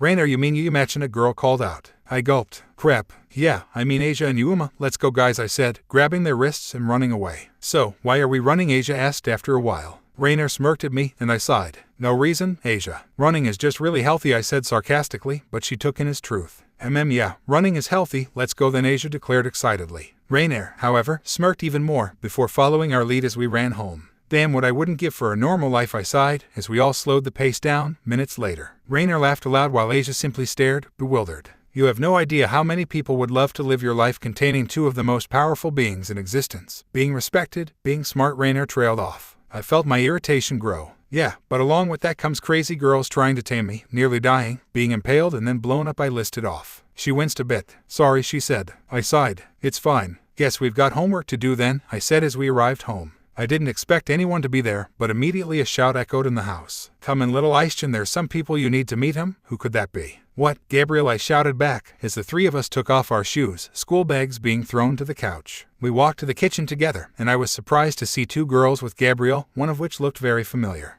Who are these people, Gabriel? I asked. Rainier looked a bit put on guard, while Asia was simply confused. Mr. Hiatus, I am a warrior and divine sword wielder of the Catholic Church. I am pleased to meet the child of the legendary eight-winged humans. My name is Zenobia. I have no last name. I offer you my blade as my allegiance, she said to me, getting on one knee. I still looked on, getting more and more bewildered by the second. Even worse, my head began to pound, and I saw the entire room vibrate as if the world was shaking. My lord, are you all right? I heard her say murkily. Yeah, how are you, Issei-kun? How have you been? I heard another person say. At this point, the vibrating had gotten so bad that I couldn't even hear the two. I stumbled a little, feeling a few arms try and grab me. The world span, and I could vaguely hear Gabriel saying something. Stand aside already, I can heal him. Before I lost consciousness. A while later, I woke up, my head feeling light and dizzy, black spots dancing at the corners of my eyes. I felt a heavy weight on my chest, and I could vaguely hear people talking. Past people concussion. But I already don't want to. Hussy already. Already fair to him. Friends see him. I winced and felt my head to see if I had been knocked out or something. No, that was good. Albie and D-Drag, I thought, calling out to the two. D-Drag told me. Holy swords, why does that sound familiar? D-Drag listed. All right, that's it, thanks. D-Drag added. I mentally nodded, making sure to keep my guard up around them. I'll just have to keep a clear head then, I suppose, I said aloud, snapping my eyes open in the process. I saw in front of me 4 surprised girls and Gabrielle, who knew I was awake no doubt. The first girl that had introduced herself to me as Zenobia was a young woman around my age with short, light blue hair with a green fringe in the middle and brown eyes. She wore an outfit that consisted of a black, skin-tight unitard with short sleeves and pauldrons, matching fingerless gloves that extended to her biceps, and thigh-high boots, all of which were adorned with straps. Over this she wore a white hooded cloak with gold and blue accents, and I saw a crucifix around her neck. The other girl was around my age as well, and had long, light brown hair and violet eyes. Her hair was styled into 2 twin-side ponytails, and she also wore the weird uniform. I still felt lightheaded, but I was able to answer the questions they shot at me relatively easily. "Are you all right, my lord?" Zenobia asked me, concern written on her face. I kept up an emotionless face, giving away nothing. "Perfectly fine." "May I know why you two are here?" I asked, already knowing the answer. "We are your 2 partners for the mission against Cockabeel. Our mission is to find the stolen holy swords, and in the process, and bring Cockabeel, a member of the fallen angel Grigori government, to justice," Zenobia affirmed for me. I nodded. "Understood. Do we leave immediately, or tomorrow?" I asked. Gabrielle answered me on this. "They've just arrived from various areas of the world. I believe a day of rest is enough," she asked me. I nodded. "Of course. Until then I suppose I can get a bit more used to working with the 2 of you." "What's your name?" I asked, addressing the question to the more familiar girl, who had been staring at me this entire time. I noticed that Rainier and Asia were still quite close to me on the couch, while the others sat across from us. "My name is Irina Shidu, and I'm sad to hear that you don't remember me," Irina said to me. I laughed. "Unfortunately, I do remember you quite well." "I'm afraid I don't know from what though," I answered, shrugging apologetically. Gabrielle spoke up. "Perhaps I can help you with that," she said, raising a hand. She came over and, before I could react, placed a palm over my head. A few seconds later, I snapped out of a shocking memory. "You are that boy?" I asked, surprised at the news. She lit up at that, a smile on her face. "Yes, thank God you remember, and that you are still alive," she said, getting up. I could already tell what was coming, but that didn't mean I was really looking forward to it. "I've missed you so much," she said, giving me a bone-crushing hug while Asia and Rainier just watched awkwardly. "I've missed you too," I gasped out as she let go of me. "We're going to have a proper talk later, because for now, I need to introduce my friends to you, since you all already know Gabrielle pretty well," I said.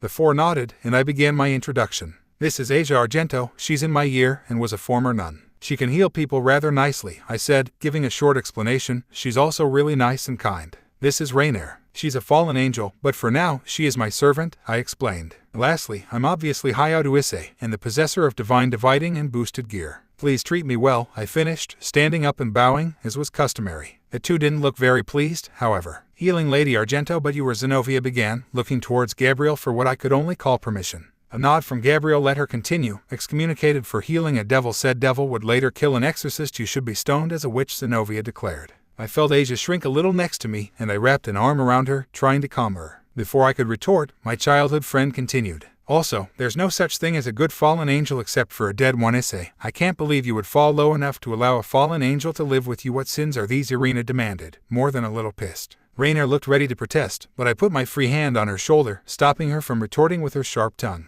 I had had enough. The 2 of them, Asia and Rainier, were my friends. Even though Rainier had initially been trying to kill me, she changed her ways, and even if she could be condemned, they were declaring Asia a witch. She was one of the most pure and kind people I had ever met. These 2 were pissing me off. "That's it," I said as calmly as I could. I hadn't unleashed any magic in a few hours, and I could already feel it yearning for release, maybe clouding my judgment a bit. I don't care if God himself came down and called the 2 of them that. Hell, I wouldn't care if Off-Eyes and Great Red came together and said what you 2 just said. I would do everything in my power to rip off their heads and stuff them down their own necks, and then give you the corpse, I threatened. I was pissed off enough to go through with it, too. "I'm fighting you too. You can take your promise of my sword crap and stuff it up your own ass," I said to Zenobia, "and you, my first friend. I believed better of you than to condemn anybody like that, especially when someone like me has already forgiven them. I'm not going to kill you, but you sure as hell are going to learn your places," I said to Irina. Irina paled at my threat, but Zenobia simply looked pissed, looking like she was ready to slice me into pieces. I noticed that Gabrielle still hadn't said anything. "Gabrielle, erect a barrier around the backyard, please. I don't want anybody to see or hear us, and I'd rather not destroy anything someone else owns," I said calmly. I felt a tug on my hand. "Only itching, it's fine, seriously. You don't need to stand up for me like that, I'm used to it," Asia said to me wistfully. "They have Excalibur holy swords, Isama. Please, as much as I don't want to be a slave, I'd rather you not die," Rainier added, and I saw a strange look on her face. Was that worry? "Understand something, Rainier, Asia," I said after a pause. Gabrielle had just finished her barrier. "I only have 2 friends right now. You 2. Those that insult you deserve to be punished," I finalized, using a bit of magic to push the 2 back as I stood up, the couch going flying. Damn it, Isama, don't do it, I heard Rainier shout. Oni Ichinasia said. Arc my sword, I shouted in my loudest voice, my power physically manifesting by now, red aura and white aura being thrown off of me in waves. Opposite of me, Zenobia and Irina both took up stances, Zenobia having unsheathed a long sword with an axe-like guard, huge grip, with a cross in the pommel. Irina drew a normal-looking katana with a regular hilt. But before my eyes, the sword morphed into a bow.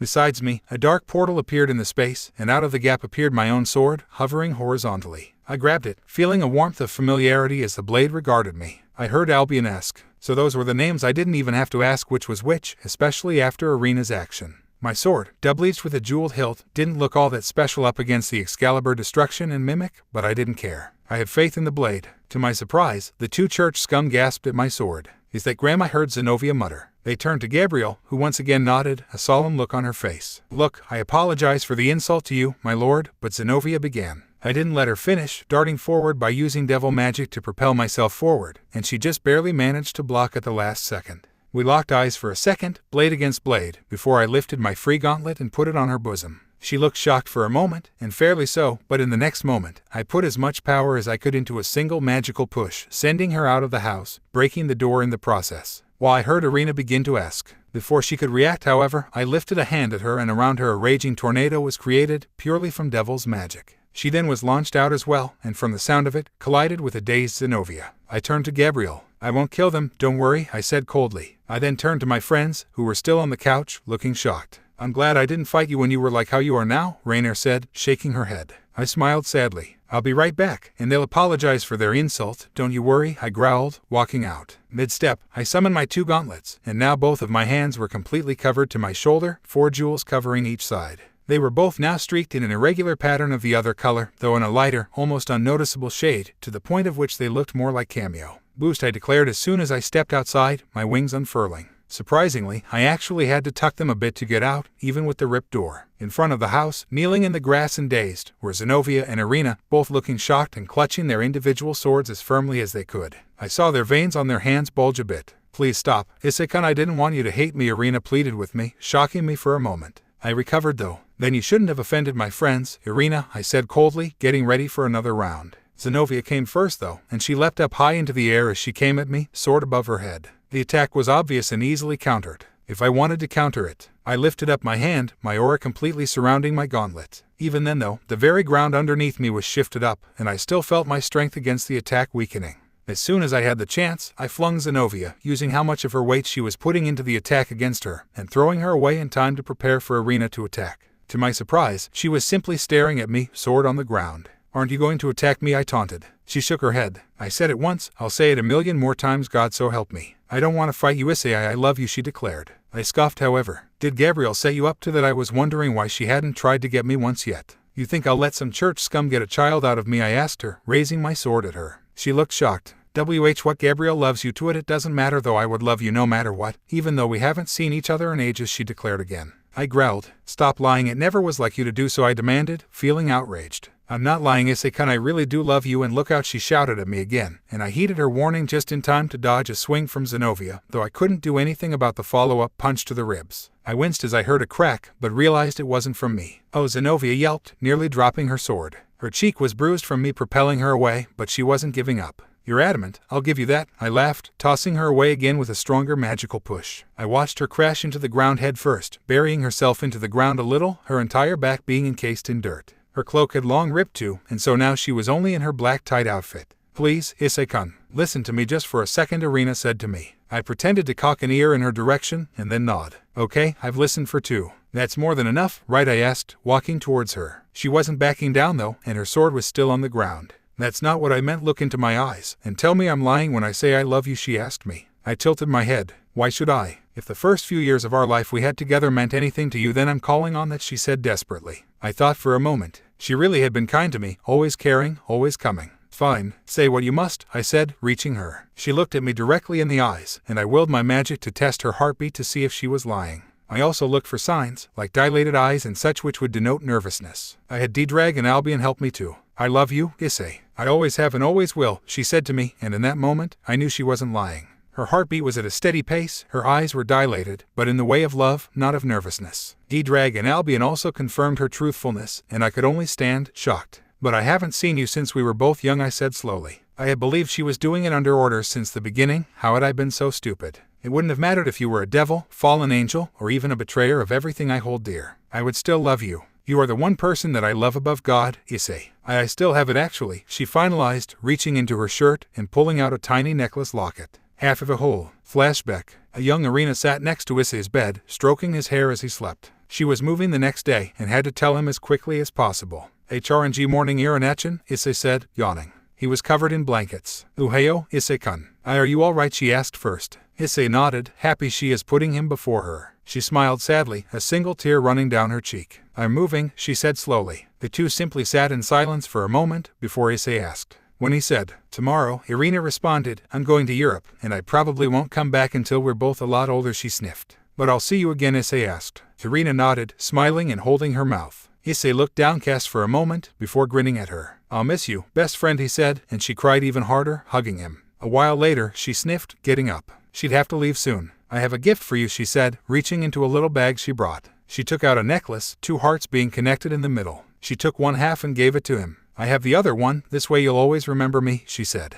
Issei smiled. I could never forget you, Irinachin, he said, and Irina smiled. I know. I too love you, Issei-kun, she declared, hugging him again. The two would stay like that until she had to leave, at which time she got up and straightened herself out a bit. You will remember, right? She asked in a stern voice. Issei laughed. Of course I could never forget you, remember. First person. Remember, I remembered all right. I reached into my own shirt and pulled something out that had almost become a part of my person. The other half of the whole. The two of us smiled at each other before she pulled forward towards me as I dropped my sword, which immediately went into a portal courtesy of Ark. Old fool was probably enjoying this. She came closer as I walked forward as well, and she wrapped her arms around me as I wrapped mine around her waist, and she kissed me on my lips, the two of us embracing each other. We felt love for each other, but not that of old friends rejoined. More of old lovers seeing each other once again. The two of us would keep hugging once again, only this time, she wouldn't have to leave. Third person. Up in heaven, the standing god of the angels was feeling a mix of emotions. His closest follower, a girl he thought to be unchangeable, had just declared her never-ending love for a boy that she hadn't known since the two were kids. Of course, if it had only been that, Michael could have easily forgiven her. But the fact that she also held him above her own religion, the fact that she would follow him into the depths of hell, and always side with him, even against Michael himself, outrageous. The girl wasn't thinking clearly, quite obviously. However, perhaps this action wasn't a complete loss. His own sister, one of the most beautiful in all of heaven and earth and the underworld, had failed to get the boy to love her. Really, he only needed one child from the boy, and if it couldn't be a first child of a 10th level angel, well, he'd make do. Besides, it wasn't as if the child was evil, no, he simply didn't understand the way the world went quite yet. Also, his parents were the only 8th level angels to have been previous humans, not simply made by God's hand. That had to count for something, right? The next morning, while the hiatus residence was calm and peaceful, a pocket dimension created entirely out of demons' magic was not. Rather, it was filled with temper and anger, destruction leaking out as well. Rias Gremory and her peerage stood at the ready on one side of the school grounds of the fake dimension. The dimension had been created almost overnight for the raiding game's use, and for good reason. If any attack from the peerage was misaimed, entire buildings would be destroyed. I love you all, my friends, and if we win today, I shall hold you in the highest regard, and consider you all higher than me. Having to help me in my time of need, Rias said as a final sort of gesture before the game began. Nearby, Sona Citri and a few of her peerage that were monitoring that game listened, and Sona raised an eyebrow at her sincerity. But you saved me from death, and helped me get another chance to avenge my fallen comrades. From the very beginning, my blade has been yours, and the results of this battle will not change that. I will forever be your knight alone, Kiba said, serious look on. Rias smiled, too as well. If you had not taken me under your protection, I would not be alive now. You took me under your wing even with my personality issues and power issues, and even though I have no blade, I am still yours to command. I shall always be in your debt as your bishop, the vampire boy said. Rias felt her eyes water a bit. You took me in when nobody wanted me. As far as I am concerned, I will lay down my life to do your will, no matter what. I will remain your rook, Kaneko swore, lifting a fist with a determined expression. Rias felt a single tear threaten to fall. You have always been my best friend, Rias. We will always be best friends, and even should the whole entire world go against you, I shall remain by your side. May your enemy falter, and his unholy flames be extinguished, Akino intoned.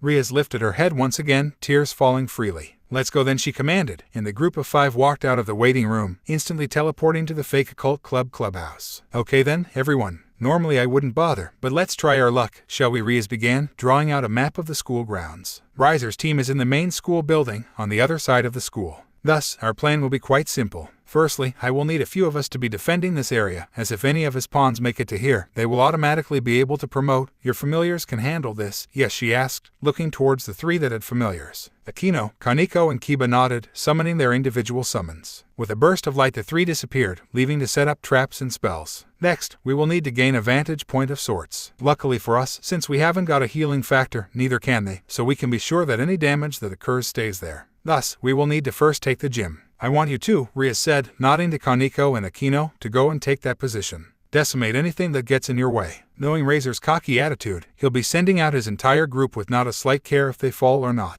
We'll use it to our advantage. Take out any and all units he sends. Go now, with a yes man. Kaneko and Akino left, both looking serious as Akino changed into her priestess robes and Kaneko put on a pair of gloves. Kiba, you'll be defending this area, let no one pass. Anyone that comes into the forest, send them back or turn them to dust. Go now as well. On a note though, we won't be here, so be sure no one slips past you, Rias added, and Kiba nodded, leaving as well. Now then, we'll just have to go and pay the roast duck a visit, Rias smirked, Gasper smiling with her. Within a few minutes, Akino and Kaneko were sneaking into the gym through their entrance, the lights being turned off. They took opposite sides of a curtain as footsteps echoed, and the 2 nodded to each other as they sprung out. Akino wordlessly summoned lightning from her bare hands, before flinging it at the unsuspecting group that consisted of 4 girls, 2 of which were twins. The twins yelped and one of the lone girls with a long staff had a shocked expression when the bolt of lightning suddenly hit them, eliminating them from the game. 3 of Razor's pawns have been eliminated. A voice resonated throughout the school, and in her own mission, Rias smirked. 3 down, 13 to go. I am the rook of the mighty Lord Razor Fenix. What positions do you hold? Scum of the Gremory House, the remaining girl yelled, shifting into a combat stance. Kaneko turned to Akino, sending an unspoken question.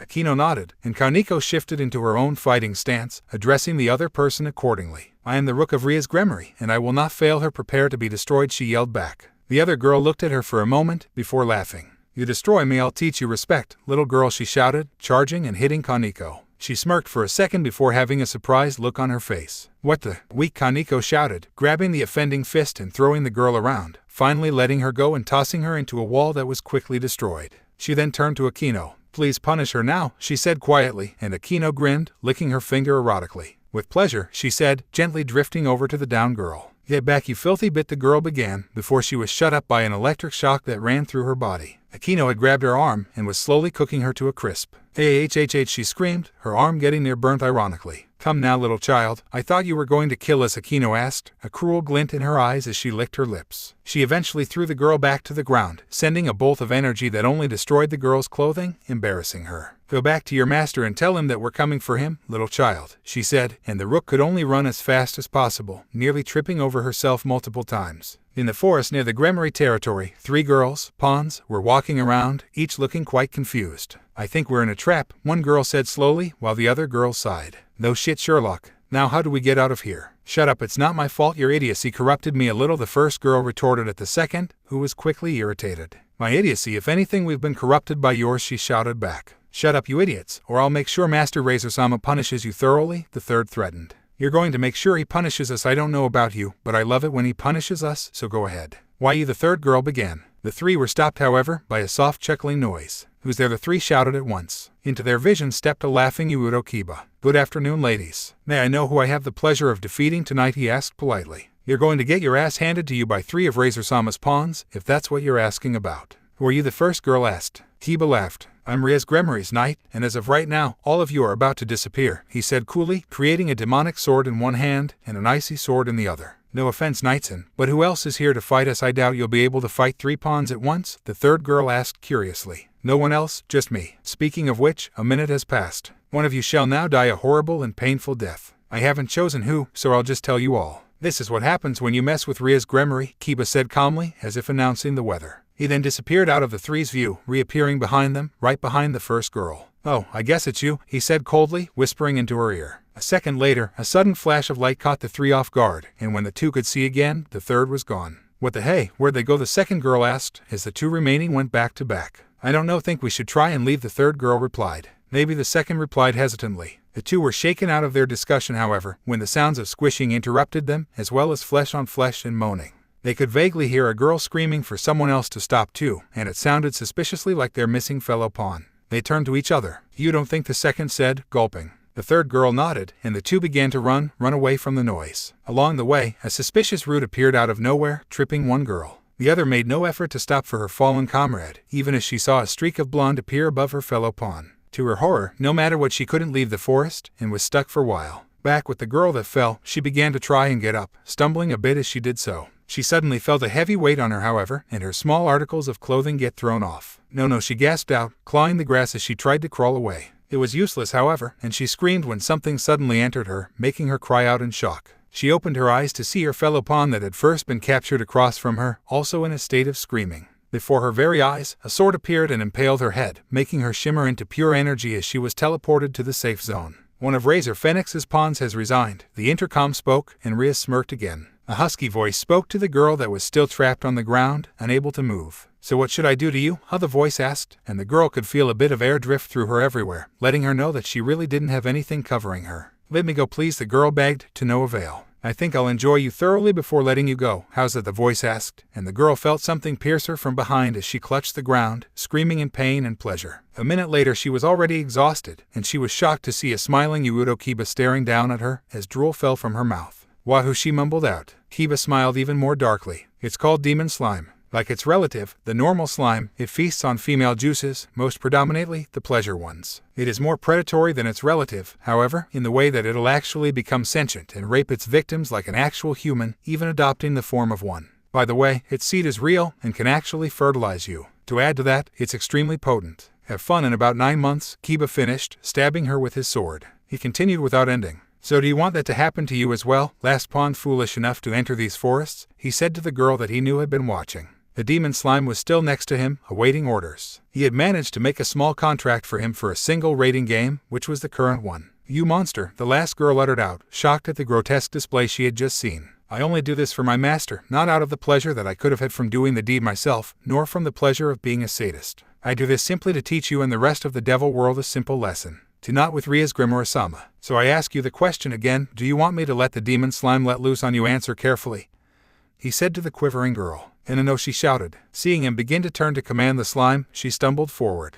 Please, I'll even let you do something like that, but just not that thing," she said, still pleading. She threw herself at his feet, trying to beg. He smirked. "How the mighty have fallen," he said softly, "though you were never really much in the first place. Were you backing up that piece of shit without the slightest bit of thought?" "Fine, I will," he finalized. The girl sighed a sigh of relief when the demon slime disappeared, but she suddenly felt herself naked, an uncomfortable breeze flowing through her. What I thought you promised." "I promised nothing. If anything, I promised that the demon slime wouldn't touch you." "I didn't say anything about myself," Kiba sneered uncharacteristically. The girl whimpered and backed away. "No, don't do that disgusting thing, please," she begged once again. Kiba laughed. "In comparison to what that scum Phoenix does with you all each day, this is beautiful. He probably brings in unwilling girls every day and disciplines them, doesn't he? Well, for now, that's all I will do. Leave now, and tell Razor that there will be consequences for screwing with Rias-sama," Kiba finalized, kicking the naked girl away. She stumbled as she got up and ran away to her master. In the back of her mind, though, she did think about what her master did regularly, and a part of her was asking if the boy that had unleashed a rapist monster on her two companions was right.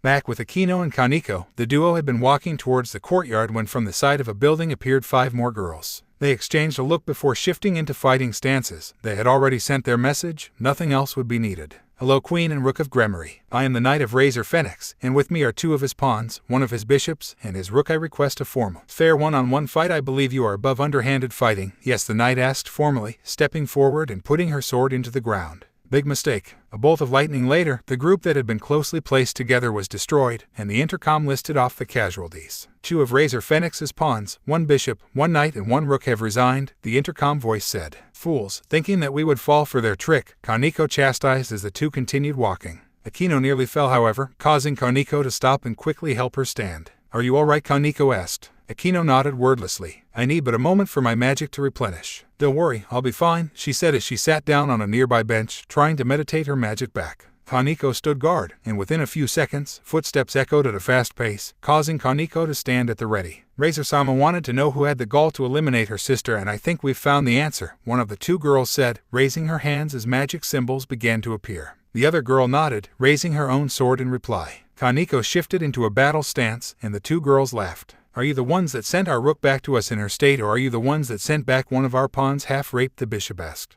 Kaneko tilted her head. I thought Kiba was above raping people, but I guess he let his morals falter a little bit just for this battle, she said. The two girls growled. Then you are the one that nearly burnt our rook alive, the knight asked. She shook her head. That was Aknason. Not to worry, I will grant you a swift loss, rather than creating psychological pain or physical pain, she promised, beginning to walk towards the two. They both scowled, and the bishop sent forth a blizzard, freezing the spot Kaneko had been at and creating a sculpture, though she shouted to the knight, who did so, quickly slicing the sculpture into hundreds of pieces, turning to face the bishop. Did we get her? She asked, anxious. I don't know, bishop said. She was stopped from her musings, however, when a voice came from behind her. Just my afterimage, Kaneko said, before slamming a fist over the bishop's head and knocking her out. What in the knight protested, before she felt herself get lifted, and was thrown into a nearby building. Razor Phoenix's knight and bishop have retired, the intercom said once again, and Akino stood from her spot, sensing an incoming power. Kaneko, get down, she shouted at the rook. Kaneko saw the enemy firing bomb magic at her, and quickly dived to the side, skidding to a stop.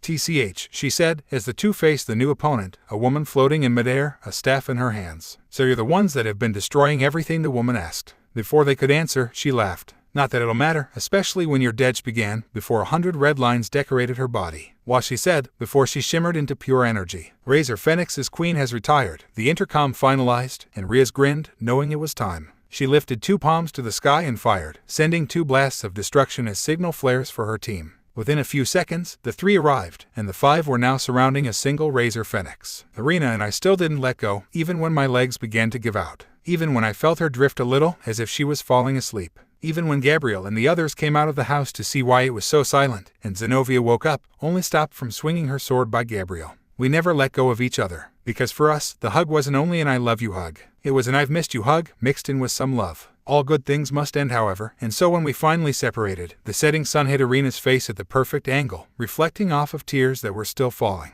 Her cloak was ripped up and her hair was messed up, but she still looked beautiful. We smiled at each other, a hopeless sort of one, and we turned to face my friends, Irina's partner, and the standing head angel, Asia Rainier. I believe Irina has something to say to you both, I said, and Irina nodded. I'm sorry, Rainier, for believing you to be what I did. If you are a friend of Issei's, that's good enough for me any day, Irina promised, and I saw Rainier's expression grow a bit better, though she still refused to look me in the eyes, and I didn't feel like commanding her right then and there. Zenobia, I called. She flinched at me, before turning to a nervous Asia and bowing low. I apologize for insulting you, ma'am. It won't happen again, she said, though I could tell she was saying the words through clenched teeth. It's okay, Asia began. To my irritation, Zenobia simply gave a grunt reply, before staring off into an unspecific point. I turned to Gabriel. Chu received a message from my brother. He wants all high-ranking angels up in heaven. I trust you'll all be fine here, Gabriel said, surprising me. Her brother Michael, why would he want to talk with her and the others? Very well. Safe travels, I said politely, and she nodded to me, disappearing in a flash of white light. I believe we have just about enough rooms for the 2 of you included, so you may take the rooms down the hall from the kitchen. Asia, Rainier, and I will be upstairs. Don't be afraid to call on any of us for assistance, I said, behaving like the house owner I should be. Even if Zenobia was impolite, that didn't mean I had to respond in kind, right? I noticed a rather irked expression on Irina's face, but decided to not vex her about it. We all walked inside as I repaired the damage created with my magician's magic, bewildered at how I had caused so much damage. I really needed a firmer grip on myself. I'd always thought of myself as calm and collected for the most part, but with how easy I had lost my temper, it was strange at how I could be so deluded. It was definitely my excess magic that was making me act up, though. It must have had some sort of effect on my control. Albion, D-Drag, is my excess magic affecting my thought process? I asked aloud. A moment passed before they spoke. D-Drag said. My attitude turned even more serious. Albion said. I sighed, nodding though they couldn't see it. Yes, Albion said seriously. I thought for a moment. You mean to say that I'm absorbing you quicker? I asked. I felt a nonverbal nod of reply.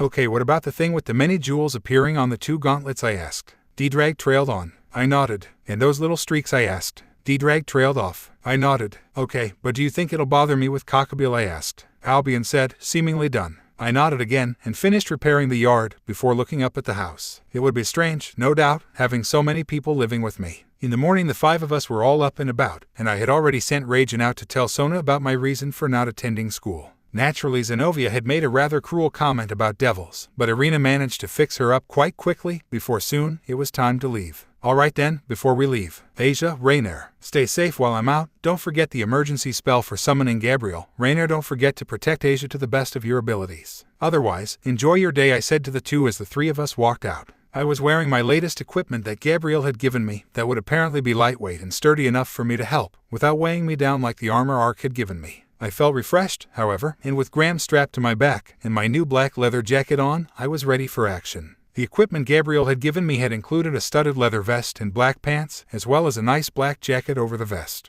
I was free to make any changes I wished, and to my joy a new sheath had been made for Graham, and I found that, with a little manipulation, I could always throw it in any direction and it would land perfectly in the sheath. The jacket was quite useful in many ways, as Gabriel had explained. First of all, my wings would phase through it, and so I wouldn't feel them as if they were compressed, though Gabriel thought it was only so my wings wouldn't just tear through the back. My leather vest was protected against light magic, including holy spears, and my pants were pants. Other than that, I was perfectly normal. Irina was wearing her hair in twin-side ponytails again, and Zenobia hadn't bothered, though she had replaced her cloak, as had Irina. The two walked on either side of me like bodyguards, but before we even fully left the house, a cry from Asia stopped me. Why? I asked, turning. Asia was running up to us, and she suddenly half-shoved a little box into my hands. In case you can't come back soon, Asia stuttered out to me, before darting back up to the house. I stared at the box she had given to me to see it was a bento, with rice and meat separated into cute little squares. I smiled, waving as we left, before putting the box into a miniature pocket to mention that Ark had given me the magic print for, saving it for later. So where are we headed off for? I asked formally, as the three of us began walking.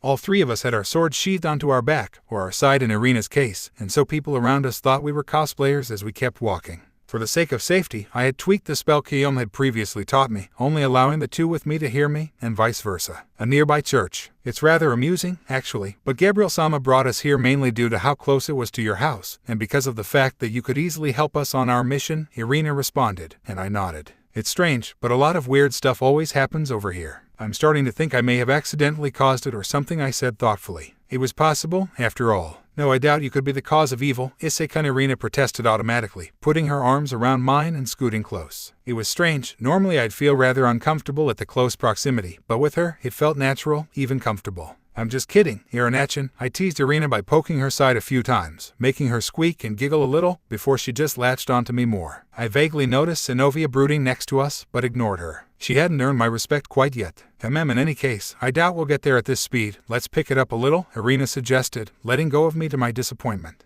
Disappointment. Strange, I had only met her the other day and yet. I shook my head. Don't look a gift horse in the mouth, I'd once heard. Or read. All right then, feel free to run, you two. I think I'll just fly, I said lazily, causing the two to stare at me strangely. I stretched a little. What, you thought being part dragon restricted me from flying or something, I said, leading the two into a dark alley. I then casted one of the magician's spells, making my own weight decrease in half. With a single thought, I felt muscles that didn't exist strain as my wings folded out from my back, extending from my body and making a wingspan from tip to tip of about 20 feet at least. It was 20 feet when the energy-made wings were at their lowest flux. Wow, Irina said to me, eyes nearly glowing in amazement. I chuckled, scratching my head a little bashfully. Boy, did my cheeks feel red. You almost look like an angel, Irina said to me, leaning in closer. She was getting quite close to me, which was nearly welcome when a sudden force pushed her from the side, stopping her. We both turned to face a scandalized-looking Zenobia. Like an angel this one, are you quite serious? Irina, Zenobia asked. I didn't even bother with arguing this time, and instead opted to flap my wings a few times to break up the argument before it even started. Look, these are the wings of divine dividing, not angel wings, Irinachin, sorry. Let's go though, we should move at Cockabeel quickly, lest he find out we're coming, I said seriously, and the two immediately stopped their glaring, nodding at me. Good, at least Zenobia can act as she is supposed to on a mission.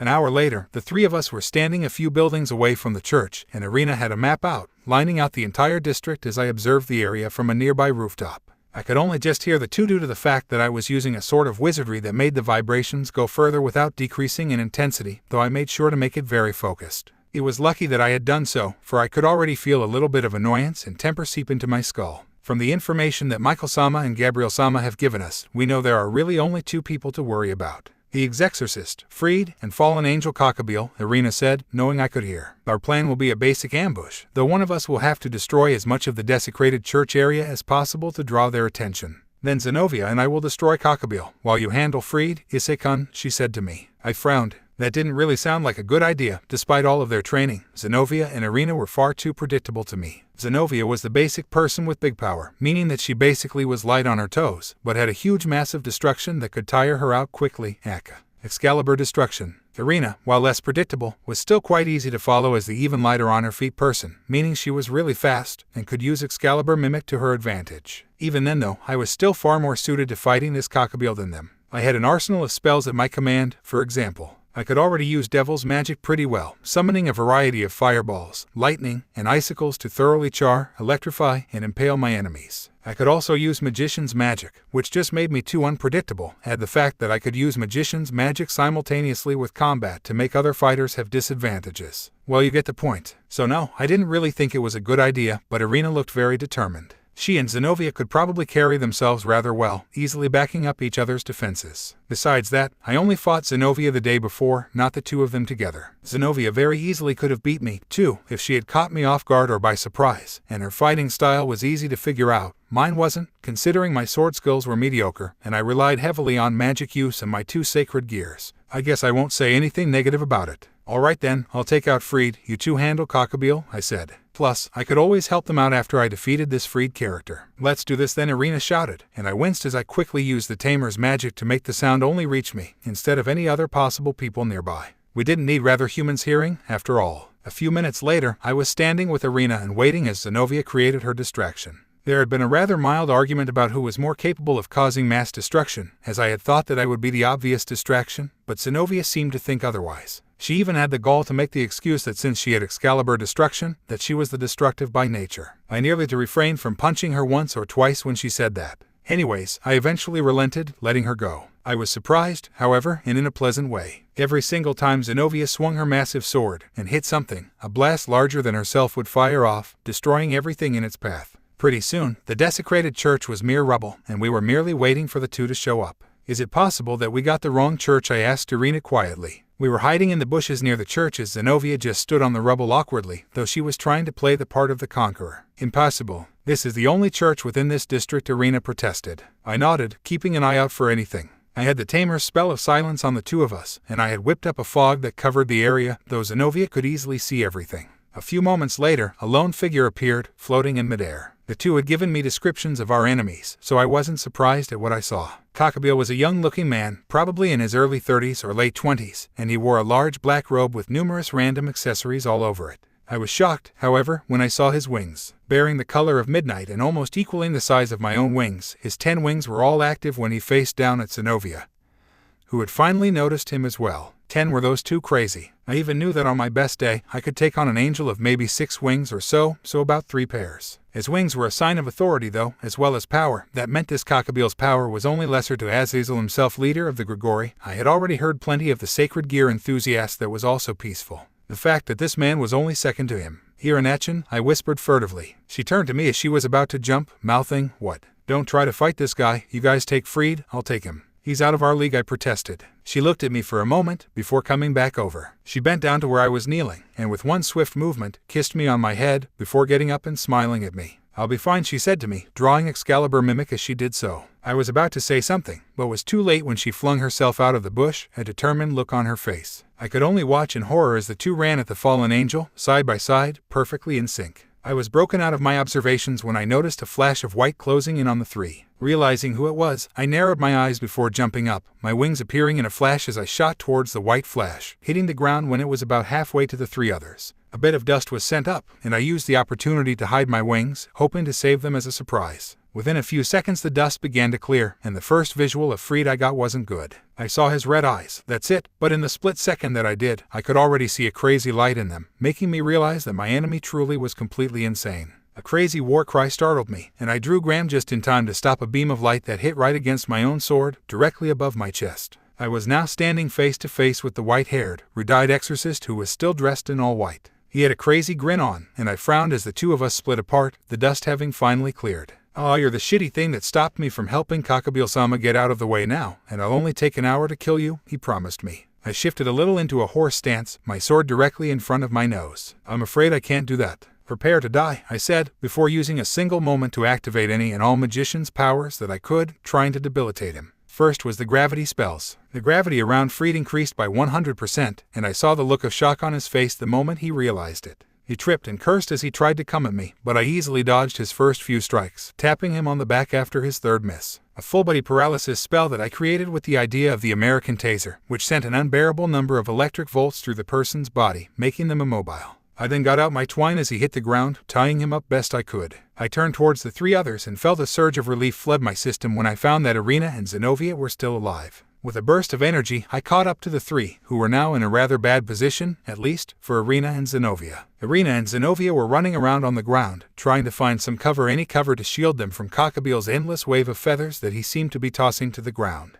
While it sounded harmless, the feathers easily fell through solid stone, impaling into the ground after it. Occasionally, Irina would fire her bow or Zenobia would try and shoot a wave of destruction at Cockabeel, but for the most part, the entire battle was single-sided, the two of them being unable to fly, giving Cockabeel an unfair advantage. Smirking, I sought out to even the sides a bit. With a single flap of my wings and a push from my feet, I was airborne, propelling myself higher and higher as I went towards Cockabeel, who was still spamming his feathers. I came from behind him. Graham raced behind me as I went for the beheading. It didn't work. He ducked at the last moment and caught me by surprise, kicking me in my stomach and sending me flying back, a wave of feathers going with me. By the time I had managed to deflect them, he was sending more at me, laughing all the while. "Oh, you pathetic, weak creatures, what are you challenging me for your no match?" he scoffed, laughing. I growled a little at that last comment, though I knew it was true. We really didn't stand much of a chance against him. "Irinach and Zenobia, look for it, I'll hold him off," I called out to the two, and they darted out, beginning to look through the rubble. "Hold me off," Cockabeel asked me, before sending more feathers at me, creating nearly 100 light spears after, and firing them all off at me. "Crap," I shouted, mustering up my magical strength before creating a shield.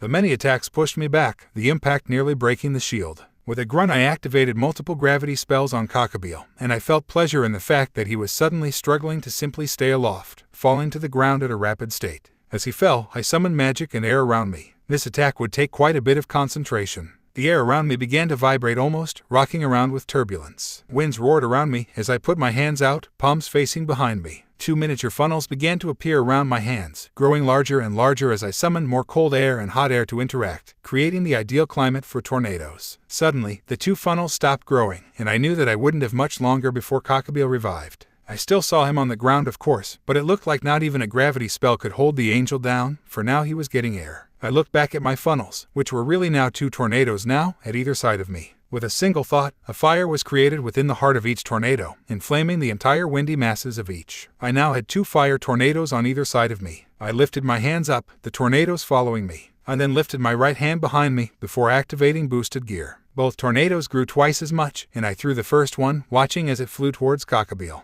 To my surprise, he simply stood there, and before the attack hit, I saw his smirk. The flaming tornado tore up the ground around him, damn near destroying a circle around Cockabeel with maybe 5 feet radius. A hole tore down into the ground, continuing on until there was nothing left. Except Cockabeel. Throughout the entire attack, he had simply stood there, staring at me infuriatingly. He continued to smirk, crossing his arms as the very ground beneath him was destroyed, not even showing the slightest sign of being attacked. I threw the second tornado. The same thing happened with this one. The very area around him was completely destroyed, but he alone remained untouched. He looked up at me, and in that moment, I knew he would be attacking back with more power than 5 of my tornadoes mixed. One moment, I was hovering in the air, looking down at him. The next, my world was spinning, and I felt myself falling towards the ground, and I could vaguely hear him as he spoke. "Ch, pitiful creatures. Freed, how did you allow yourself to be captured so easily here? The 4 Excaliburs are done. Take them, and merge them together. I think that you'll find that quite useful," I heard. My eyes opened just a crack, and I saw off to the distance, Cockabeel, 4 energy waves blasting off of him going towards some random area, probably freed.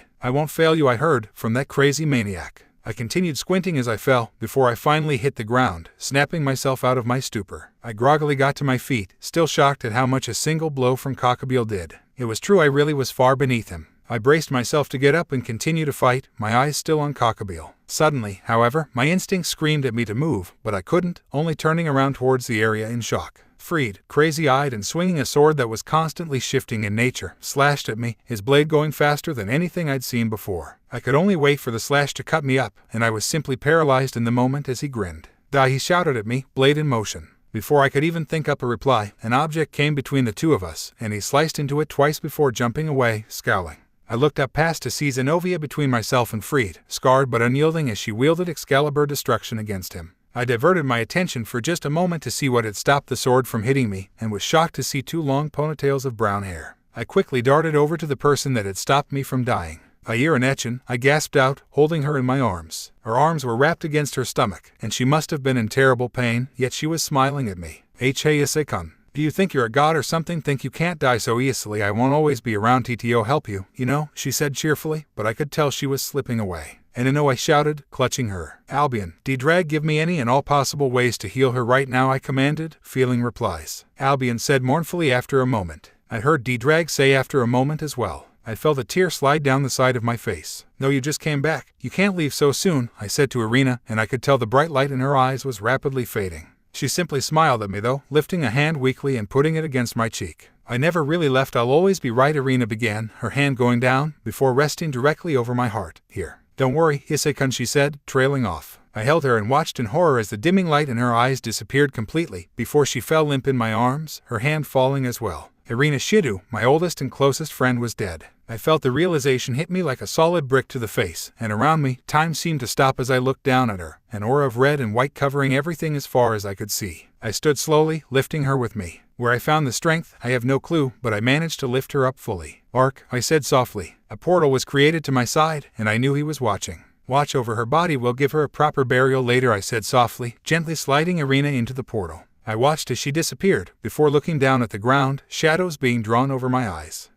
Now let's destroy, Graham, I said softly again, tears still falling. I lifted my right hand shakily towards my back sheath, grabbing the hilt and yanking the sword out in one swift motion. I saw a few feet away, Zenobia get defeated by Freed, falling to the ground in an emotive state but alive. In a split second, everything went red. Rias Gremory and her peerage stood on one side of the school courtyard, Akino at her immediate left, Gasper to Akino's left, Kiba and Kaneko to Ria's right. She stood in front of them, and the red sky crackled once, then twice, as lightning struck without rain clouds. On the other side, Riser Fennec stood alone. His expression hadn't wavered once the entire game, and it was blindly obvious that he had absolute confidence. His arms were crossed, as if he were dealing with a child, and he held disdain in his eyes for the Gremory peerage. Riser, give up, you're alone now. Everyone else on your team has been either eliminated or too embarrassed to stand. Relinquish me of your contract right now, and I might not destroy you with everyone else on my team, Rias shouted at the man. Riser scoffed, before throwing his arms back and laughing. You think I am scared? You think I needed a team to defeat you puny devils? All I needed was myself. And the only reason I let you fight my harem was because I was too lazy to fight you head on, and I thought being beat back by my girls might make you learn your places a bit, Riser scowled.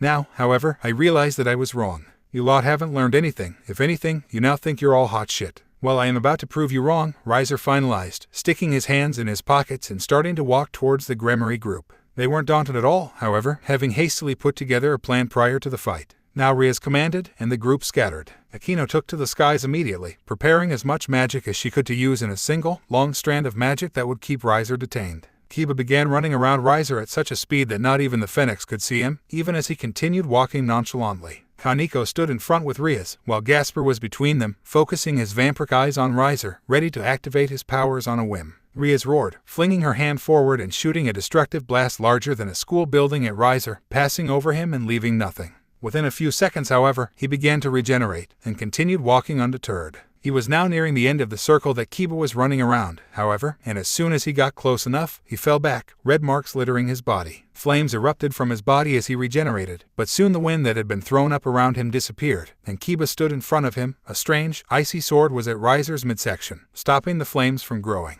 Flame delete, Kiba muttered, and Riser had an expression of shock on his face for a second. Just a second. Brat, he shouted, arm coming up to grab Kiba by the throat. His arm stopped halfway, however, and Gasper was shown with his gear active. Forbidden Balor view, he whispered, not even blinking as he kept his eyes on Riser's half-gone body, Kiba's sword still being at his side. Kiba moved to the side as Akino sent a bolt of concentrated lightning that completely destroyed Riser, leaving only ashes which began to gather into flames, but were quickly stopped by Gasper. Kiba then moved his flame delete sword over the flames, and they all were sucked up into his blade, disappearing. All that was left was a pile of soot. We won, Rias exclaimed, worry dropping. Akino landed on the ground from her flying spot, and everyone crowded around Rias, hugging. We never would have let you go, but you, Kiba said. Rias laughed a carefree laugh, a feeling of the world on her shoulders being released. She shut her eyes, and while she was still hugging her closest friends, crying joyful tears, a burst of heat alarmed her. She opened her eyes just in time to see each of her friends in the middle of writhing in pain, airborne around her. Flaming tendrils were locked around them, and to her great horror, she recognized the spell that was taking place. A clan spell of the Phoenix clan that she had only seen once, but how the user had to be. She looked past her friends to see the center of the flaming vortex of tendrils, Riser, fully formed, a flaming tornado surrounding him as he had his hands in his pockets, glaring at Rias with hatred.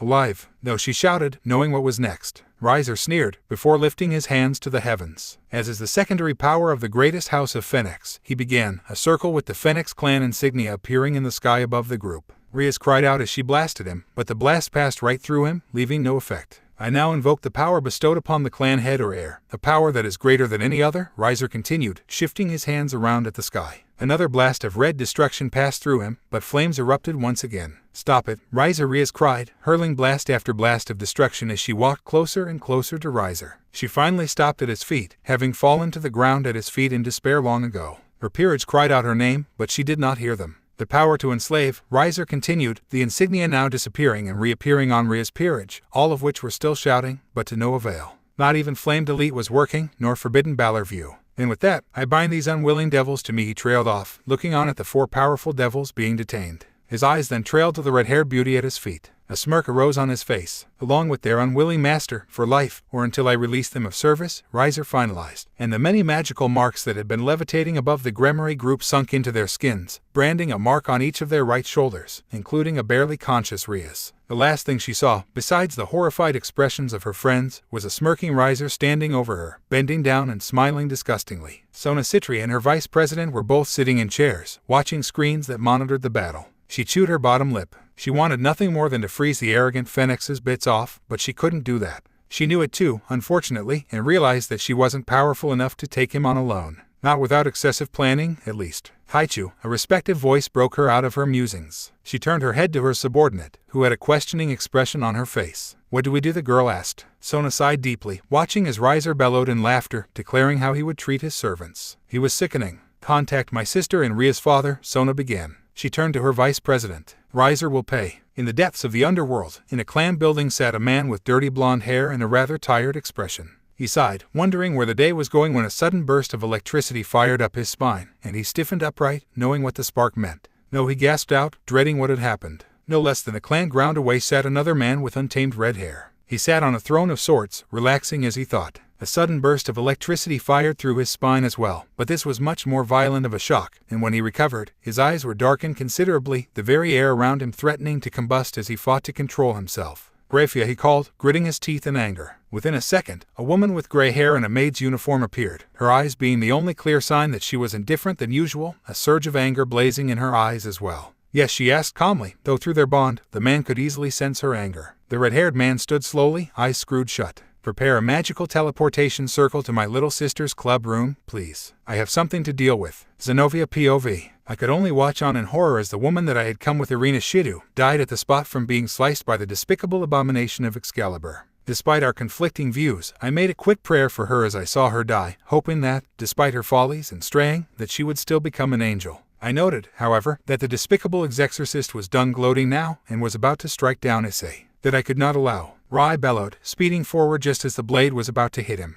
My own Excalibur destruction just barely managed to stop the sword, and I was forced onto one knee when I did so. I looked to my right to see Issei, still holding a dying Irina. His eyes showed how shocked and desperate he was, and I imagined that he was probably calling on the 2 dragons. Shitty church scum was all I heard before the sound of whirring caught my attention. Above me, the exorcist was constantly trying to slash down on me, that same crazy gleam still burning in his eyes. He needed to be dealt with, permanently. I shouted as I slashed up, making his own blade rebound completely off of mine as he flew back from the force, somehow avoiding getting sliced. Pity. I turned to see the fallen angel we had been sent to kill now in the air, watching us with interest. I almost wondered what he was doing, but didn't care. It wouldn't matter if he interfered or not. Die, I bellowed, slicing at the lunatic multiple times as I tried to cut him in two. To no avail, however, as he seemed to barely get out of the way in time each slash, forcing me to follow him and hope for the best. The last slash, however, was a bit too outstretched on my part, and before I knew what had happened, he was behind me, and all of the clothing I had was sliced off of me completely. I was fully nude,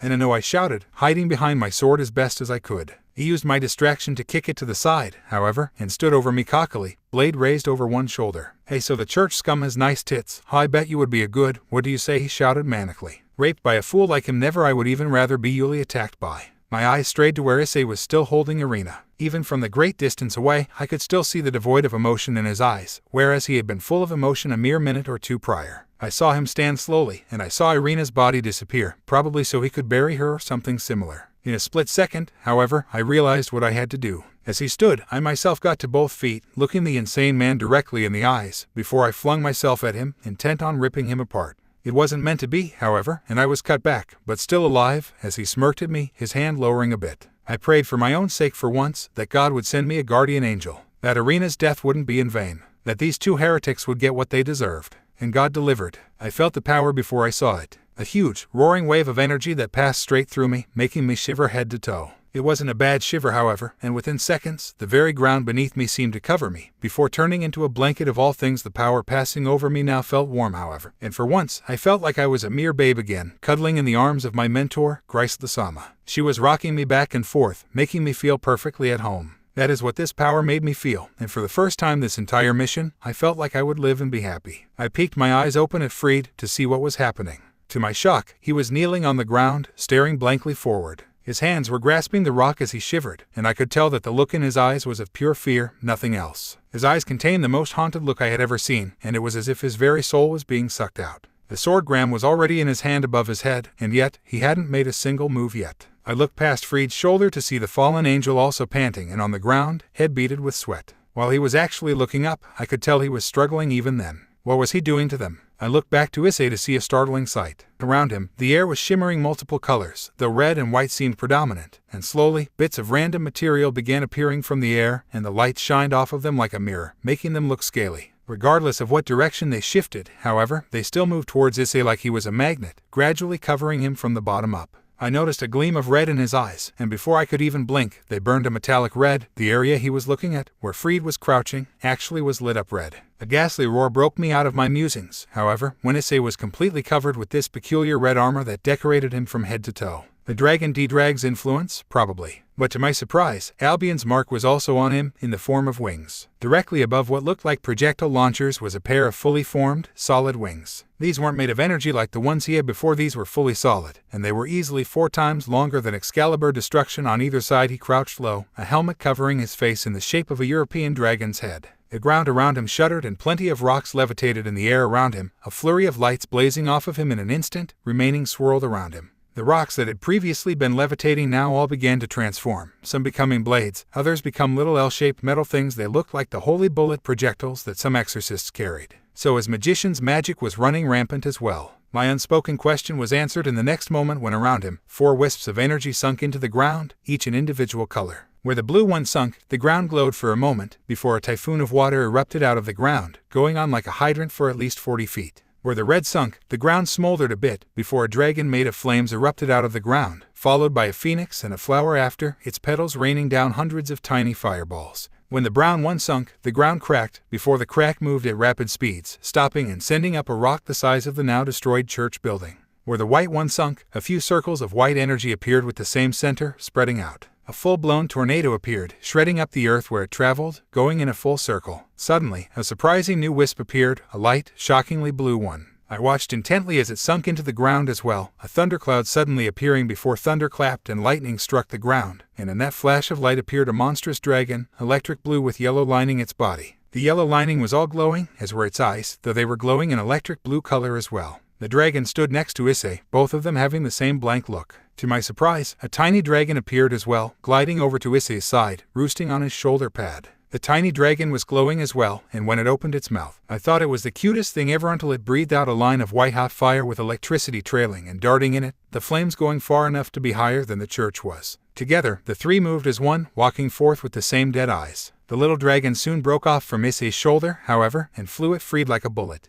I thought for sure that he would stop when he was close enough, but to my shock the dragon flew straight through Fried, a gaping hole appearing in his heart. I shuddered. Fried cursed once, before he dropped the Excaliburs and landed on his face, dead. Across from us, the fallen angel began to stand up, his eyes narrowed, looking nervous. A flash of blue light caught my attention, and in front of me now sat the tiny dragon, as if it were protecting me. Past the little dragon I could see Issei and the large dragon walking forward, Issei on all fours as well, their walks being simultaneous. A long, horn tail whipped out from Issei, striking the ground occasionally as he stalked forth like a predator. Cockabeel simply growled, however, eyes screwed in a painful manner. He lifted his arms up, wings back, before sending a volley of feathers and light spears at Issei, numbering in the hundreds. Without the slightest hesitation, both Issei and the large dragon disappeared completely, and I saw Issei reappear above Cockabeel. Cockabeel had a shocked expression for a second, before Issei did a double hammer fist to his temple, knocking him headfirst into the ground, causing the ground to shake before a portion of the ground 10 feet in diameter sunk down, the area around it rising up. As Cockabeel sunk in head first, Issei reached down, grabbing him by his scruff. He lifted him up by his throat now, and held him high in the ground before bringing Cockabeel down while bringing his knee up, resulting in a painful breaking sound, the sound of bones snapping. Cockabeel coughed out. "Damn it," I heard him mutter, before trying to lift his hand up to Issei's face. He would have none of that, however, and threw him up in the air effortlessly, the other dragon that had been previously watching now swiping a claw and caught Cockabeel out of the air, slashing him to pieces. It was done. The two we had been sent to kill were dead, one with a hole through his heart, the other now bits and pieces. I shivered. Issei would calm down now, right? Wrong. I continued to watch as Issei seemed to get more and more angry, though I could only tell by how violent the area around him was. Now, bits of rock and ground were beginning to get thrown up seemingly at random, and I saw a deathly look in the eyes of his that glowed. The two dragons both moved to either side of him, and began to breathe fire and lightning, adding to the destruction. Pretty soon, the entire area was bathed in magnificent power and magic being emitted from Issei and the two, yet none of it hurt me. I don't know how, but I could sense the sadness and despair from where I was. I knew that Issei was bluntly going off the deep end. I couldn't allow him to do that. I don't know where I found the courage or strength, but I struggled to my feet, keeping in mind that I was still fully nude under the blanket he had subconsciously created for me. I continued to walk forward, struggling against the magic that was nearly creating a wall of energy, making it feel as if I was wading through water. "Issei," I shouted, continuing to walk. I thought I saw him regard me, but he didn't answer, and none of the three moved an inch in my direction or away. "Cease this foolishness, you mustn't allow yourself to go over the edge like this. She did not die in vain. Those that killed her are dead. What reason do you still have for anger?" I shouted, my voice small against the wind. Still he stared on, though I thought I saw a bit of movement when I said that Irina didn't die in vain. "She wouldn't want for you to be like this, think about it. Issei Irina Shidu was a kind person, one that would hate for their friends to lose control like this," I shouted again, still walking forward. I felt fear, but my fear was being completely outspoken by my desire to help this person that was suffering so much. "Think about it, just think," I said. I was now only a few feet away from him, yet the power he was emitting was even stronger now. It was more like trying to force oneself through wet cement. I noticed as I struggled that the two dragons had disappeared. Maybe that was a good sign. With one last desperate push, I flung myself forward, gripping his shoulders as I hugged him, not even bothering to keep the blanket on with me. I closed my eyes into the hug, a betraying tear falling from my face. The winds around us began to die down, and I heard voices that were slowly becoming stronger. One voice called, and I flinched at the clarity. A second voice warned. I understood the warning a second too late, however, and soon found myself airborne after a bright light, stronger than anything I had seen emitted from Issei. His armor beginning to fall off as he faced the sky, parting the dark clouds that had formed, a beacon of red and white lights coming from his wide-open mouth and eyes. The lights parted the clouds with a brilliant spectrum, one that could be seen for miles. Yet the true beauty was with those that were sensors, for those that could feel an even more brilliant spectrum of energy, from the depths of the underworld to the skies above, even crossing entire dimensions with its power. In an unknown location, a large dragon opened its eyes, hissing a bit as it felt it. This power, this huge power, more than the power that itself had. How was such a feat possible? It wasn't. Within the dimensional gap, a large, sleeping red dragon shifted a little in its sleep, peeking open an eye that was the color of amber, of leaves and of the sun. The dragon smirked a little, before going back to sleep. "Things are going to get very interesting soon," he muttered, though to some it may have been a roar. A little girl in Gothica clothing with black hair stiffened considerably as she sat in a room. She pondered about the matter for a moment, before ignoring it, going back to her issue at hand. Within a temple in Asia, a man opened his eyes. He scowled to himself when he felt the amount of power being blasted off recklessly. "One more thing to take care of eventually," he said calmly, closing his eyes and going back to his meditation. Between the underworld and heaven, a total of over 100 billion devils, fallen angels, and angels all felt the power, and everyone stiffened or reacted in one way. 8 beings, however, were more important than the others. One man was simply broken out of his musings for a split second, finding another matter involving his little sister to be much more pressing. Another man was examining a chess king piece when he felt the power, and stopped what he was doing entirely, before returning to work, adding something to a checklist. A girl in a cosplay outfit at a photo shoot stopped everyone, a serious look on her face for a moment as she tried to pinpoint the who and where about the energy. When she found it, her eyes lit up. More answers. A man was woken up from his midday nap and cursed a few times before going back to sleep. Another man was simply going for a stroll when he felt the power erupt, and he stopped, bursting out into excited laughter before rushing off to his lab. A woman and a man smiled together and hugged, feeling proud. A man frowned a bit, his eccentric hair shifting as he walked. He would attend to the matter after he finished the paperwork for the spell. Lastly, a female with long, blonde hair froze up entirely, knowing the crushing power from before. She panted and gulped loudly before twirling on the spot, disappearing. Later, I awoke in a very warm, cozy bed. My eyes were extremely blurry, and I had to shift my head a little to get the streaks of green out of my vision. Around me, there was a nightstand to my right and left, a lamp on either one. Yet the bed I was on was much larger than the one I had slept on the previous night. I saw around the room few details, just plain furniture and a bathroom. I must be in the master bedroom or something then. I groaned a little as I took a closer look at a table near the nightstand. There was a note under a see-through glass cup that had a cover. I took off the lid and found it to be apple juice. Not a bad choice, though the sweetness stung a little. I read the note. Dear Zenobia, I wrote this little note down this morning so I can be the most up-to-date. You've been out for a week. I don't know exactly what happened after I blacked out, but I did hear part of what happened from D-Drag in Albion.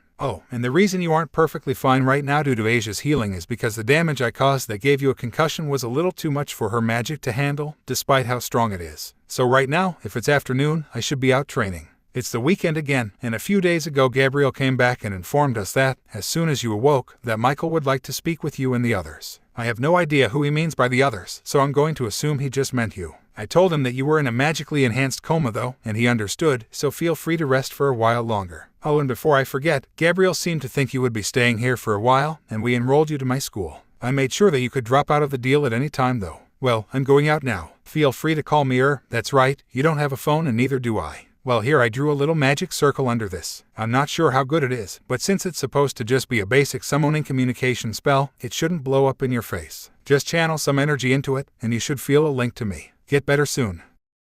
Underneath his signature, there was an intricate-looking magic circle with lines that connected them to one another. Circumscribed in the circle was a square, and in the very center, a miniature lotus flower symbol. I shrugged before channeling magic into it, or at least, trying. A full 3 minutes later, I still had my hand above the circle. I was thoroughly annoyed by my inability to summon even a little bit of magic. I know I'm a swordswoman, but that doesn't mean I can't summon any magic at all. More time passed and I tried over and over before I heard the door open gently. In walked the Y girl that Issei seemed so fond of. Asia walked over to me, seemingly addled with her own thoughts, before she seemed to realize I was awake. She made a slight "oh" sound before tucking a loose strand of blonde hair behind her ear. Hello, Zenovasan, she said to me. I nodded. Hello, assassin. Can you help me with something? I asked. She looked a little surprised, but nodded enthusiastically. She looked quite nice, actually. Can you please channel some magic into this circle? Issei wanted me to contact him once I woke up, I said, and she tilted her head a little. I could just call him over, she said. I thought for a moment, before nodding, being sure to fold the note and tuck it into the blouse I was wearing.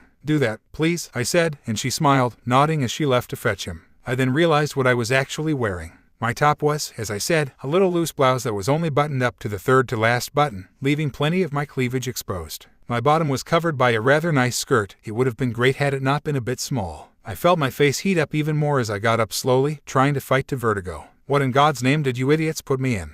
Issei POV. I was standing outside of the house, in the backyard, sitting on the ground and trying to meditate. No, correction, saying trying would imply that I was actually getting any success at all. No, what I was doing was hopelessly sitting on the ground without the slightest clue as to what the hell I was doing. I breathed heavily for a moment. God damn it, my magic was still running a little too heavy inside, and I hadn't released any in a while due to some issues I was having. I tried levitating myself up by manipulating devil wind magic and gravity. With a sudden bang I shot up 5 feet, before landing hard on my rear. Fuck. Damn it, doing hell, I cursed aloud, punching the ground a few times. My mind was really distracted, even I could tell, and it was bugging me, but Arena's death still was over my eyes, and it wasn't going away. I sighed, rubbing my arms a little sheepishly, though no one was watching. It was irritating, but I suppose I never really realized how hard magic could be. D-Drag Albion, why the hell can't I control my magic? I asked. Albion pointed out. I frowned. What is balance breaker? Anyways, I remember you talking to me about that before, I said aloud. Albion summed up. I nodded slowly at this, remembering bits and pieces of what happened before. So since I used both of your powers that are opposites, I managed to screw up my magic control? I asked slowly. I felt head shakes. D-Drag trailed off. Albion said snippily. Is there any way to make my magic control go back to normal? Because while it's cool to be able to summon larger fireballs than usual, I still like my magic better, I said. I sighed as I reached down, picking at the grass. This isn't exactly good. How long do you think until I can use wizardry again? I asked. D-Drag said. I groaned. But with how things have been going, I'll be dead within a week if I can't use those other magics. God damn it, I shouted, making myself spring up subconsciously through magic, before summoning as much spare power as I could, before shooting up a fireball in the shape of a dragon up in the sky, which was so big that it was still in sight a few minutes after I cast it. I simply stared at it, jaw dropped. I gulped, licking my dry lips. That's a lot bigger than what my usual fireballs are, and why is it in the shape of a dragon? I asked. Something I forgot to explain. When you were unconscious and in balance breaker, forcing me and D-Drag to take control, a shitload of your magic decided to make an appearance, and multiple types of magic came out of you. One of them, the red one, created a flaming dragon, phoenix, and a weird lotus flower that rained little fireballs, Albion said. I gulped again. That sounds intense. Any idea how I control that? I asked. I felt a nod. Any idea why they're in those shapes? I asked. Crap. Okay then, how do I use it? I asked. I nodded. Albion asked. I flushed, before panicking. Holy shit, how many people saw that? I exclaimed. None, Issei-san, I heard from the door. I turned to the door to see Zenobia in the blouse and skirt I found for her, rubbing her arm and looking a little out of place. Hi Zenobia, I said awkwardly, as she had heard at least part of my rant. Hello, thank you for helping me, she said, surprising me by bowing low, in a rather fetal position. I hesitantly chuckled. This girl was weird. It's fine, I was actually more focused on attacking Cockabeel. To be honest, D-Drag and Albion filled me in on what happened, I said, tapping my temple. She nodded, before walking over to the porch and simply watching me. I felt a little uncomfortable under her gaze, but ignored it, going back to my plan. I'd advise you be cautious if you're going to stay out here, I warned. She nodded, but stayed. I met Gabrielle-sama on my way down here. She told me to tell you she was making sure no mortals noticed, so you can carry on. Thanks, I said, before concentrating again, or at least trying to. D-Drag chastised me. I breathed deeply, nodding. I waited a while, before stomping forward while simultaneously raising my right hand to the sky, shouting incoherently. When nothing happened, I remembered what D-Drag had told me. Pride, feel my pride. I breathed deeply again, trying to artificially create an ego in my mind. Why weren't those idiotic mortals nicer to me that day in basketball? I could have easily beheaded them and used their own heads as basketballs, and gotten away with it as well. Why did they single me out? I felt a huge amount of heat surge around me, and I saw in front of me the bottom of a flower completely composed of fire. Before, I felt a larger push that made little fireballs rain down. When it finished, I was still standing in the same position. Clapping broke me out of my stupor, and I turned to see an awestruck Zenobia clapping slowly. I bowed hesitantly before returning to practice. D-Drag, Albion, do you mind giving me a better analogy about my magic and how it works? I asked aloud, ignoring the fact that Zenobia was nearby. She probably wouldn't care.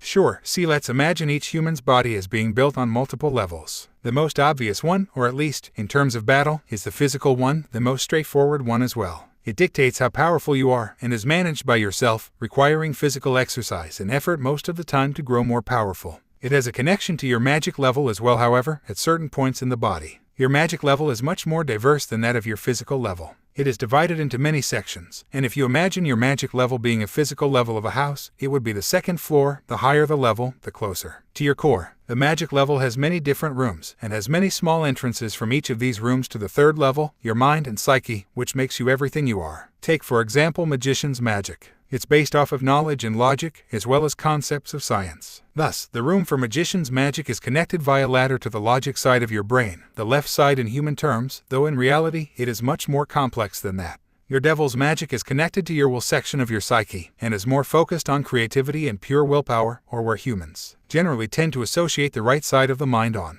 I've heard of those before. Wait, then do people all have the same structure? Because unless I've been missing a lot, I haven't seen humans running around and summoning fireballs, I said with a deadpan expression. No, of course not. Humans know this too, to a certain extent, but the human mind is never fully used. People have thought of 10% maybe being used, all sorts of numbers. Yet this is only in reference to your physical level, which humans believe to be limited in order to stop humans from tearing their own muscles, which is true. Though magic can easily defend against that. No, while every single human has the opportunity to learn magics, many of these areas aren't attainable by humans, or they don't put effort into it. Moving on, as I said, the third level of your brain is divided into two main parts as well, and is recognized by humans as the actual, physical brain, which does exist, though it's more of a jar for these levels than the actual thing. Your brains are divided into two parts, as already stated, the left side being made to support logic, the right, creativity. Humans know this as well, and so there are all sorts of rumors towards right-handed people being more logical, left-handed people being more creative, but it really is just by luck what hand you like to use. There's no science in that part.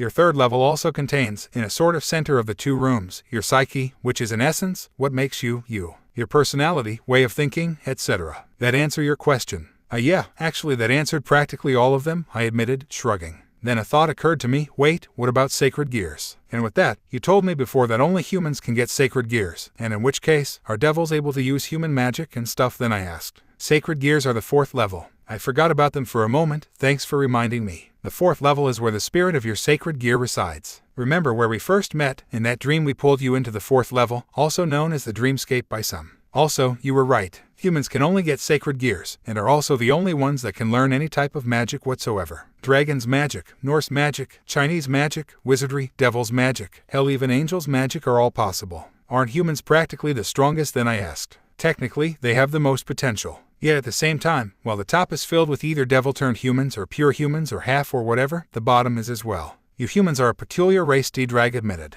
I sighed, before plopping onto the ground and holding my knees. I still haven't gotten my magic down.